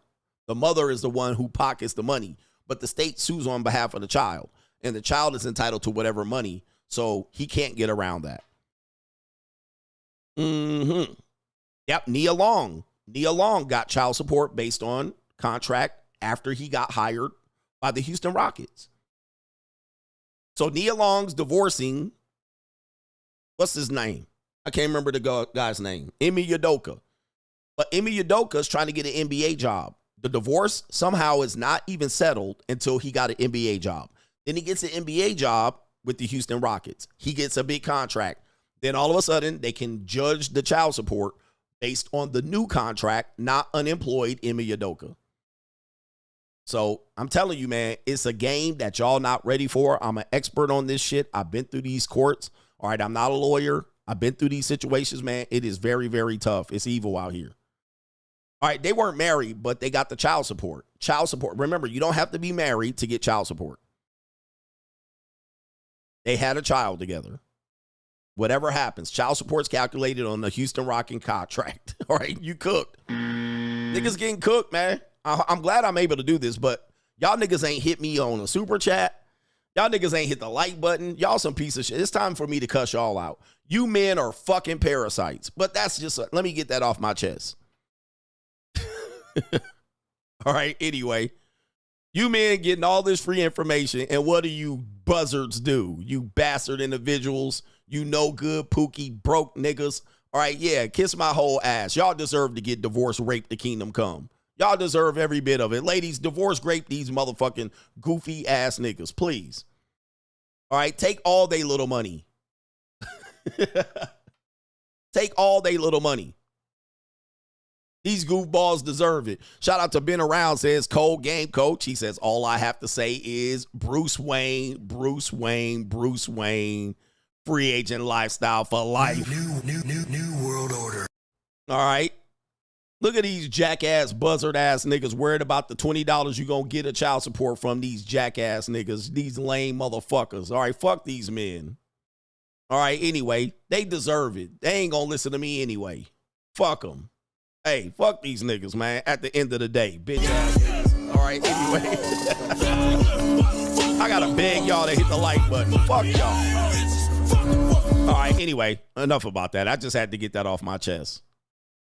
Yeah, take their little funky ass $500 a month. Take them for that, all of that shit. Clean their pockets. NGS says black women have such a bad reputation that even Epstein specifically had a no black girl policy. The pro-blacks are irate, but no one with power or money cares about their opinion or wants their women, and they all know it deep down. Yeah, we do have a poor reputation. I mean, we have a poor reputation to be brokies. Shout out to NGN. I remember when I was younger, I heard my mom say who is black, say to me that women are trifling. Black women are classed as assholes to everyone for no reason. That's according to his mother. I've never been interested in 99% of black women, even as an adult, because my life experiences confirm this. This is a black man, and he's saying no black women. All right. I can understand that. Ace Boogie says Shumpert was on the show The Shy, but they deleted his character last season. Well, he ain't coming back. All right, he ain't coming back. All right, ambitious D, pause, coach. I gave my bitter ex of 10 years the house, 2 cars, a Lexus and a Mercedes, plus she could claim our 2 kids on her taxes. My terms were no alimony and no adjustment on child support. She took that deal and lost it all. I knew she would blow it. He says, now I'm up 10 eggs. Boss up. Boss up, nigga. Boss up. Statistically, women almost inevitably lose any gains they got in family court. So let's just talk about that. For men that are saying that women get off and men lose, well, that might be true initially, but women statistically suffer financially after a divorce. No matter how good the alimony was, how much it fucked you up financially and ruined your credit, they almost inevitably lose it and screw the pooch. This is statistically the case. They almost never get rich, all right? I mean, they end up fucking fumbling the bag, which is crazy. And then in that time, if you're able to financially recover, you'll be doing better than her. But most men get ruined. So, yeah, I know we talk about a lot of that, but they don't see that as money. That they call that, they use that as income. That's where they mess up. They basically say, oh, I'm getting an extra $10,000, $2,000, $1,500. And they think they're living good, but they'll blow it. They'll blow it on drinks, a horror phase, going crazy. They'll get an STI. They'll go traveling and buy some luggage and purses and handbags and makeup. They'll buy their kids a couple of winter clothes, and then they back broke. Within 3 to 5 years, they're back broke. All right, no matter what they got. Nicole Murphy went broke making a bad investment. She had no investment experience. All she had to do was just ride it out with Eddie and she'll be good. Yet she took, $10 million and lost 4 of it right off the bat in an investment. She then, because people think they're going to get money and learn about investments. No, you learn about investments, then you get money, then you're good with investments. All right, because then what happens is people see you as a target. You get a big payoff, and then people come at you. You should take that, $4 million. And then they go over there, and you get swindled. You get jacked. So Nicole Murphy lost all her money. Michael Strahan's wife lost all her money, okay? They'll lose it all. And statistically, they do. All right, there's going to be one, Jeff Bezos' wife. She didn't lose it all, but she gave a lot of it away and ended up marrying a broke guy and divorced his ass too. So Jeff Bezos' wife, who was supposedly the good girl, he was the bad cop. He was the bad guy. She was the good girl. She ended up getting married and already divorced. All right, Rob says, fellas, when it comes to marriage, you are the target. A woman will push you to get everything in the world, knowing that she can pull the cord at any moment and take your investments. This is one of the reasons why they look at men to work to the bones, suffer, and invest, aka you are the pet wallet. This is why when they say, I want a guy put together, I want a guy that makes 6 figures, this is all her setting you up for the motherfucking okie doke. All right, this is all that is. I want to be put together. I want him to be stable. I want him to have a house. I want us to buy a house. This is called the investment phase. Should the marriage not work because the divorce is planned before the wedding, should it not work, she can just take that. She can leave that. She can leave with half of that. That's all she's saying. All right. I want to be able to get something from it should the marriage not work. That's the equivalent to that. Shout out to our brother Ghost.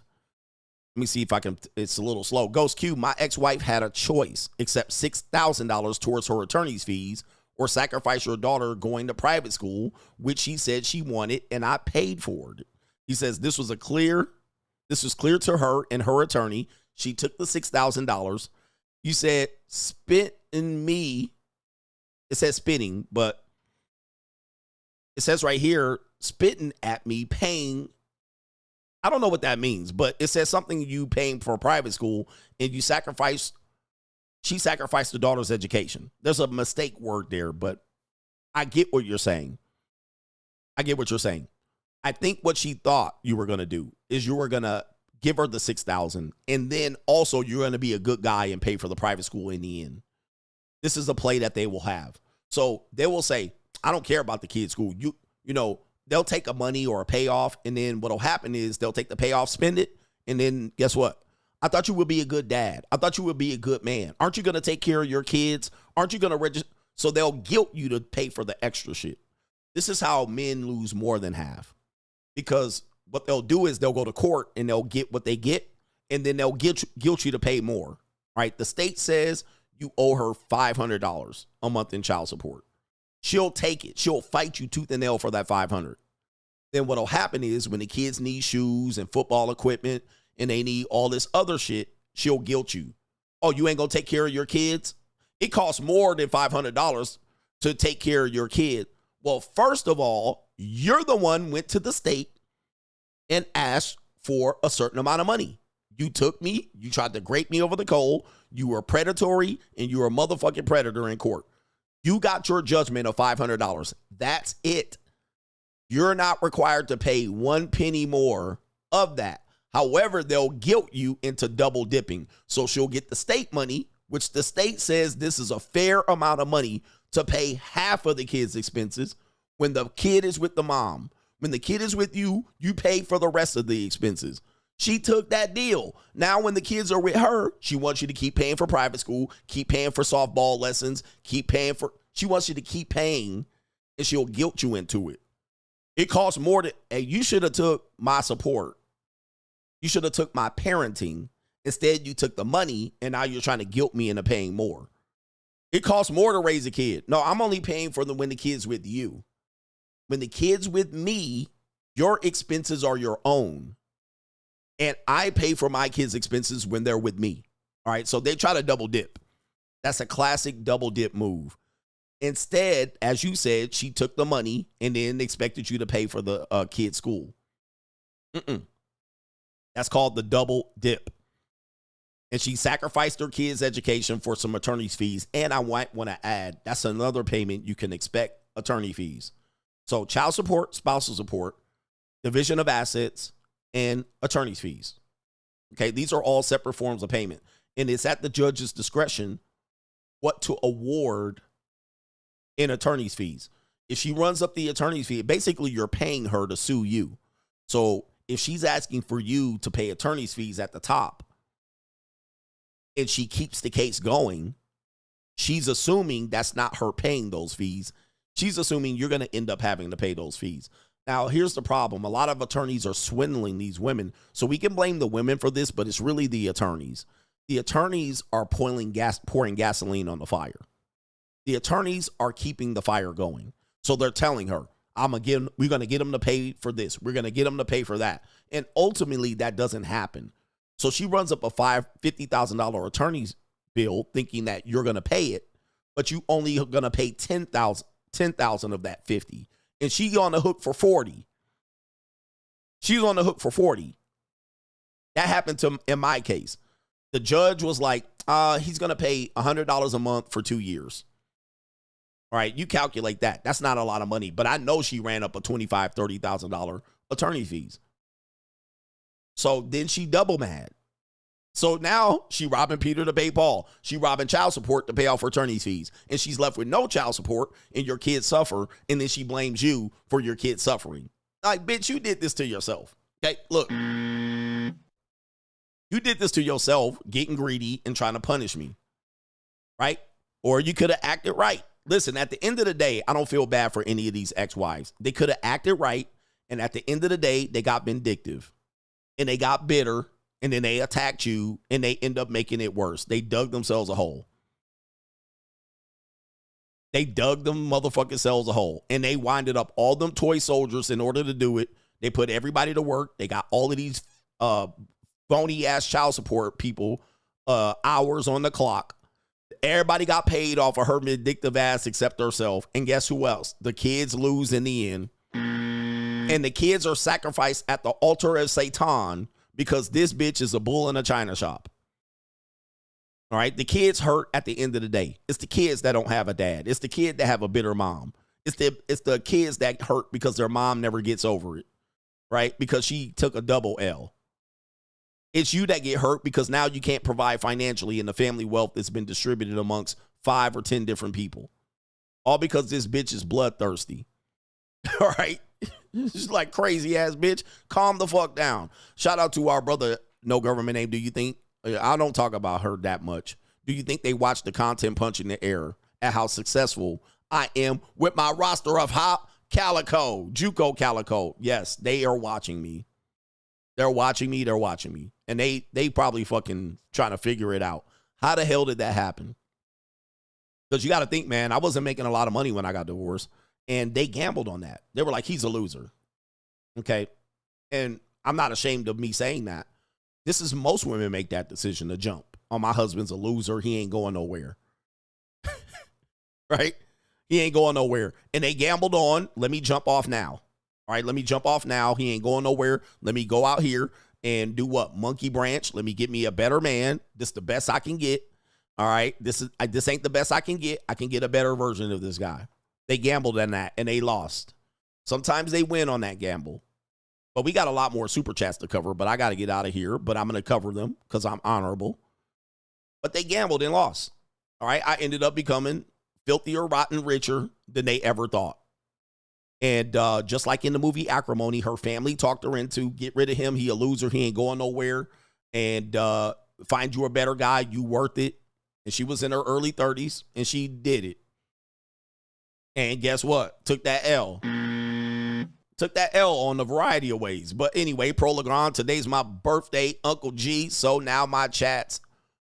We'll start with I'm not 22, but 23 years old. The reason I say my age in the super chat is to calm the other Gen Z watchers' nerves that there's other men their age that are out here and you not tripping or being extreme for following the free agent lifestyle early. Shout out to you. And happy birthday to you, Pro Legrand in the building. Shout out to our brother. It is D says, my bad shit, LOL. We got Joshua Moon says, gratitude. Thank you, brothers. I appreciate y'all. Sam is in the building. Sam, I am. Tariq is in the building. Most of these guys said nothing in the chat. So I'm going to move along. Devontae says, my daughter is 2. Child support judgment, $645 with minimal parenting time. I'm now working 80 hours a week. In 6 more months, my income will be triple. Since my judgment, her loss. Her loss.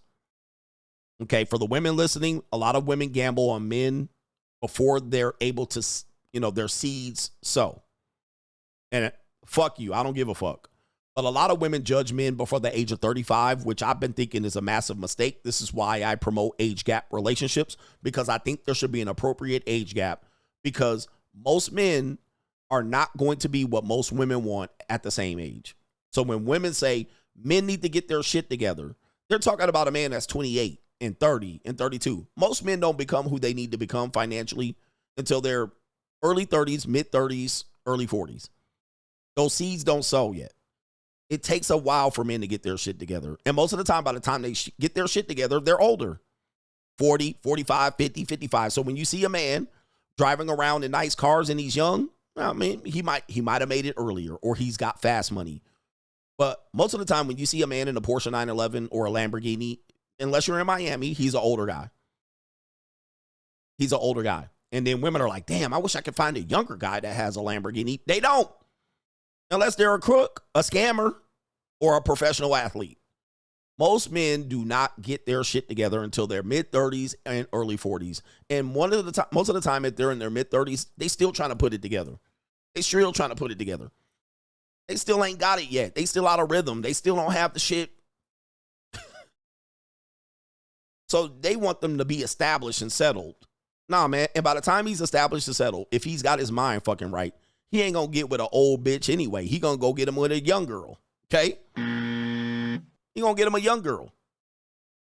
And so she's got to compete with 20-year-olds. And yes, 20-year-old men got to compete with 40-year-old guys. If they're single or married, you got to compete with them. All right? They just think they ain't got to compete with no 45-year-old guy. Yes, the fuck you are. All right? Now, not all younger women want older guys like that, but if they wake up one day in a bind, they gonna get that fucking bind fixed. And you're gonna be kissing that old man's kids. You're gonna be tongue kissing her. All right, but that's neither here nor there. NGN says, did I hear Big Mike is gonna have a podcast? And it flopped, and he tried to blame Trump for it. Okay. That's Michelle Obama. I gotta speed through these. Shout out to our brother here. Mr. Ruel Black says, thanks for the information, coach. This is the Crypto Rue podcast. Steven says, Robin Williams once quit. They call it alimony because they call it all the money. He was about to go through his third divorce when he took his life. People don't want to talk about that, but he was going to go through his third divorce, and his third soon-to-be ex-wife found him dead. All right? Interesting. All right? But that's what happens when your ass get married once, twice, and 3 times. You're out. J Flow, I saw the ending of Ye's fade video and thought Iman was under a demonic spell. This issue was disturbing. Don't eat the spaghetti, fam. Shout out to the Ice King. Says, hey, coach, what do you think would be a tougher pass for Trump? No income tax or restructuring the family laws? No income tax is probably going to hurt the guy. So I wouldn't. I see the family court being restructured before no income tax. Kevin says, I'm way behind the stream. Pause. Did you see Big Mike has a podcast now? She is trying to be the next CGA. Everybody trying to get a podcast now. All right, because podcasters are making the money. Taylor Gang, my ex-terrorist, tried to clean me out in divorce court as her boyfriend, soon-to-be husband, was in the back of the courtroom sniggling. Fast forward 10 years later, they divorced after 2 foreclosures on homes that they couldn't afford. I'm over here retired and sniggling. Free agent lifestyle for life. The moral of the story is for men. And this is for men. Young men. You're 28, 30, 32, and you get with a woman that's divorced or divorcing or taking her baby daddy to child support court. I want you to pay attention because this can easily happen to you young guys. You think you got a better dick than the previous boyfriend or the previous baby daddy or husband. You think you're a better man. I'm going to do better. And you think what she's putting him through, you're immune to. She ain't going to do this to me. You're a plumb idiot. If you think that what this woman's doing to him, she ain't going to do to you next. You're an idiot if you think that what she's doing to him, she ain't going to do to you. You think living off this man's child support ain't going to affect you later. If you break up with her, you go into court too. Shout out to Q, the exec, Mr. Executive Suite, MLE. What could Iman have left? She took everything. She took everything possible. I don't know what he got left, but he's got new life. You guys are still donating. I gotta get going here because I got something to do. Jahari says, Raider Nation, we just got Raheem Mostert. I can't even pronounce it, but I think our running game is back. All right. Shout out to you. We need that. All right. If I'm not mistaken, NGN Tommy Sotomayor told his first baby mama, if she put him on child support, she won't get a penny more. That kid is screwed. She chose the money, but his second baby mom didn't put him on child support, and she's cool to him, and the kid is winning. Yes. All right. Shout out to you here. I won't elaborate anymore because I got to get moving. All right. I'm about 30 minutes behind on my day-to-day schedule with very little time that I can afford to lose. Demetrius says, paying my toll. He says, love your content. Shout out to Brooklyn. Shout out to Brooklyn for getting into Oregon. Hashtag go Ducks. And you might not see me for a couple of days. All right. You might not see me for a couple of days. So don't fear. I'll have playbacks of my live stream. But next time you see me, I will be in a different time zone, a different area code. And it's going to be some motherfucking JUCO activity going on where I'm going. Thank you for the support. No podcast tonight or Friday, but I might pop up maybe Saturday to give y'all a little bit of update about what's going on where I'm at. Shout out to the Coach Gang. Thank you for the support. We be out of here. Peace.